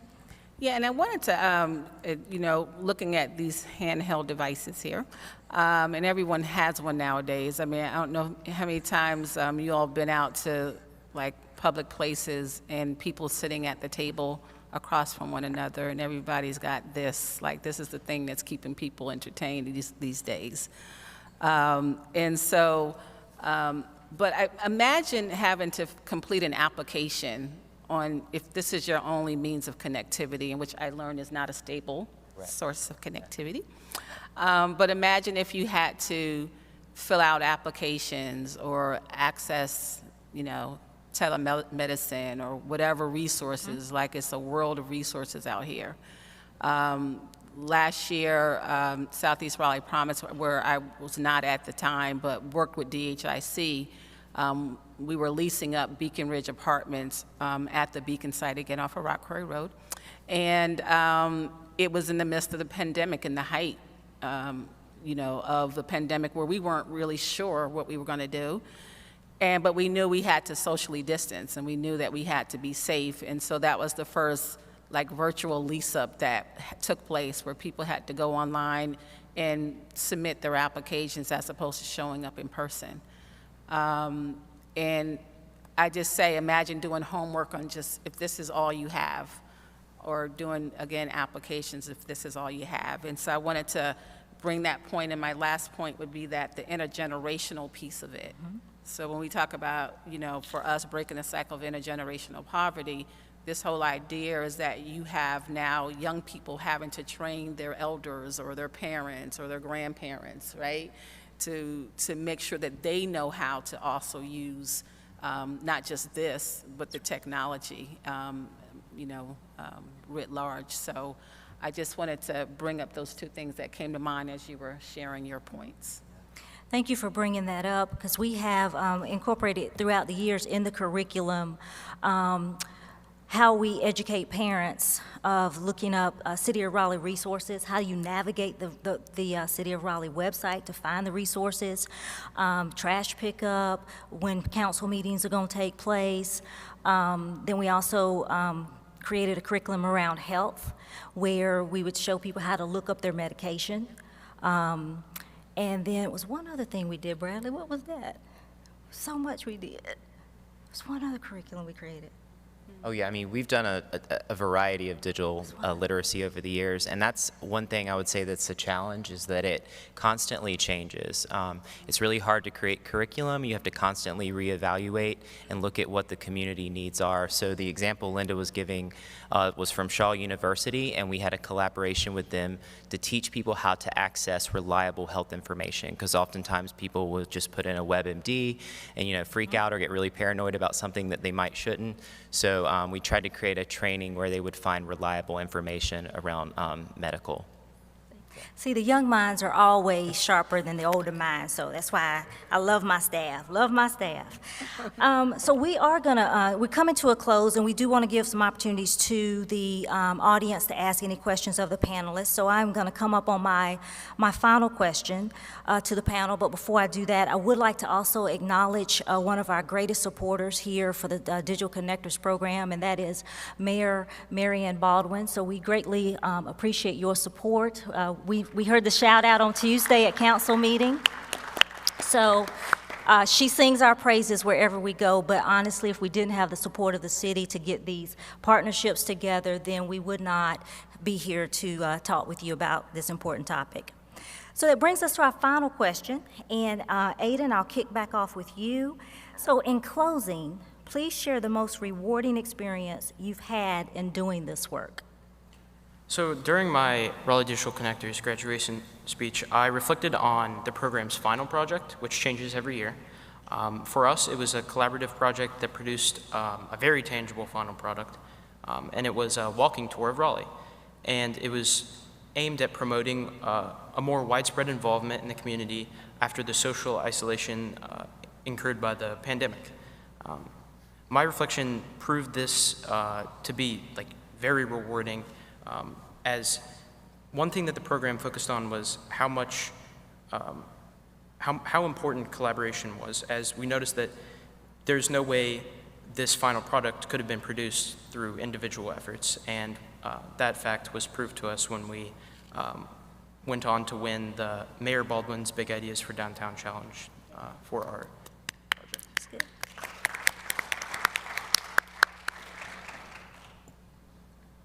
Okay, thank you for that. Yvette, same question to you. Please share your most rewarding experience you've had in doing this work. For me, it's about connecting people at the end of the day to resources and opportunities that they would not otherwise be aware of or would have access to. And so, Southeast Raleigh Promise, yes, we've partnered and received grants to help purchase laptops for even some of the teachers and some of the households and families that need them.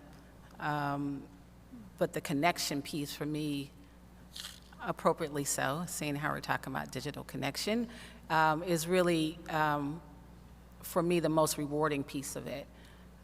And then just making sure that people have the resources and tools that they need to thrive. I mean, at the end of the day, and have what they need to just fulfill the promise for themselves. And so there's much we can do for people, but it's best to do it alongside people. Mm-hmm. And so if we can empower people to connect, to know how to turn on the computer and maneuver and manipulate and go to different websites to access resources, for me, that is the most rewarding piece. And I would like to, Ms. Holmes is being very modest. I would like to point out, when we started this work with the city 10, 11 years ago, she was one of our original partners, the same way as Cramden was. So I just want to also thank you for sticking with us as you've evolved in your career, but still, as you say, it's still about connecting, right? And it's not only about, it's really about the people that we serve in this great city. So thank you. Thanks. And Bradley, I know you have several, so this is going to be a tough question for you. So what would be your most rewarding experience in doing this work?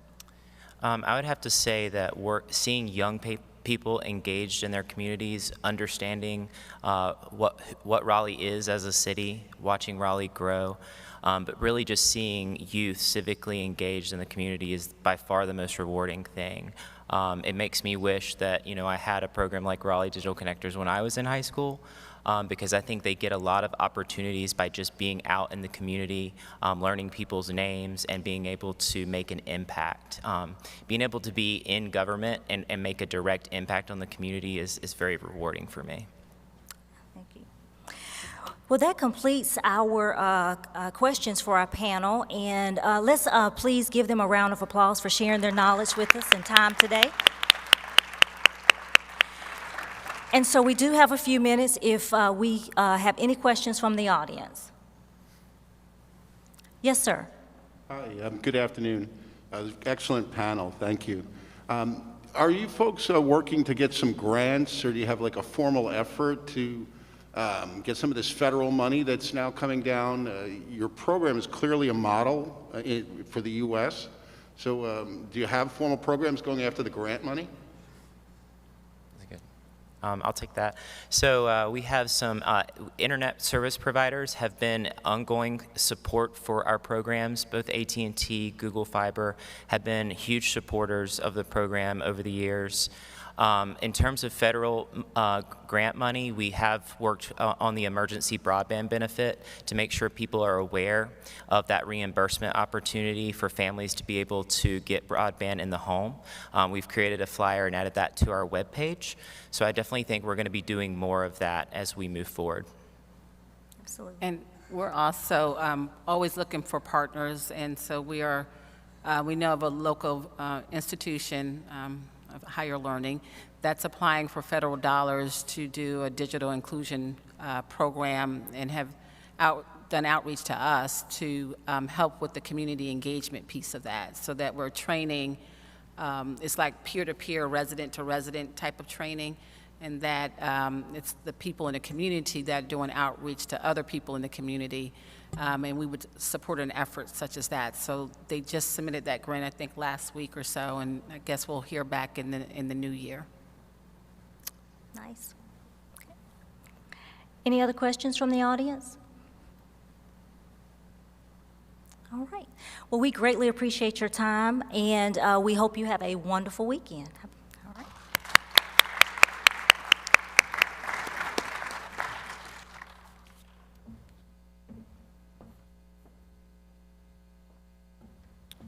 All right, wonderful. Thank you very much. We have another panel coming up, and then we have, I'll give a little bit of a teaser, we have some augmented reality discussion that'll follow the next panel and bring us home for the day. So thank you very much to all of our panelists. Fantastic job. You're welcome to take a seat back for the next discussion. As we think about all of the things that we've heard about today, all of this data, all of these use cases and applications and tools, from a public sector point of view, the leadership that often is kind of coordinating all of this data, which with analytics becomes information, is the Chief Information Officer. And I'm excited to have Dr. Sarah Glova, a local entrepreneur and innovator and frequent public speaker. By the way, if you're ever looking for somebody to give a talk, definitely reach out to Sarah afterwards. She's can cover a range of topics, and so I can't wait to hear how she leads this panel. But to have a kind of a conversation with CIOs both at the state level and at the city of Raleigh level to think about, how do we coordinate, how do we manage, how do we bring all of these dots that we talk about and connect them back together. So Dr. Glova, I'd like to ask you to come up. She's the CEO of Reify Media.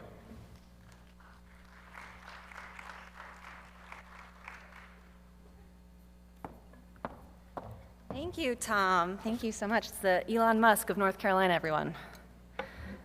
Fewer rockets, but better hair. Today we have a fantastic discussion, so I'm going to invite our two panelists to come up, please, and I'll share a little bit about them as they come up. So we have first Sindhu Menon. So Ms. Menon is new to the CIO role for the City of Raleigh, just joined us here in June. Very interesting time to get to Raleigh for the first time. Got a lot hotter, although you spent most of your career working in Texas, so what am I talking about? Did a lot of significant work in Toronto as well, but most recently was the CIO for the City of College Station, and we are just thrilled to have you here. We also have Secretary Jim Weaver, the Secretary and State CIO, so part of Governor Cooper's administration, heading up NCDIT. He has a really nice NCDIT like lapel pin. It's very, I noticed that, it was cool. Oh. I don't know how to get, I would like to get one of those. We can make that happen. Yeah, newer to the area as well, joining us in the last 9 months. Before that, serving in Washington State, and before that, 32 years in Pennsylvania, primarily in human services, but also as the CTO. So the first question, don't know if anyone told you, but now that you're here, you're gonna have to pick a local college team to support. So who is that gonna be, and why is NC State the correct answer? Just kidding. Just kidding. I do want to thank you both sincerely for being here for today's discussion about building smarter, more connected communities. We can talk about college teams later. But the first question, what does a smart community or a connected community mean to you and in your work? And Ms. Menon, I'll start with you. Sure. Thank you, Sarah. Connected communities, from my perspective, implies a lot of partnership at the government level, at various levels of government, federal, state, county, and city, and also a lot of partnership with public-private, and also reaching out, understanding the needs of the region, and building solutions through these partnerships that serve our community. I love that. So a very partnership-focused response, and I think that's well represented in the way that this panel was designed. So bringing two wonderful CIOs together. Secretary Weaver, do you have a response to kind of that idea of partnership? Does that reflect the way that you're looking at? Are we debating? No. Counterpoint. No, I just want to add on to what Sindhu said. I mean, at the end of the day, residents come to government for services. They don't need to figure out at what level of government are those services being provided, whether it's state, county, or local. And we need to do a better job through collaboration, partnership, whatever the right words are, to make a more streamlined experience for our residents in our state and our businesses of our state and our tourists of the state as they engage in government services. While we provide a lot of services at the state level, let's be honest, the rubber hits the road at the local government level. That's where the majority of the services that a resident is engaging with on a day-to-day basis are occurring at. And as we were talking outside, local government probably has a higher trust factor as far as interaction goes than at the state level.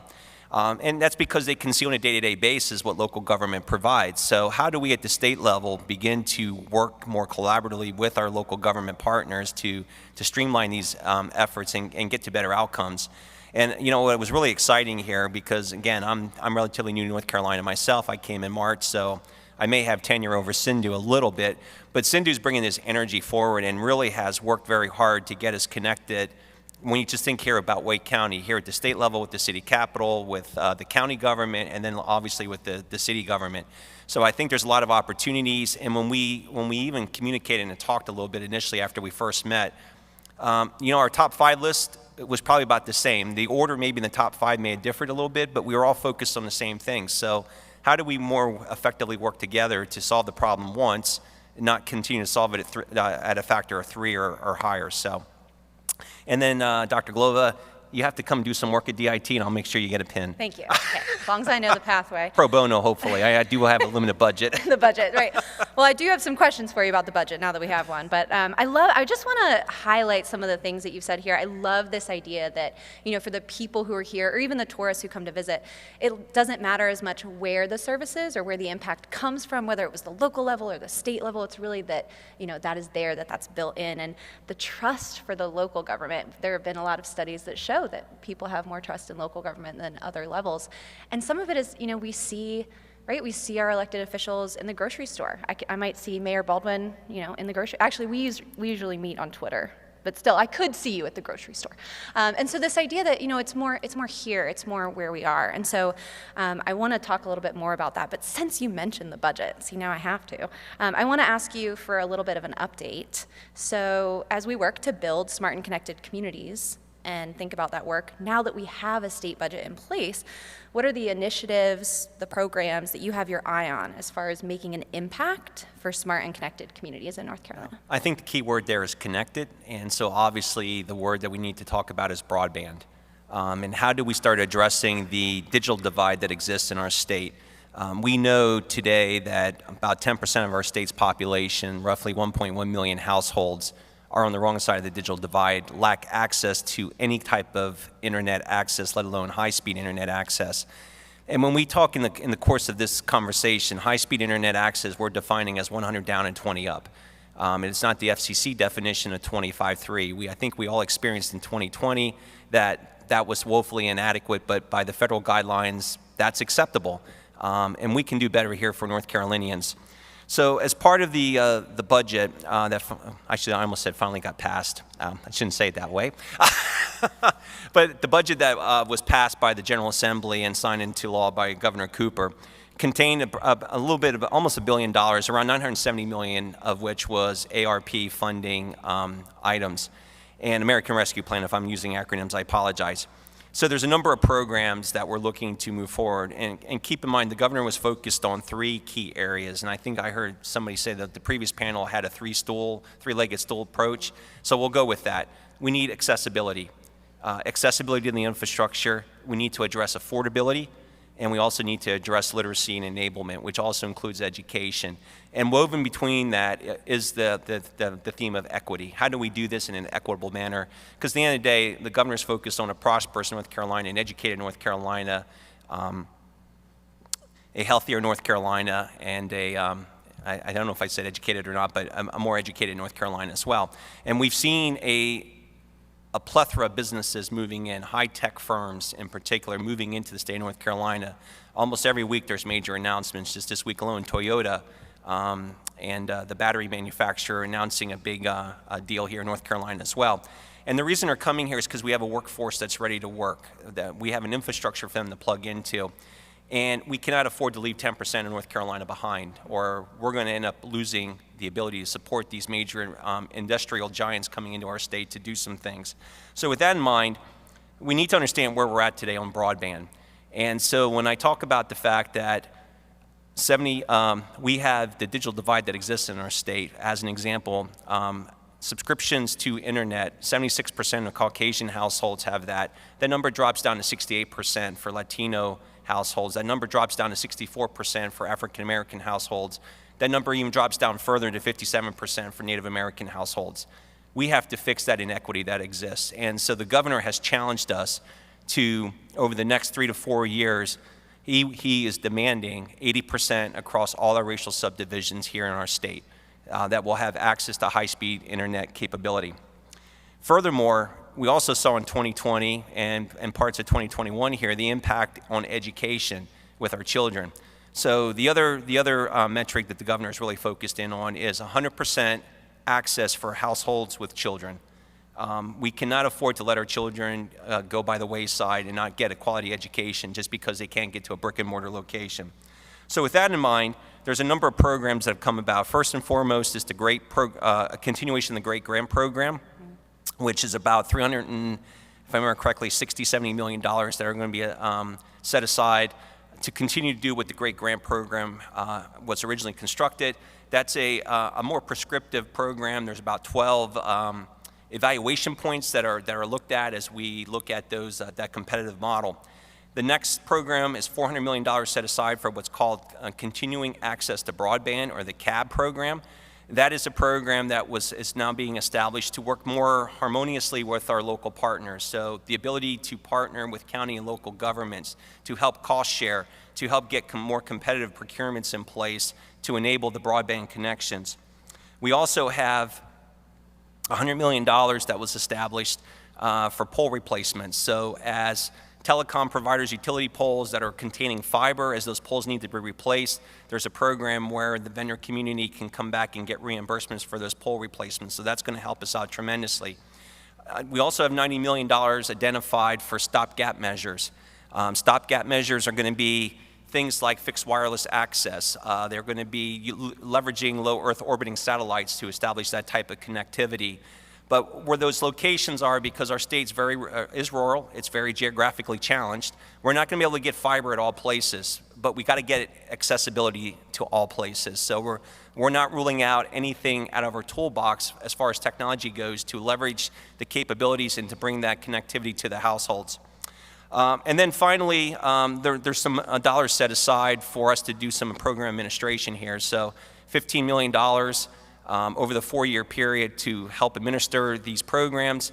And then last but not least is a $50 million set aside to start talking about digital literacy and enablement. And this is where working with partners like Cramden and others here in our state, the nonprofits that are doing phenomenal work in refurbishing equipment, getting equipment out the door to our low-income households, children in need, but also incorporating a training too and making folks aware of cyber and the nefarious bad actors that are out there today. Because what we cannot afford to do is get our remaining 10% connected and then watch them become victimized by bad actors on the internet. So we got to make sure that we're doing the utmost that we can on education as well for our children and for the adult household members to make sure they're doing the right things from an internet aspect.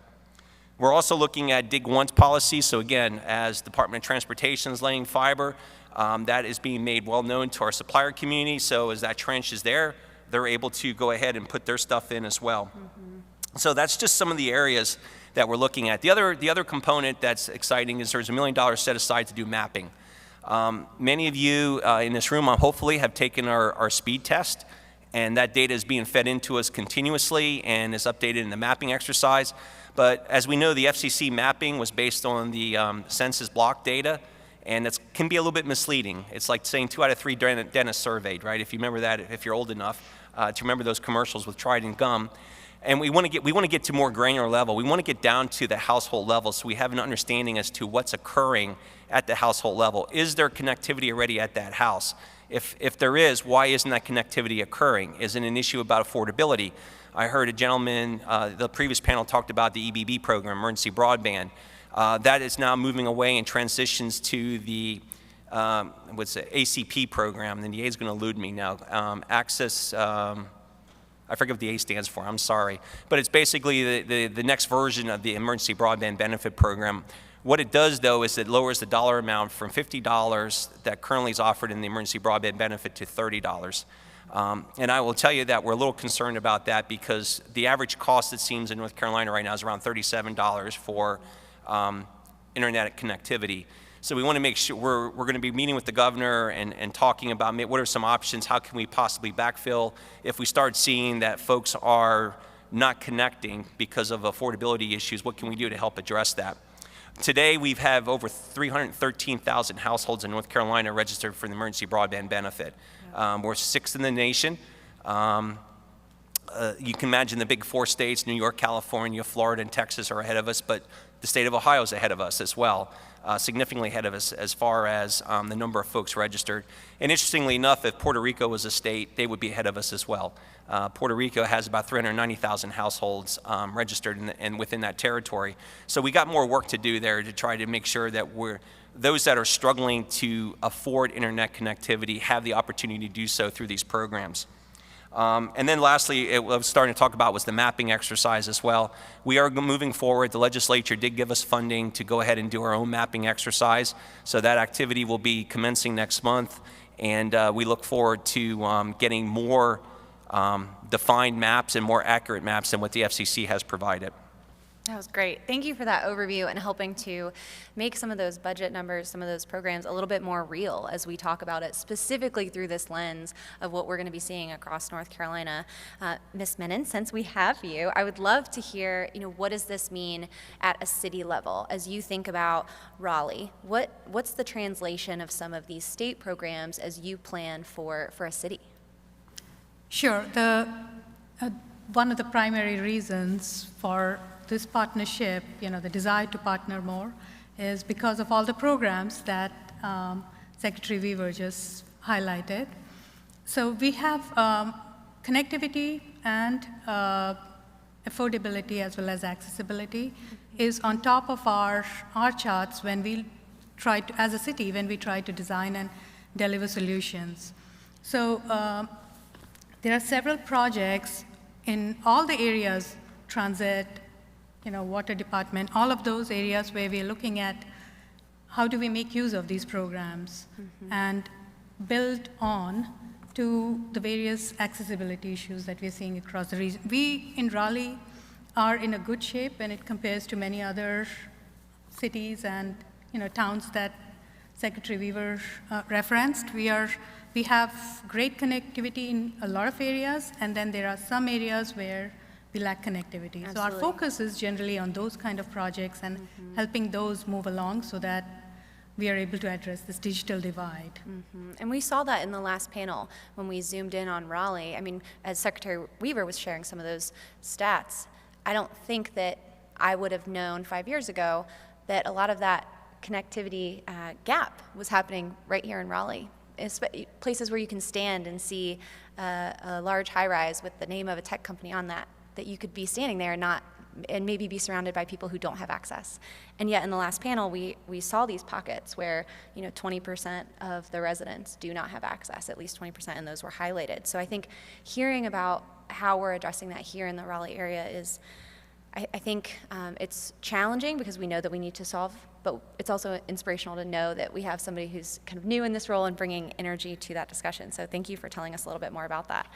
I do want to talk a little bit more about the digital divide. I was wondering if you could tell us a little bit more about how we're comparing to other states. You just did the rundown of where we're listed for one specific program, but as we think about broadband and connectivity overall, Secretary Weaver, if you could tell us a little bit more about how it compares to other states, given your experience, I think that would be kind of interesting because as we think about how we're doing as a state, I think knowing where we are in the order might be insightful. Yeah, certainly. So first and foremost, I think we're the only state, to be honest, that has such a comprehensive plan that has recognized digital inequity as a theme. And so I do know that we've shared our comprehensive plan when the governor released that as far as what he was requesting. He actually requested $1.2 billion in use of ARP funding, $420 million of which was slated to go for the affordability piece. To continue the good work that we saw that was going on with emergency broadband benefit. The legislature kept the door open on that, but they didn't fund that aspect because of the work that EBB was going on and now the transition to the corresponding ACP program.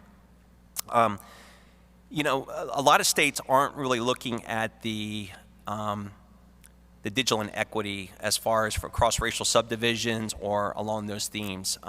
Many states, unlike here in North Carolina, broadband is kind of spattered between Department of Commerce. Some of it's in the governor's office, some of it's in, maybe associated with the IT agency as well. We're very fortunate here, and I'm very thankful to the governor for having the opportunity. He made it very clear that broadband was going to reside, and it was my #1 priority here in the state of North Carolina, and has given us full support in that. And so that was evident when we created the the Diversity and Inclusion Office as part of our broadband efforts. The first in the nation. It's something we're extremely proud of. We're currently in the process of hiring a director of that opening. I can't comment yet as to who that might be, but we're very hopeful that we'll be able to do something here at the end of the year and have a more formal announcement. But really what we're trying to do here with this program is really start bringing that, get involved more in the communities, because at the end of the day, it's the local communities that are going to help out tremendously when we talk about some of these programs.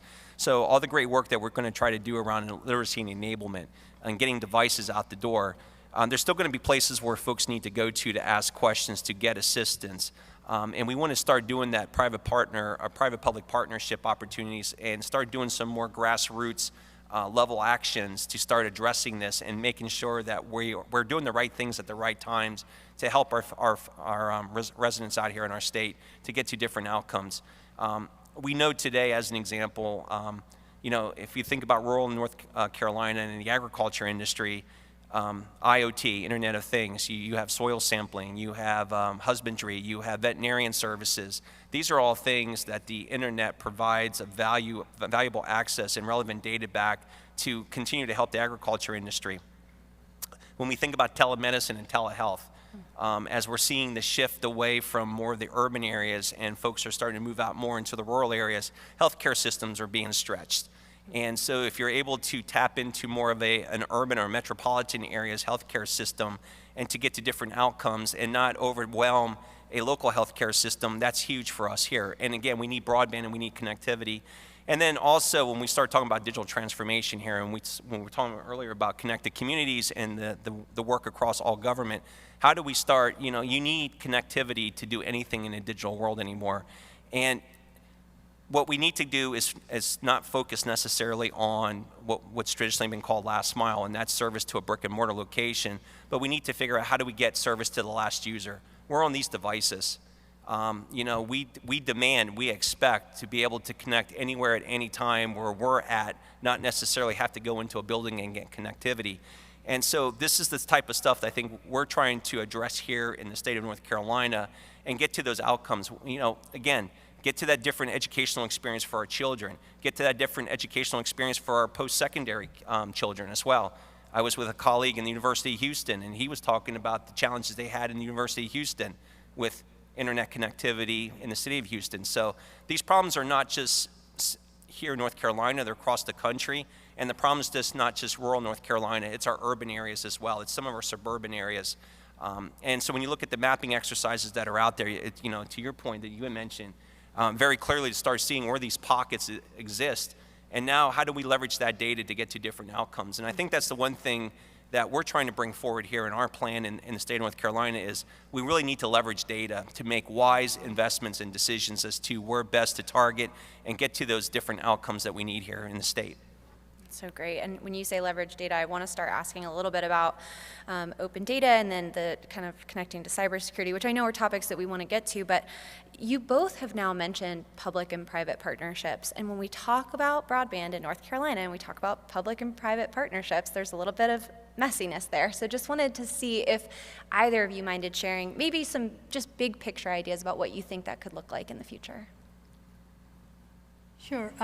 From a City of Raleigh perspective, and Secretary Weaver probably would agree that we have certain limitations on what kind of broadband services, we can partner on, or partnership not so much, but more on providing, become the provider of those services. So I've been in active discussions with multiple entities across, both from a private sector as well as public sector, to see how do we address those digital divides in those areas that I had referenced earlier, where we have this connectivity issues and accessibility issues.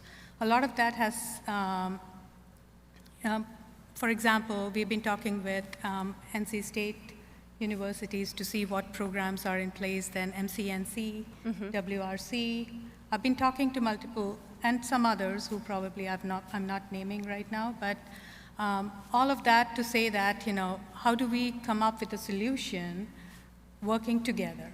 Yeah, comes back to that, really a theme that came out of the first responses, this idea of partnership and not just in the having city, county, state government at the table, but this idea of partnerships, which also came up in the previous panel. I feel like there's so much that's being highlighted here. I mean, you mentioned the three-legged stool that Yvette Holmes brought up. She also brought up this idea of isolation and how that lack of access can lead to a lot of isolation. And Secretary Weaver, that was what you were mentioning there, that it's access to so many services when you limit that connectivity. So a lot of opportunity there. Okay, there's a lot more on that, and I hope that you are thinking of questions for these fantastic panelists as we get a little bit further. But before we get into there, I do have a couple more questions I want to ask about cybersecurity. Since we have you here, Ms. Menon, I want to ask, as the CIO of a city, how much of your bandwidth, if you'll excuse the pun, is taken up by cybersecurity concerns? A lot. More than 25/3 now. Here we talk about the data, the connectivity, IoT. Along with that comes the risk. Yeah. And as the industry would agree, we have a huge shortage of cybersecurity professionals. So just making sure that the basic needs are met, that itself sometimes is a challenge. So that being said, so we have a cybersecurity practice at the city, and we are building on that. How do we prevent, detect, correct, and keep our operations from being impacted as a result of an incident? So that's pretty much the focus of the team. So along with that, we have also this year, we have tried that internally to build our cybersecurity education program. And I believe a lot of that has to do with educating our community as well, and making sure they're aware of the various risks and the bad actors and the way they try to get hold of, the nice citizens. Yeah. So a lot of focus has been on building that education program as well. And we're trying to, we have some vacancies in our organization that we're trying to fill. So that is all to summarize that a lot of my time is spent on cybersecurity. And I know state has great programs, so I would pass it on to Secretary Weaver so he can highlight some of those. Yeah, thank you, Sindhu. Cybersecurity is extremely important here in the state of North Carolina, and I do believe, once again, we're a national leader as far as the state holistic approach that's taken and working across all levels of government and critical infrastructure. Also pleased to say that in the state budget, for the first time ever, we received reoccurring funding through the General Assembly. So $7.5 million a year now is going to be there on a reoccurring basis for us to continue to move forward with cybersecurity activities. So prior to that, we probably spent about 2% of our overall budget on cyber, which was woefully inadequate. And so now we're starting to get the momentum that we need to move forward. But North Carolina is poised. We have what's called the Joint Cyber Task Force at the state level, which is comprised of not just state members, but also local government entities, university personnel, and probably most importantly, the men and women who serve in the National Guard here in North Carolina. And at any given time, we are funding 15 or 16 active duty National Guardsmen and women that are focused on working cyber and doing a lot of work in the local communities that are out there. So when we look at cybersecurity, we're looking at, like I said, a holistic state approach.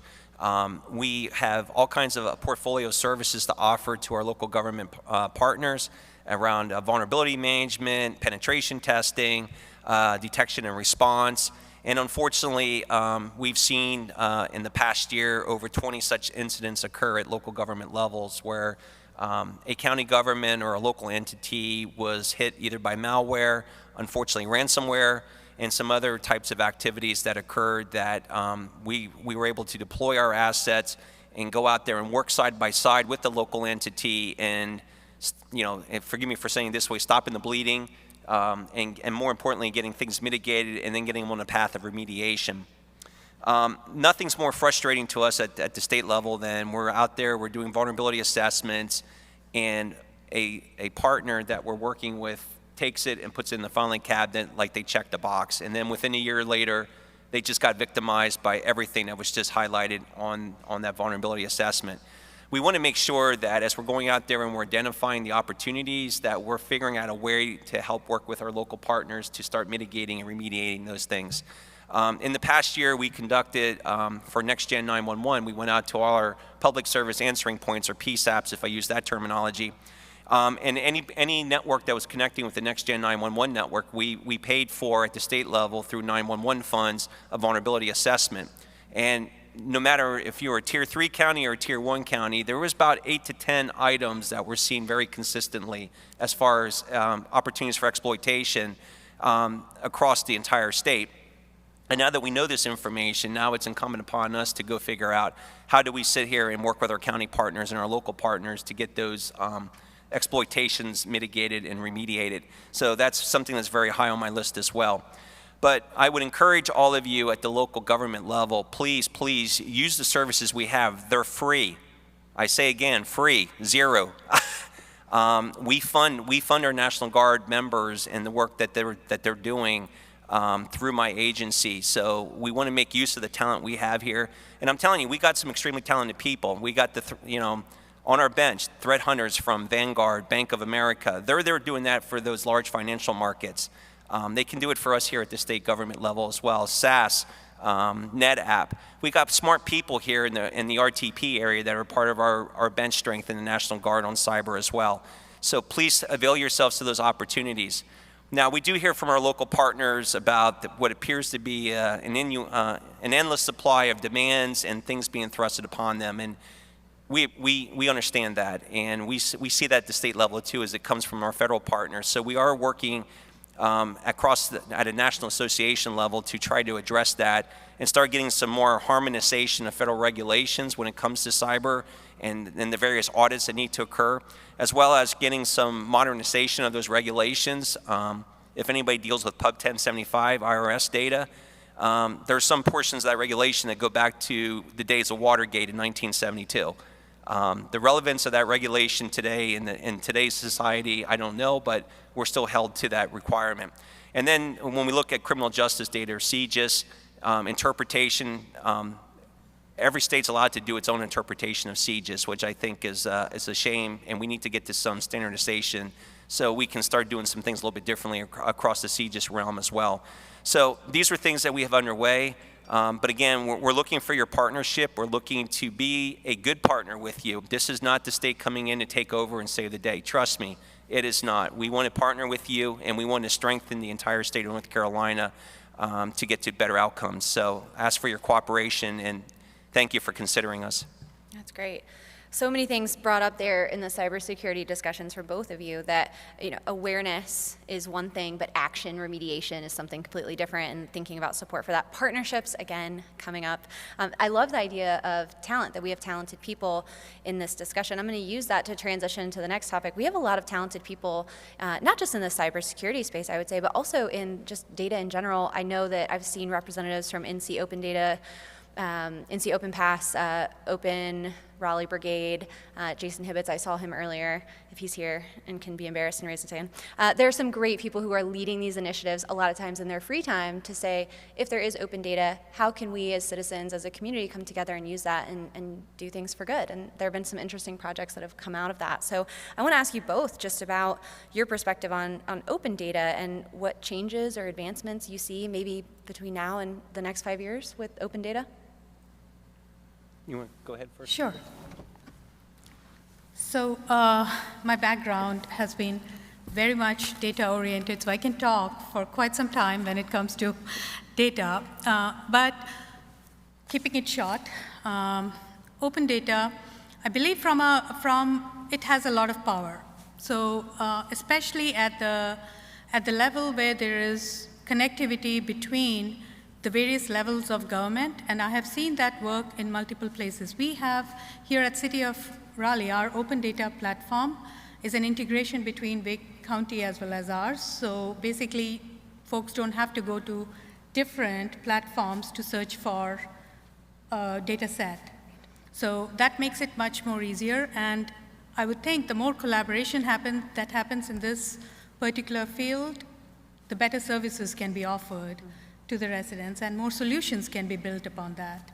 So I'm a big advocate of open data, and also I'm a big advocate of privacy as well. So there is a fine line between the different categories. Not every data is open. So, and addressing those fine lines and making sure that more and more data sets are available for folks to either work on solution and or build decisions upon. Absolutely, and in one place, like you mentioned, with what Raleigh currently has available through that portal. And then you mentioned a little bit of just that standardization so that it's all in a format, and that was something that you had mentioned, Secretary Weaver, is talking about cybersecurity, but what do you think? What's your perspective from open data? First and foremost, Monday we will have the state's first ever Chief Privacy Officer will be starting here in North Carolina, so I'm excited to have her come on board. Her name is Cherie Givens, and she brings a wealth of experience. And now that we will have a Chief Privacy Officer, now we can start to talk about what can the state do differently in the terms of open data. I'm honestly and shamefully hate to admit that I'm not aware of really any open data sets that the state does make available currently at this time. And when I look at prior life, as Sarah mentioned, back in the Commonwealth of Pennsylvania, We did have an office that was focused entirely on open data. We did do things like hackathons where we made data sets available. It wasn't to hack the data, but it was really to start taking these data sets and figuring out how could those data sets be used to solve various problems. One in particular that was really, and this is probably one that we all can relate to, is the opioid epidemic that existed. I mean, Governor Wolf, when he came into office in Pennsylvania, that was his first executive order, was naming the opioid epidemic as a state crisis, which allowed now, it knocked down barriers, and it started making all the different agencies have to work together to start focusing on the opioid epidemic. And in the hackathon that was done with these data sets that the Department of Health provided, it started showing us trends and unique opportunities. So as an example, we saw that the epidemic was not as significant in urban areas, but in rural areas, it was out of control. Which you wouldn't, I mean, but as you look at the data, then you sit there and you start thinking about, well, why is that? When you start listening to medical professionals and emergency room doctors expressing frustration that they would get a patient come into the ER, but the amount of time it took for them to find them a bed and arrange for transportation, the patient walked out of the ER and they lost that patient. Not in the literal sense, but in the figurative sense. And so these are the types of things that when you start looking at the real world problems, that these data sets started to allow for opportunities to start bringing, again, going back to that private-public partnerships, right? How did we start coming in and what can we start doing to solve these problems? You know, how does you leverage an Uber or a Lyft concept to get to the ER? How can we start making facilities that have beds available for drug and alcohol treatment aspects more readily available to doctors so they can link these two services together and get that patient to the help that they need, as opposed to watching them walk out the emergency room door. And we could just go on and on with different examples of that. I'm sure one area here that folks in Raleigh would appreciate is traffic congestion. Absolutely. Right? You know, and as you start looking at that, and you know, as you're building these roads, what is that doing to flooding impacts? When you start thinking about a torrential downpour, things of that nature. There's just so many ways that this can be done. And, you know, as we making that data available, you know, the greatest people who can provide us additional data is the public as they're going out and about. And how does the public start inputting or injecting data sets into this available, or this opportunity, whether you want to call it an open data portal, whatever the case may be. So I think there's a lot more that we can be doing in this area. So once Cherie gets on board here, I'm really going to be excited, and I'm sure we'll be in contact here with Sindhu, and how can we start doing some things here different in our own backyard in the city of Raleigh, leveraging state data sets, maybe some local data sets, and see what we can start doing, and then bringing in Wake County, and who knows where this could go. Absolutely. That's so great. I love this. I don't know if Noah Otto and Tom Snyder are here. If we could have an open data, just do this again, but have our Chief Privacy Officer join us and do an open data one. This is just really exciting, and I think a lot of what you just mentioned is potential case studies when we see open data helping us to ask better questions. You know, why is it that we're seeing this difference, and what does that mean about the services we could provide or change? It's just exciting and fascinating, and there are projects going on right now to some of the topics that you mentioned about flooding, as an example. I know Riot has led a big project on that in the past. You know, water doesn't care about city lines, right? And so as you think about sharing that data and helping it, you know, different communities to understand what's happening during a hurricane and when there's flooding, it's really important. Okay, we need to have some time for questions because I understand that you might have some questions for our panelists. So I'm going to move us to our lightning round here. I'm going to ask each of you just a quick final question. If you could make one New Year's resolution or holiday wish related to your role as a CIO for 2022 for our community, what would it be? Well, that's easy for me. I'll jump in on that one. That's get North Carolina connected. North Carolina connected, yeah, I love it. We need to do that. I mean, I don't know how else to say it. We need North Carolina connected. We need to continue to make this state the great state that it is, and broadband's a key component of that. I love that. And I'll just highlight, I think that this discussion has done such a great job of emphasizing broadband as infrastructure, almost without us even directly calling it out. Throughout this entire discussion, broadband was treated as an infrastructure, and as it has been, of course, in so much legislation at many different levels, but just want to highlight that. Thank you for that. I don't think I would have disagreed on that, but connected, and I would say accessible as well, I would add. accessibility to it. Yeah, lovely. Well, before we move on to questions, can you just join me in thanking these panelists? Thank you so much to both of you for being here today and sharing your insights. I do want to move on to questions, so if you have a question for these panelists, I'd invite you to ask. I'm real blinded, so Tom, you'll have to tell me if somebody has one. Great. Thank you. I'm Steve Rao. I serve as a city council member of the town of Morrisville, and I chair our IT initiatives. I want to thank Secretary Weaver for being here and for all his service, and Sindhu Menon for coming from Texas. I just have an observation I want to share and then sort of get your feedback. Just this week, we were with Governor Cooper at the Clean Tech Awards, where he was given the Clean Tech Champion Award, and the town of Morrisville won an innovation award for our Connected Park initiative. And yeah. Congratulations. Thank you.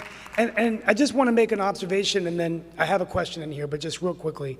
So as someone that leads our smart city initiatives, you know, to me, what I learned from this entire experience, and I really want to give a shout out to our CIO, Rick Ralph, and our team, is we didn't know where to begin, like many cities. And we came in, we did an assessment, identified our problems based on our strategic plan, and then put together quick wins. So one was the parks, the other one is a solar array guiding our sustainability initiatives in our Fire Station 1. The greatest achievement for me was the smart shuttle. And so like my 16-year-old son today, to go to the park, he's going to use our smart shuttle in Morrisville with an app where the shuttle comes and gets him near where we live, takes him to the park, and then we'll take him back so he's in time for dinner because he's getting his learner's permit. The point I'm trying to make is that it's so amazing. For me, what I learned from this experience is smart cities is all about enhancing the quality of life for citizens, providing operational efficiencies, right? So my question is this. Tom Snyder and NC Riot's doing a great job with, you know, how they're bringing cities in to do collaboration. But what can we do, like on issues like data, stormwater?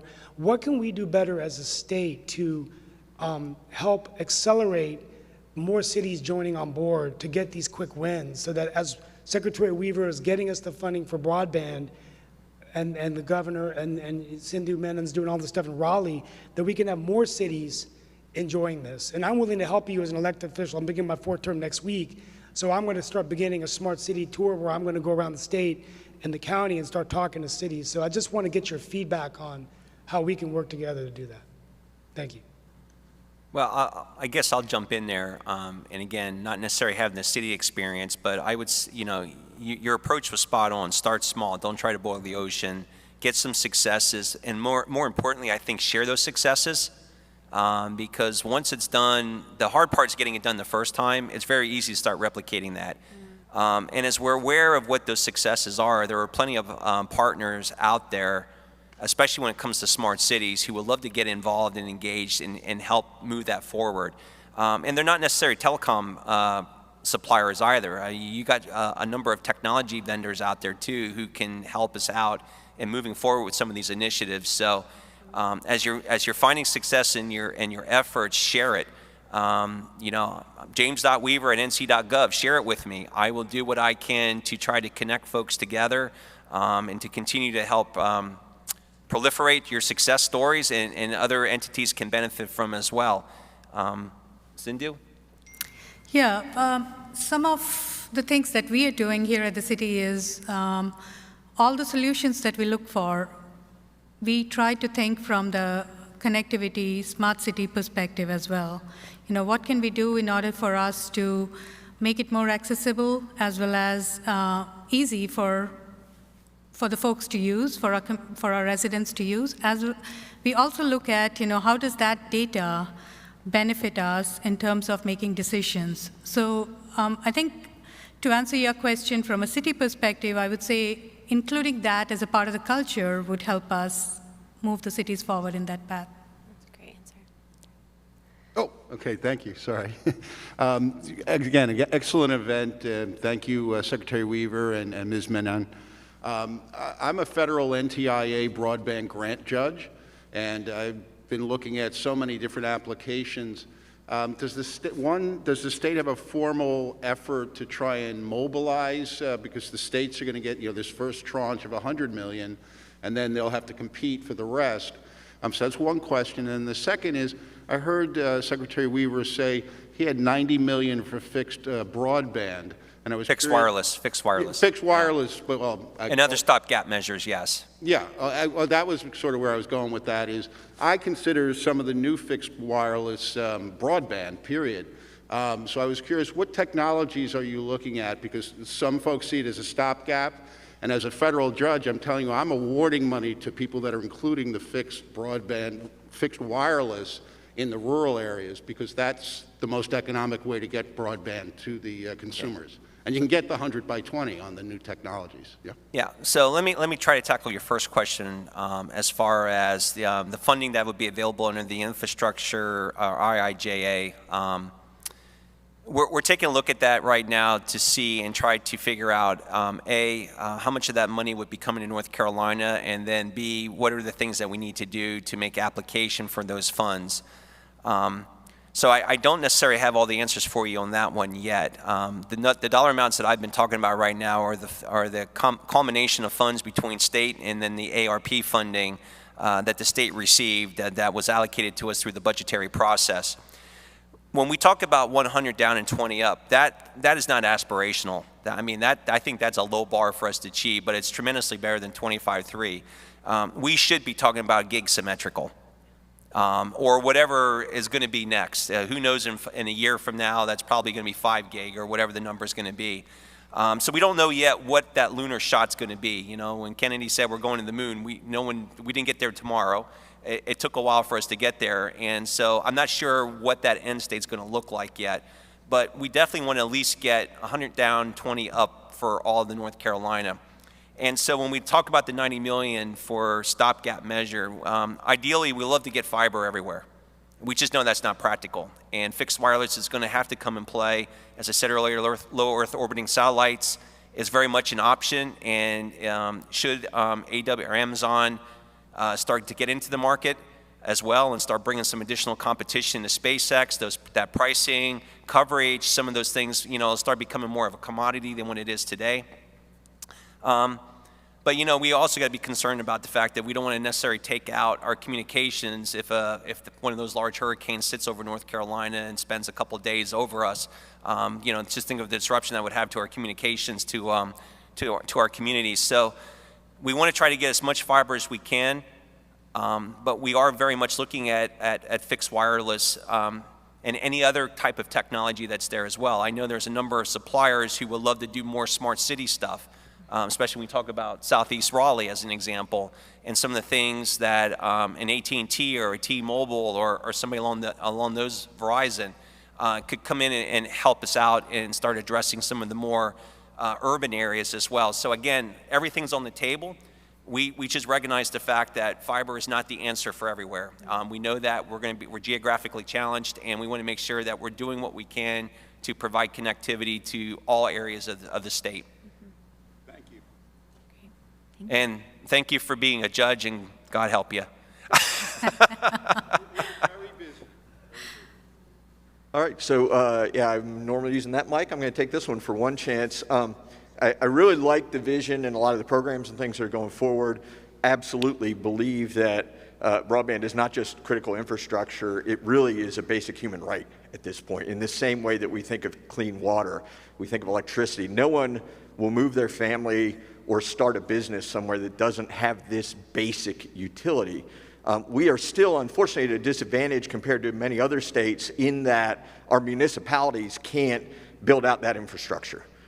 Is there anything kind of changing in the policy landscape to develop more public-private partnerships and not to feel like everything just needs to be provided by the private sector? Because as you know, through these plurality of technologies, it's not a technology challenge, right? We have broadband in orbit. We can put broadband on the moon. It's really a business model challenge, and can we bring more creativity into alternative business models?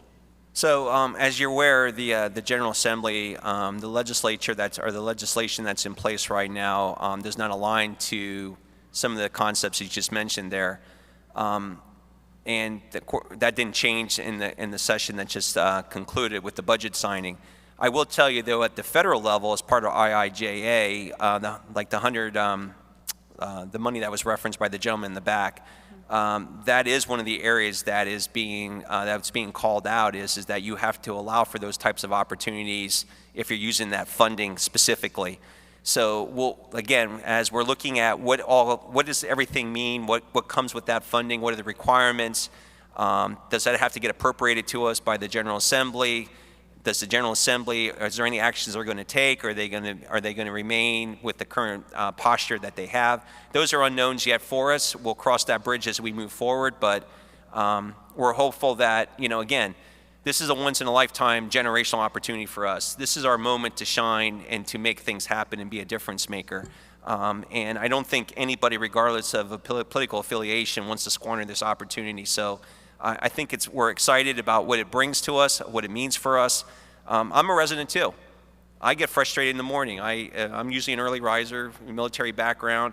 So come 6 a.m., I can start seeing in the apartment complex my bandwidth start to get throttled. I can start seeing some latency and different things. Yet when I do the speed test, I'm 240 down and 20 up, which a lot of people across the state of North Carolina would just die for that, right? They would love that. And I'm complaining about it, and I feel bad about it when I do complain. But, I mean, we can see it here, on an ongoing basis. So we're going to make the most of the opportunity we have in front of us. But like I said, there are some things that current North Carolina law allows for and current things that it does not allow for. And we'll have to see what that federal dollars and what may have to be changed to allow for us to use those funds. Great. Do we have time for one more question? All right. I think we have, yep. Anybody other than Mark? No. Hi, Mark. All right. Mark Swan. I report to Sindhu, so I'll pick on you. Pick on Secretary Weaver, which is good for job performance. But my question is related not so much to about you talked about the methods of extending broadband or the tools. How have you thought about what entities you would work through? Is this something like a DOT model where it's, go out and do these contracts to do these trenches and cable, or do you see like Southeast Raleigh Promise is a charity option, or there's Raleigh ourselves where, say here's a grant Raleigh or here's a grant Southeast Raleigh Promise, go put fiber in the ground there and we'll turn that over to whoever wants to lease it. Yeah, so we're looking at a competitive procurement process because, again, at the end of the day, we are government, and that's the type of stuff that we have to do. I think the difference here, though, and what we're looking moving forward is that the winners of those opportunities, they're not getting the money up front. It's basically a reimbursement of their costs. So they're going to have to demonstrate something got done, here's my expense, and we'll reimburse for that expense. But through the competition efforts, we'll have that money set aside for that effort as they have it defined. So I think the original great grant program was we gave money up front, and in some cases we had some good success. In other cases, we had some issues, and we're having to go back and try to get money. This time going forward, we want to make sure that the money's going for what was its intended purposes, if you will, and that a supplier is actually providing and demonstrating they have something done, and then we'll reimburse the effort. I know Mark was getting up before I teased him. Come on, Mark. I can take it. It's a long-winded question. I'll try and make it as short as I can. You both talked about partnerships. As you know, I'm Mark Hoyt, NC State, for those of you who don't know me. NC State's a big partner and loves the partnership idea. But there's a last mile problem, and not a last mile connectivity problem, a last mile people problem. And that's what the Raleigh Promise and some of the other groups are doing. They're helping close that gap. But there are also groups inside each of your organizations that do things out in the distances and are not enveloped and not part of your own partnerships. So how do you change some of that dynamic and bring all those groups together in order to do that last outreach to balance those three legs of the stool? Sorry, hard question for the closing. So I think that was directed to you, Sindhu. No. Mark, I mean, I don't have the answers for that. Again, I would encourage you have ideas, come to us, and we'll sit down. I mean, we need to engage everybody in this. It's going to take a village to make this happen. It's not going to just be a few people. And I don't know how else to actually respond to that. It's a fair question to ask. And I will bring up, there was I think it was Brent Sloan of LifeScale, had a great term for us in an earlier panel of civic inclusion, and just this idea that it is not just the partnerships that are coming from a certain level and kind of being brought down, but that, you know, it involves everyone. And I think broadband is a crucial space for that, where there are hurdles where, as an everyday citizen, you know, I don't feel like I can go dig a trench and put down any fiber, but there are things that I can do. And certainly we had high school students here talking about the roles that they have as ambassadors on some of these issues. So for me, I've gotten a lot of inspiration out of this panel, and it's hard not to think about where else can I be involved as a citizen, as a business owner, as a parent in these areas, and how can I make sure to amplify my support for the kind of partnerships, and even frankly for the kind of business models that Tom, you know, was asking questions. How can I do a better job of amplifying some of that? So I didn't mean to cut you off, but I just wanted to voice that, you know, it's been happening all day, these great conversations to try to answer that very crucial question. Yeah. Cindy, did you have anything else on that one? That was a good one. Well, I'm on the same page as Secretary Weaver here as well. You know, we are open to those discussions. We have to figure it out, and I don't believe the solution is, you know, it has been found yet. How do you build these partnerships and bring them forward? Mark, I would really love to talk about it as I discuss with others. Yeah, and we already have our plan for our next panel. We're going to do the open data panel next. Yeah. Okay. We are at time. Unfortunately, I feel like I could keep talking to these two individuals all day. I want to thank you all for being such a great audience and listening to two fantastic CIOs. As a proud North Carolina resident, I want to say to both of you, welcome to our state. I'm so glad that you're here. I hope you enjoy a wonderful first holiday as North Carolinians. Thank you. Thank you. Thank you.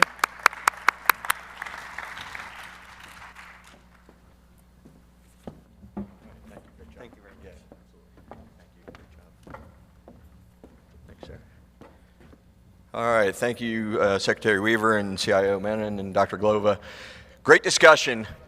We're going to close out today's program with another moment of kind of connecting the dots, right? We just talked about how do we include all of us in thinking about these future solutions and use cases in our communities? How do we open data sets and opportunities to others? How do we, you know, engage the public? How do we partner and the value of partnerships? And there was a project that maybe you hadn't heard about, but that was run over the last year in partnership with the city of Raleigh and the town of Cary, a number of corporate partners, Google Fiber, Facebook Reality Labs, a few others.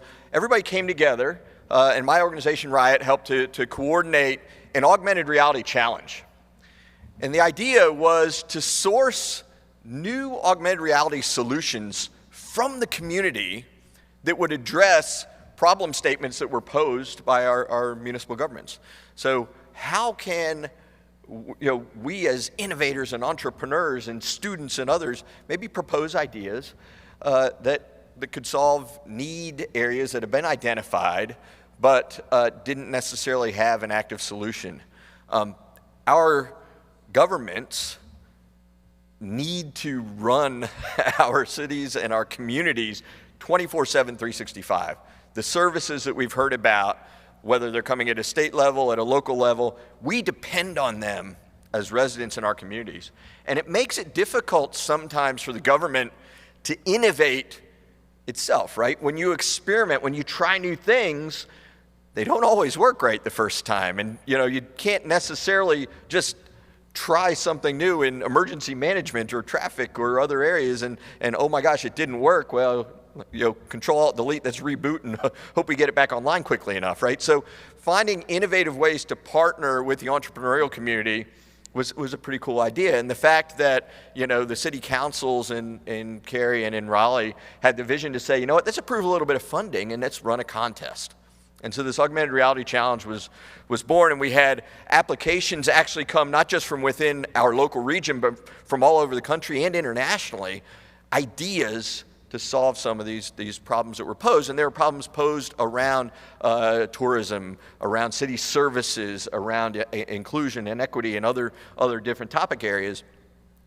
About a half a dozen teams were selected from that idea stage to build out a proof of concept prototype.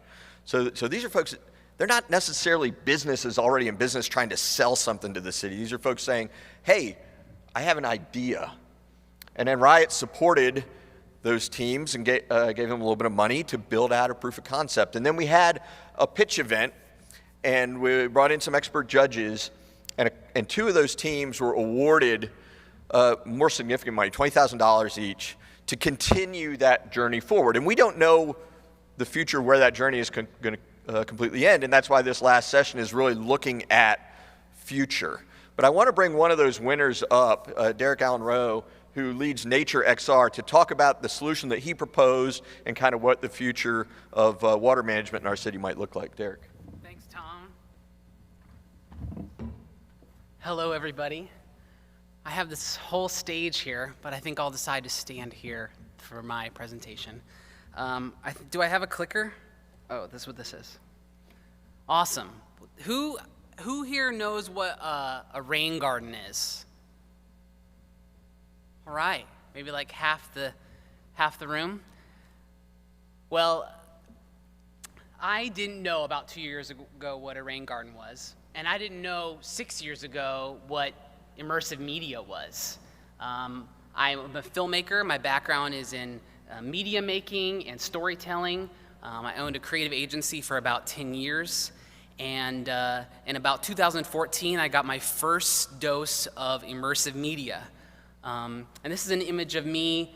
We were touring festivals, and I was at the Tribeca Film Festival trying an experience that puts you in the rainforest, where you get to see a tree grow from seed to adult, and then it rains, and they like spritz water on you, and then all of a sudden you smell fire, and they're like lighting a match near you and like wafting the smoke at you, and you're like, oh no, I smell fire, and the rainforest is getting burned down. And it was this like, an experiment in immersive media's ability to create empathy and to create educational experiences. And I was sold. I've been working in this field ever since 2014. And one of the experiments that I did is I went and filmed the national parks in virtual reality. It was the 100th anniversary of the national parks, and I thought, what better way to celebrate that in this new field that I'm getting into than to historically preserve forever the national parks in a way that once Glacier National Park doesn't have a glacier anymore, and once the Redwoods National Park doesn't have redwoods anymore. People can look at it and remember these places that we protected. And that kind of like inspired me to get out and engage people with this medium. And so when I came back to North Carolina after working on that project, I went to schools and museums and festivals and city governments sharing this project. Ended up working with the city of Apex to work on something called Prescription Parks, where we helped show people what the park facilities looked like, because people were afraid to go to certain parks because they didn't know what it offered them. And virtual reality allowed them to see like, oh, look, there's water fountains and benches and people fishing and people saying hello to each other. And I've had a lot of experience in this medium, but a lot of it so far has been in storytelling and educating. And when Riot did their search for ideas for this festival, for this challenge, more like, there were 3 problem areas. The problem area was use augmented reality to reestablish the convention center as an economic hub. Use augmented reality to develop workforce development in the data economy. Use augmented reality to make city services more equitable and accessible. I had to take pause because I had been working in this field for like over 6-7 years. I was like, augmented reality isn't magic. Can it do those things? And I honestly, my first reaction was to say, I don't know, and kind of walked away from it. And later that night, I started thinking, no, I'm in this field. I'm in this area. I know these cities. I know these problems. I know this tech. If these questions can be answered, I need to figure out answers to them. So after talking with my team and putting a bunch of ideas out there, the one that I chose, the problem area that we chose to work on our team was making city services more equitable and accessible. Well, in the city, some of the services, a lot of people don't even know what services the city offers them. It's you kind of got to go do research. Like, what does the city do for me? And some of the big things that the city offers is stormwater management and waste management. I think even my grandmother growing up, that was like the one thing I knew is like, there's the trash can. That's what the city is doing, like taking the trash away, and people know that. But stormwater management, it's not as much in your face as the trash cans are, but it's a huge thing. And it wasn't until maybe a few years ago when this condo started popping up, and that condo started popping up, and this condo started popping up. It seems like when you cover the ground with concrete, the water runs off, and it floods parks and sometimes people's homes or cul-de-sacs. And this is a big thing for the city to try and figure out. And this was a huge educational opportunity for us as well to think about how augmented reality and what we were doing could serve that purpose and that need. Well, about 2 years ago, in our yard, it actually has this problem of flooding. I live in Durham, and we got a newsletter or something from the neighborhood that said that the city was offering consultations for rain gardens. And we're like, oh, that would be interesting. Let's look into that. And we got a pamphlet and an email from someone at the city, and then we talked to our landlord about what it meant, and we emailed them back, and they emailed us again, and we called them and left a message, and they called us back, and then someone came out basically 6 months later, we weren't any closer to understanding what a rain garden was or what it would take, and then eventually we didn't get a rain garden. But when this project started again, I thought, well, what a good opportunity to try and see if augmented reality can help that problem. So to go back to the question we had at the beginning, when I explain rain gardens to people, those that don't know what a rain garden is, they think it's a garden that sometimes has rain in it, which is true. But it's also known as a bioretention facility.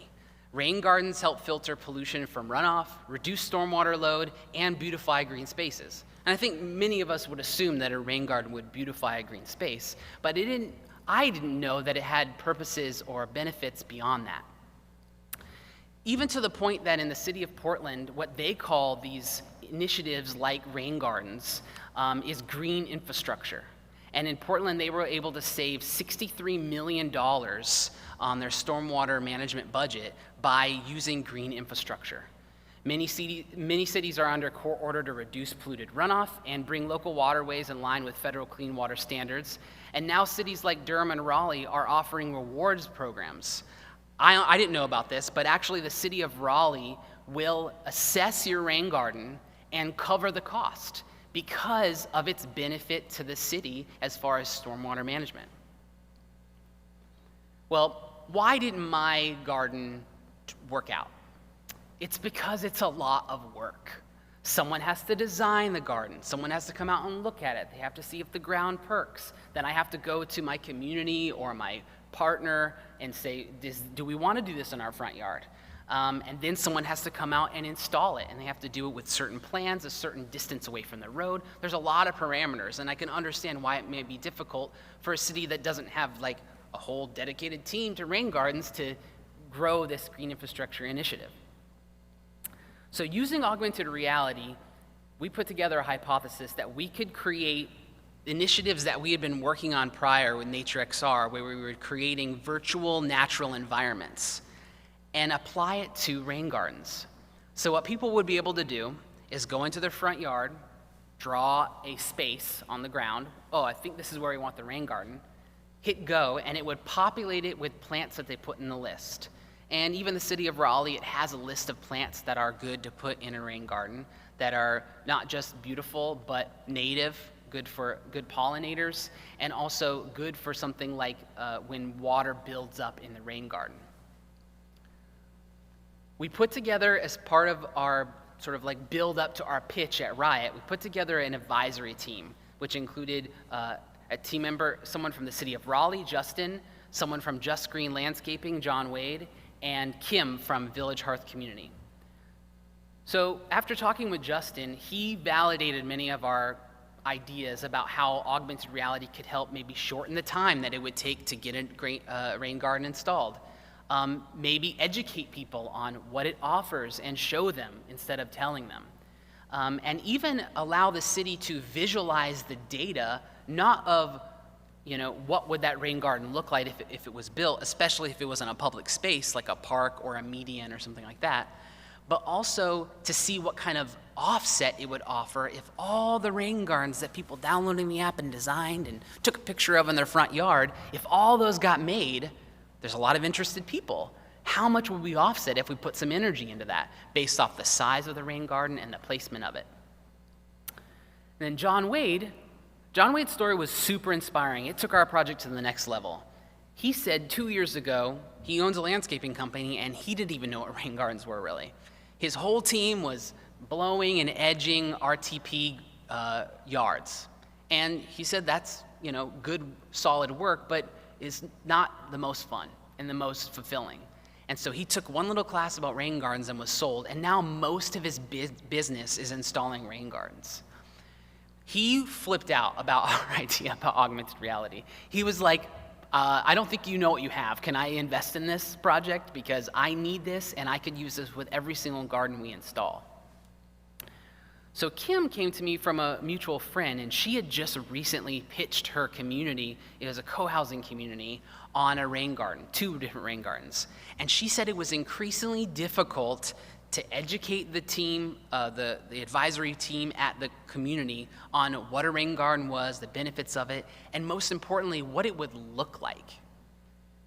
She didn't get a drawing from the landscaping company, and after you install a rain garden, it actually kind of still looks like a mud pit for a little while until the plants flourish and start to take root. And she said that this application would have helped her educate her community and also get buy-in from stakeholders to make it happen. So using the technology we developed from an Epic Mega Grant from Epic Games over the last year and a half, we created a procedural garden design program that would allow people to design any shape in their garden, and it would fill it with appropriate plants. These are all procedurally generated 3D models. And procedural just means that no one had to sit down and design it. Like, put this plant there, put that plant there. We can generate a list of approved plants, and it can populate that garden in a way that allows the person to easily get a visually satisfying imagery for their augmented reality experience. We paired our augmented reality solution with a partnership through BrandXR and Adalo, which is a no-code app movement. So I don't know if you've heard about no-code, but basically there are solutions out there where you can develop applications without knowing code at all. Adalo's theme, sort of their subline is easy to make an app as making a PowerPoint presentation. It wasn't that easy, but it was pretty good. I was able to put together a proof of concept for our pitch at the Write Your Reality competition. And now I want to show you kind of this is me using our proof of concept app. People can download it, sign in, and choose whether they want a garden that's just planted a few weeks ago or planted after a year. And augmented reality allows you to actually project that 3D visual with its accurate dimensions into the real world. So I scan the ground. It projects or augments that 3D garden that I designed into my backyard. And I can actually go and take photographs. And this is actually really not even possible without augmented reality. I can go take photographs of if the garden was installed, how close it is to the house, which is a parameter for the city in approving rain gardens, how close it is to the road. And also I can take pictures to show people what it looks like in front of the house, maybe generate a new garden because I didn't like the first one that it generated. And then this can be given back to the city for approval, or it can be given to the landscaper so they can actually use this as parameters for installing the garden. Cool, I don't think I have any more slides. Yep. So, does anyone have any questions? Because I found when I pitched at Riot, it was very exciting because I did not think we were gonna had any chance of winning. All the good ideas and all the talented people that were there, but what really connected with the judges was we had a very clear, specific idea, and contrary to my background of storytelling and entertainment and awareness building, this app had serious utility, which in a believer of immersive media, that's what I'm looking for now. Opportunities to show the utility of this technology to help shorten how much time it takes to install a rain garden, maybe reduce the labor for the city, and promote green infrastructure, which I think is not just good for the city, but also good for the natural environment as well.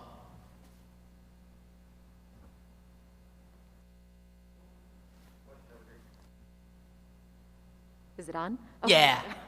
I don't necessarily have a question for you, but I just want to say this is really amazing work. I feel like what you did for the competition here is really inspiring, and I hope that the city is also thinking about, and other municipalities will think about using tools like this as a way not only to do what you were doing with rain gardens here, but as a way to really help citizens see the impacts of new applications for connected communities, for smart cities, and really be a tool to engage citizens in that work. So great job. It was very creative and very interesting. Thank you very much. Yeah, I agree. I think what I've learned over the last few years when, talking in the startup world and pitching investors is I have to kind of be 10% of myself or 10% of the full idea.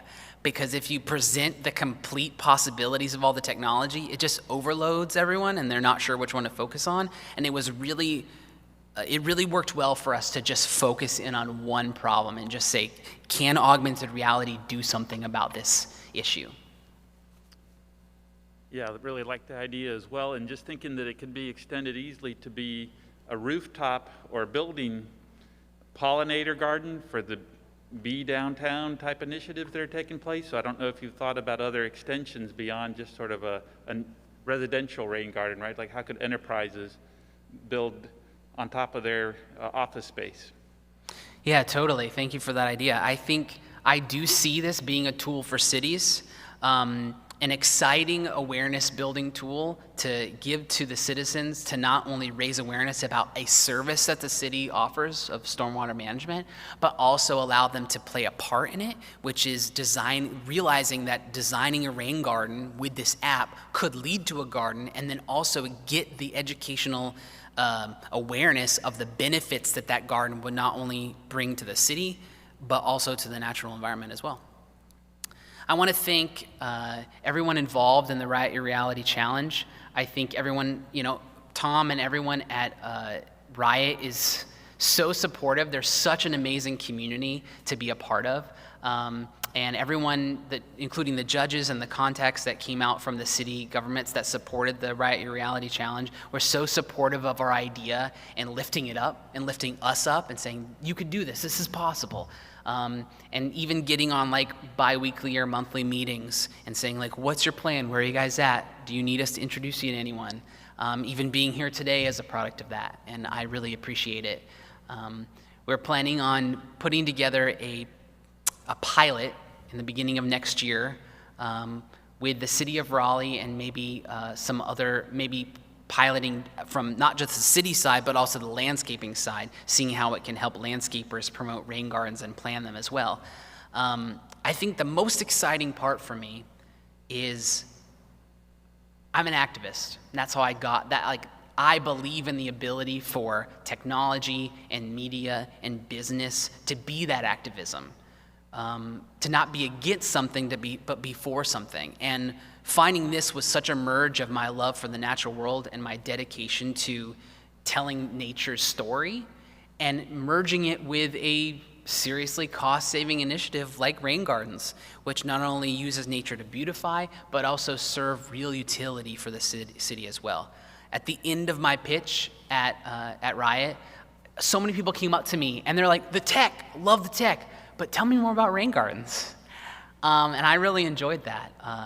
And I'm working with the science director of Unique Places to Save right now to come up with methods that we can actually use our database of approved 3D plants to allow this augmented garden technology to even help the city assess how much water this garden would offset by including data with every 3D model.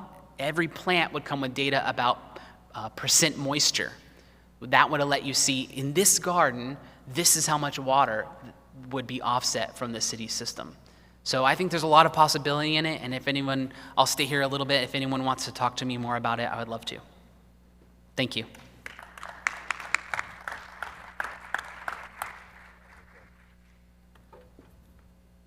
Okay, thank you, Derek. I love this concept of, you know, technology and nature. You could think of them as like really far apart, but they're not. It's really quite tightly connected in the right context.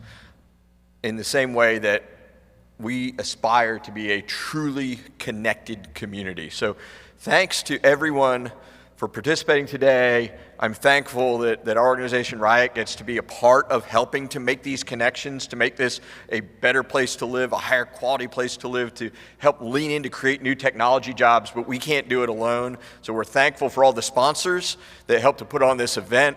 So thank you to Dell and to AT&T and all the corporate sponsors that were involved. Thank you to the City of Raleigh, to NC State, to all of the folks that kind of worked behind the scene, Noah Otto and his team, and Amy Lubas and others, for your coordination, your leadership. This is an ongoing effort. If anyone would like to get engaged formally, either in this program as we continue to bring it back year over year, or to connect with any of the speakers or participants that you heard from today, feel free to reach out directly to those who shared their information, or you can reach out to us at riot.org, and we'll do our best to make sure that you get connected. So thank you again today. Let's give another round of applause for our participants and our speakers.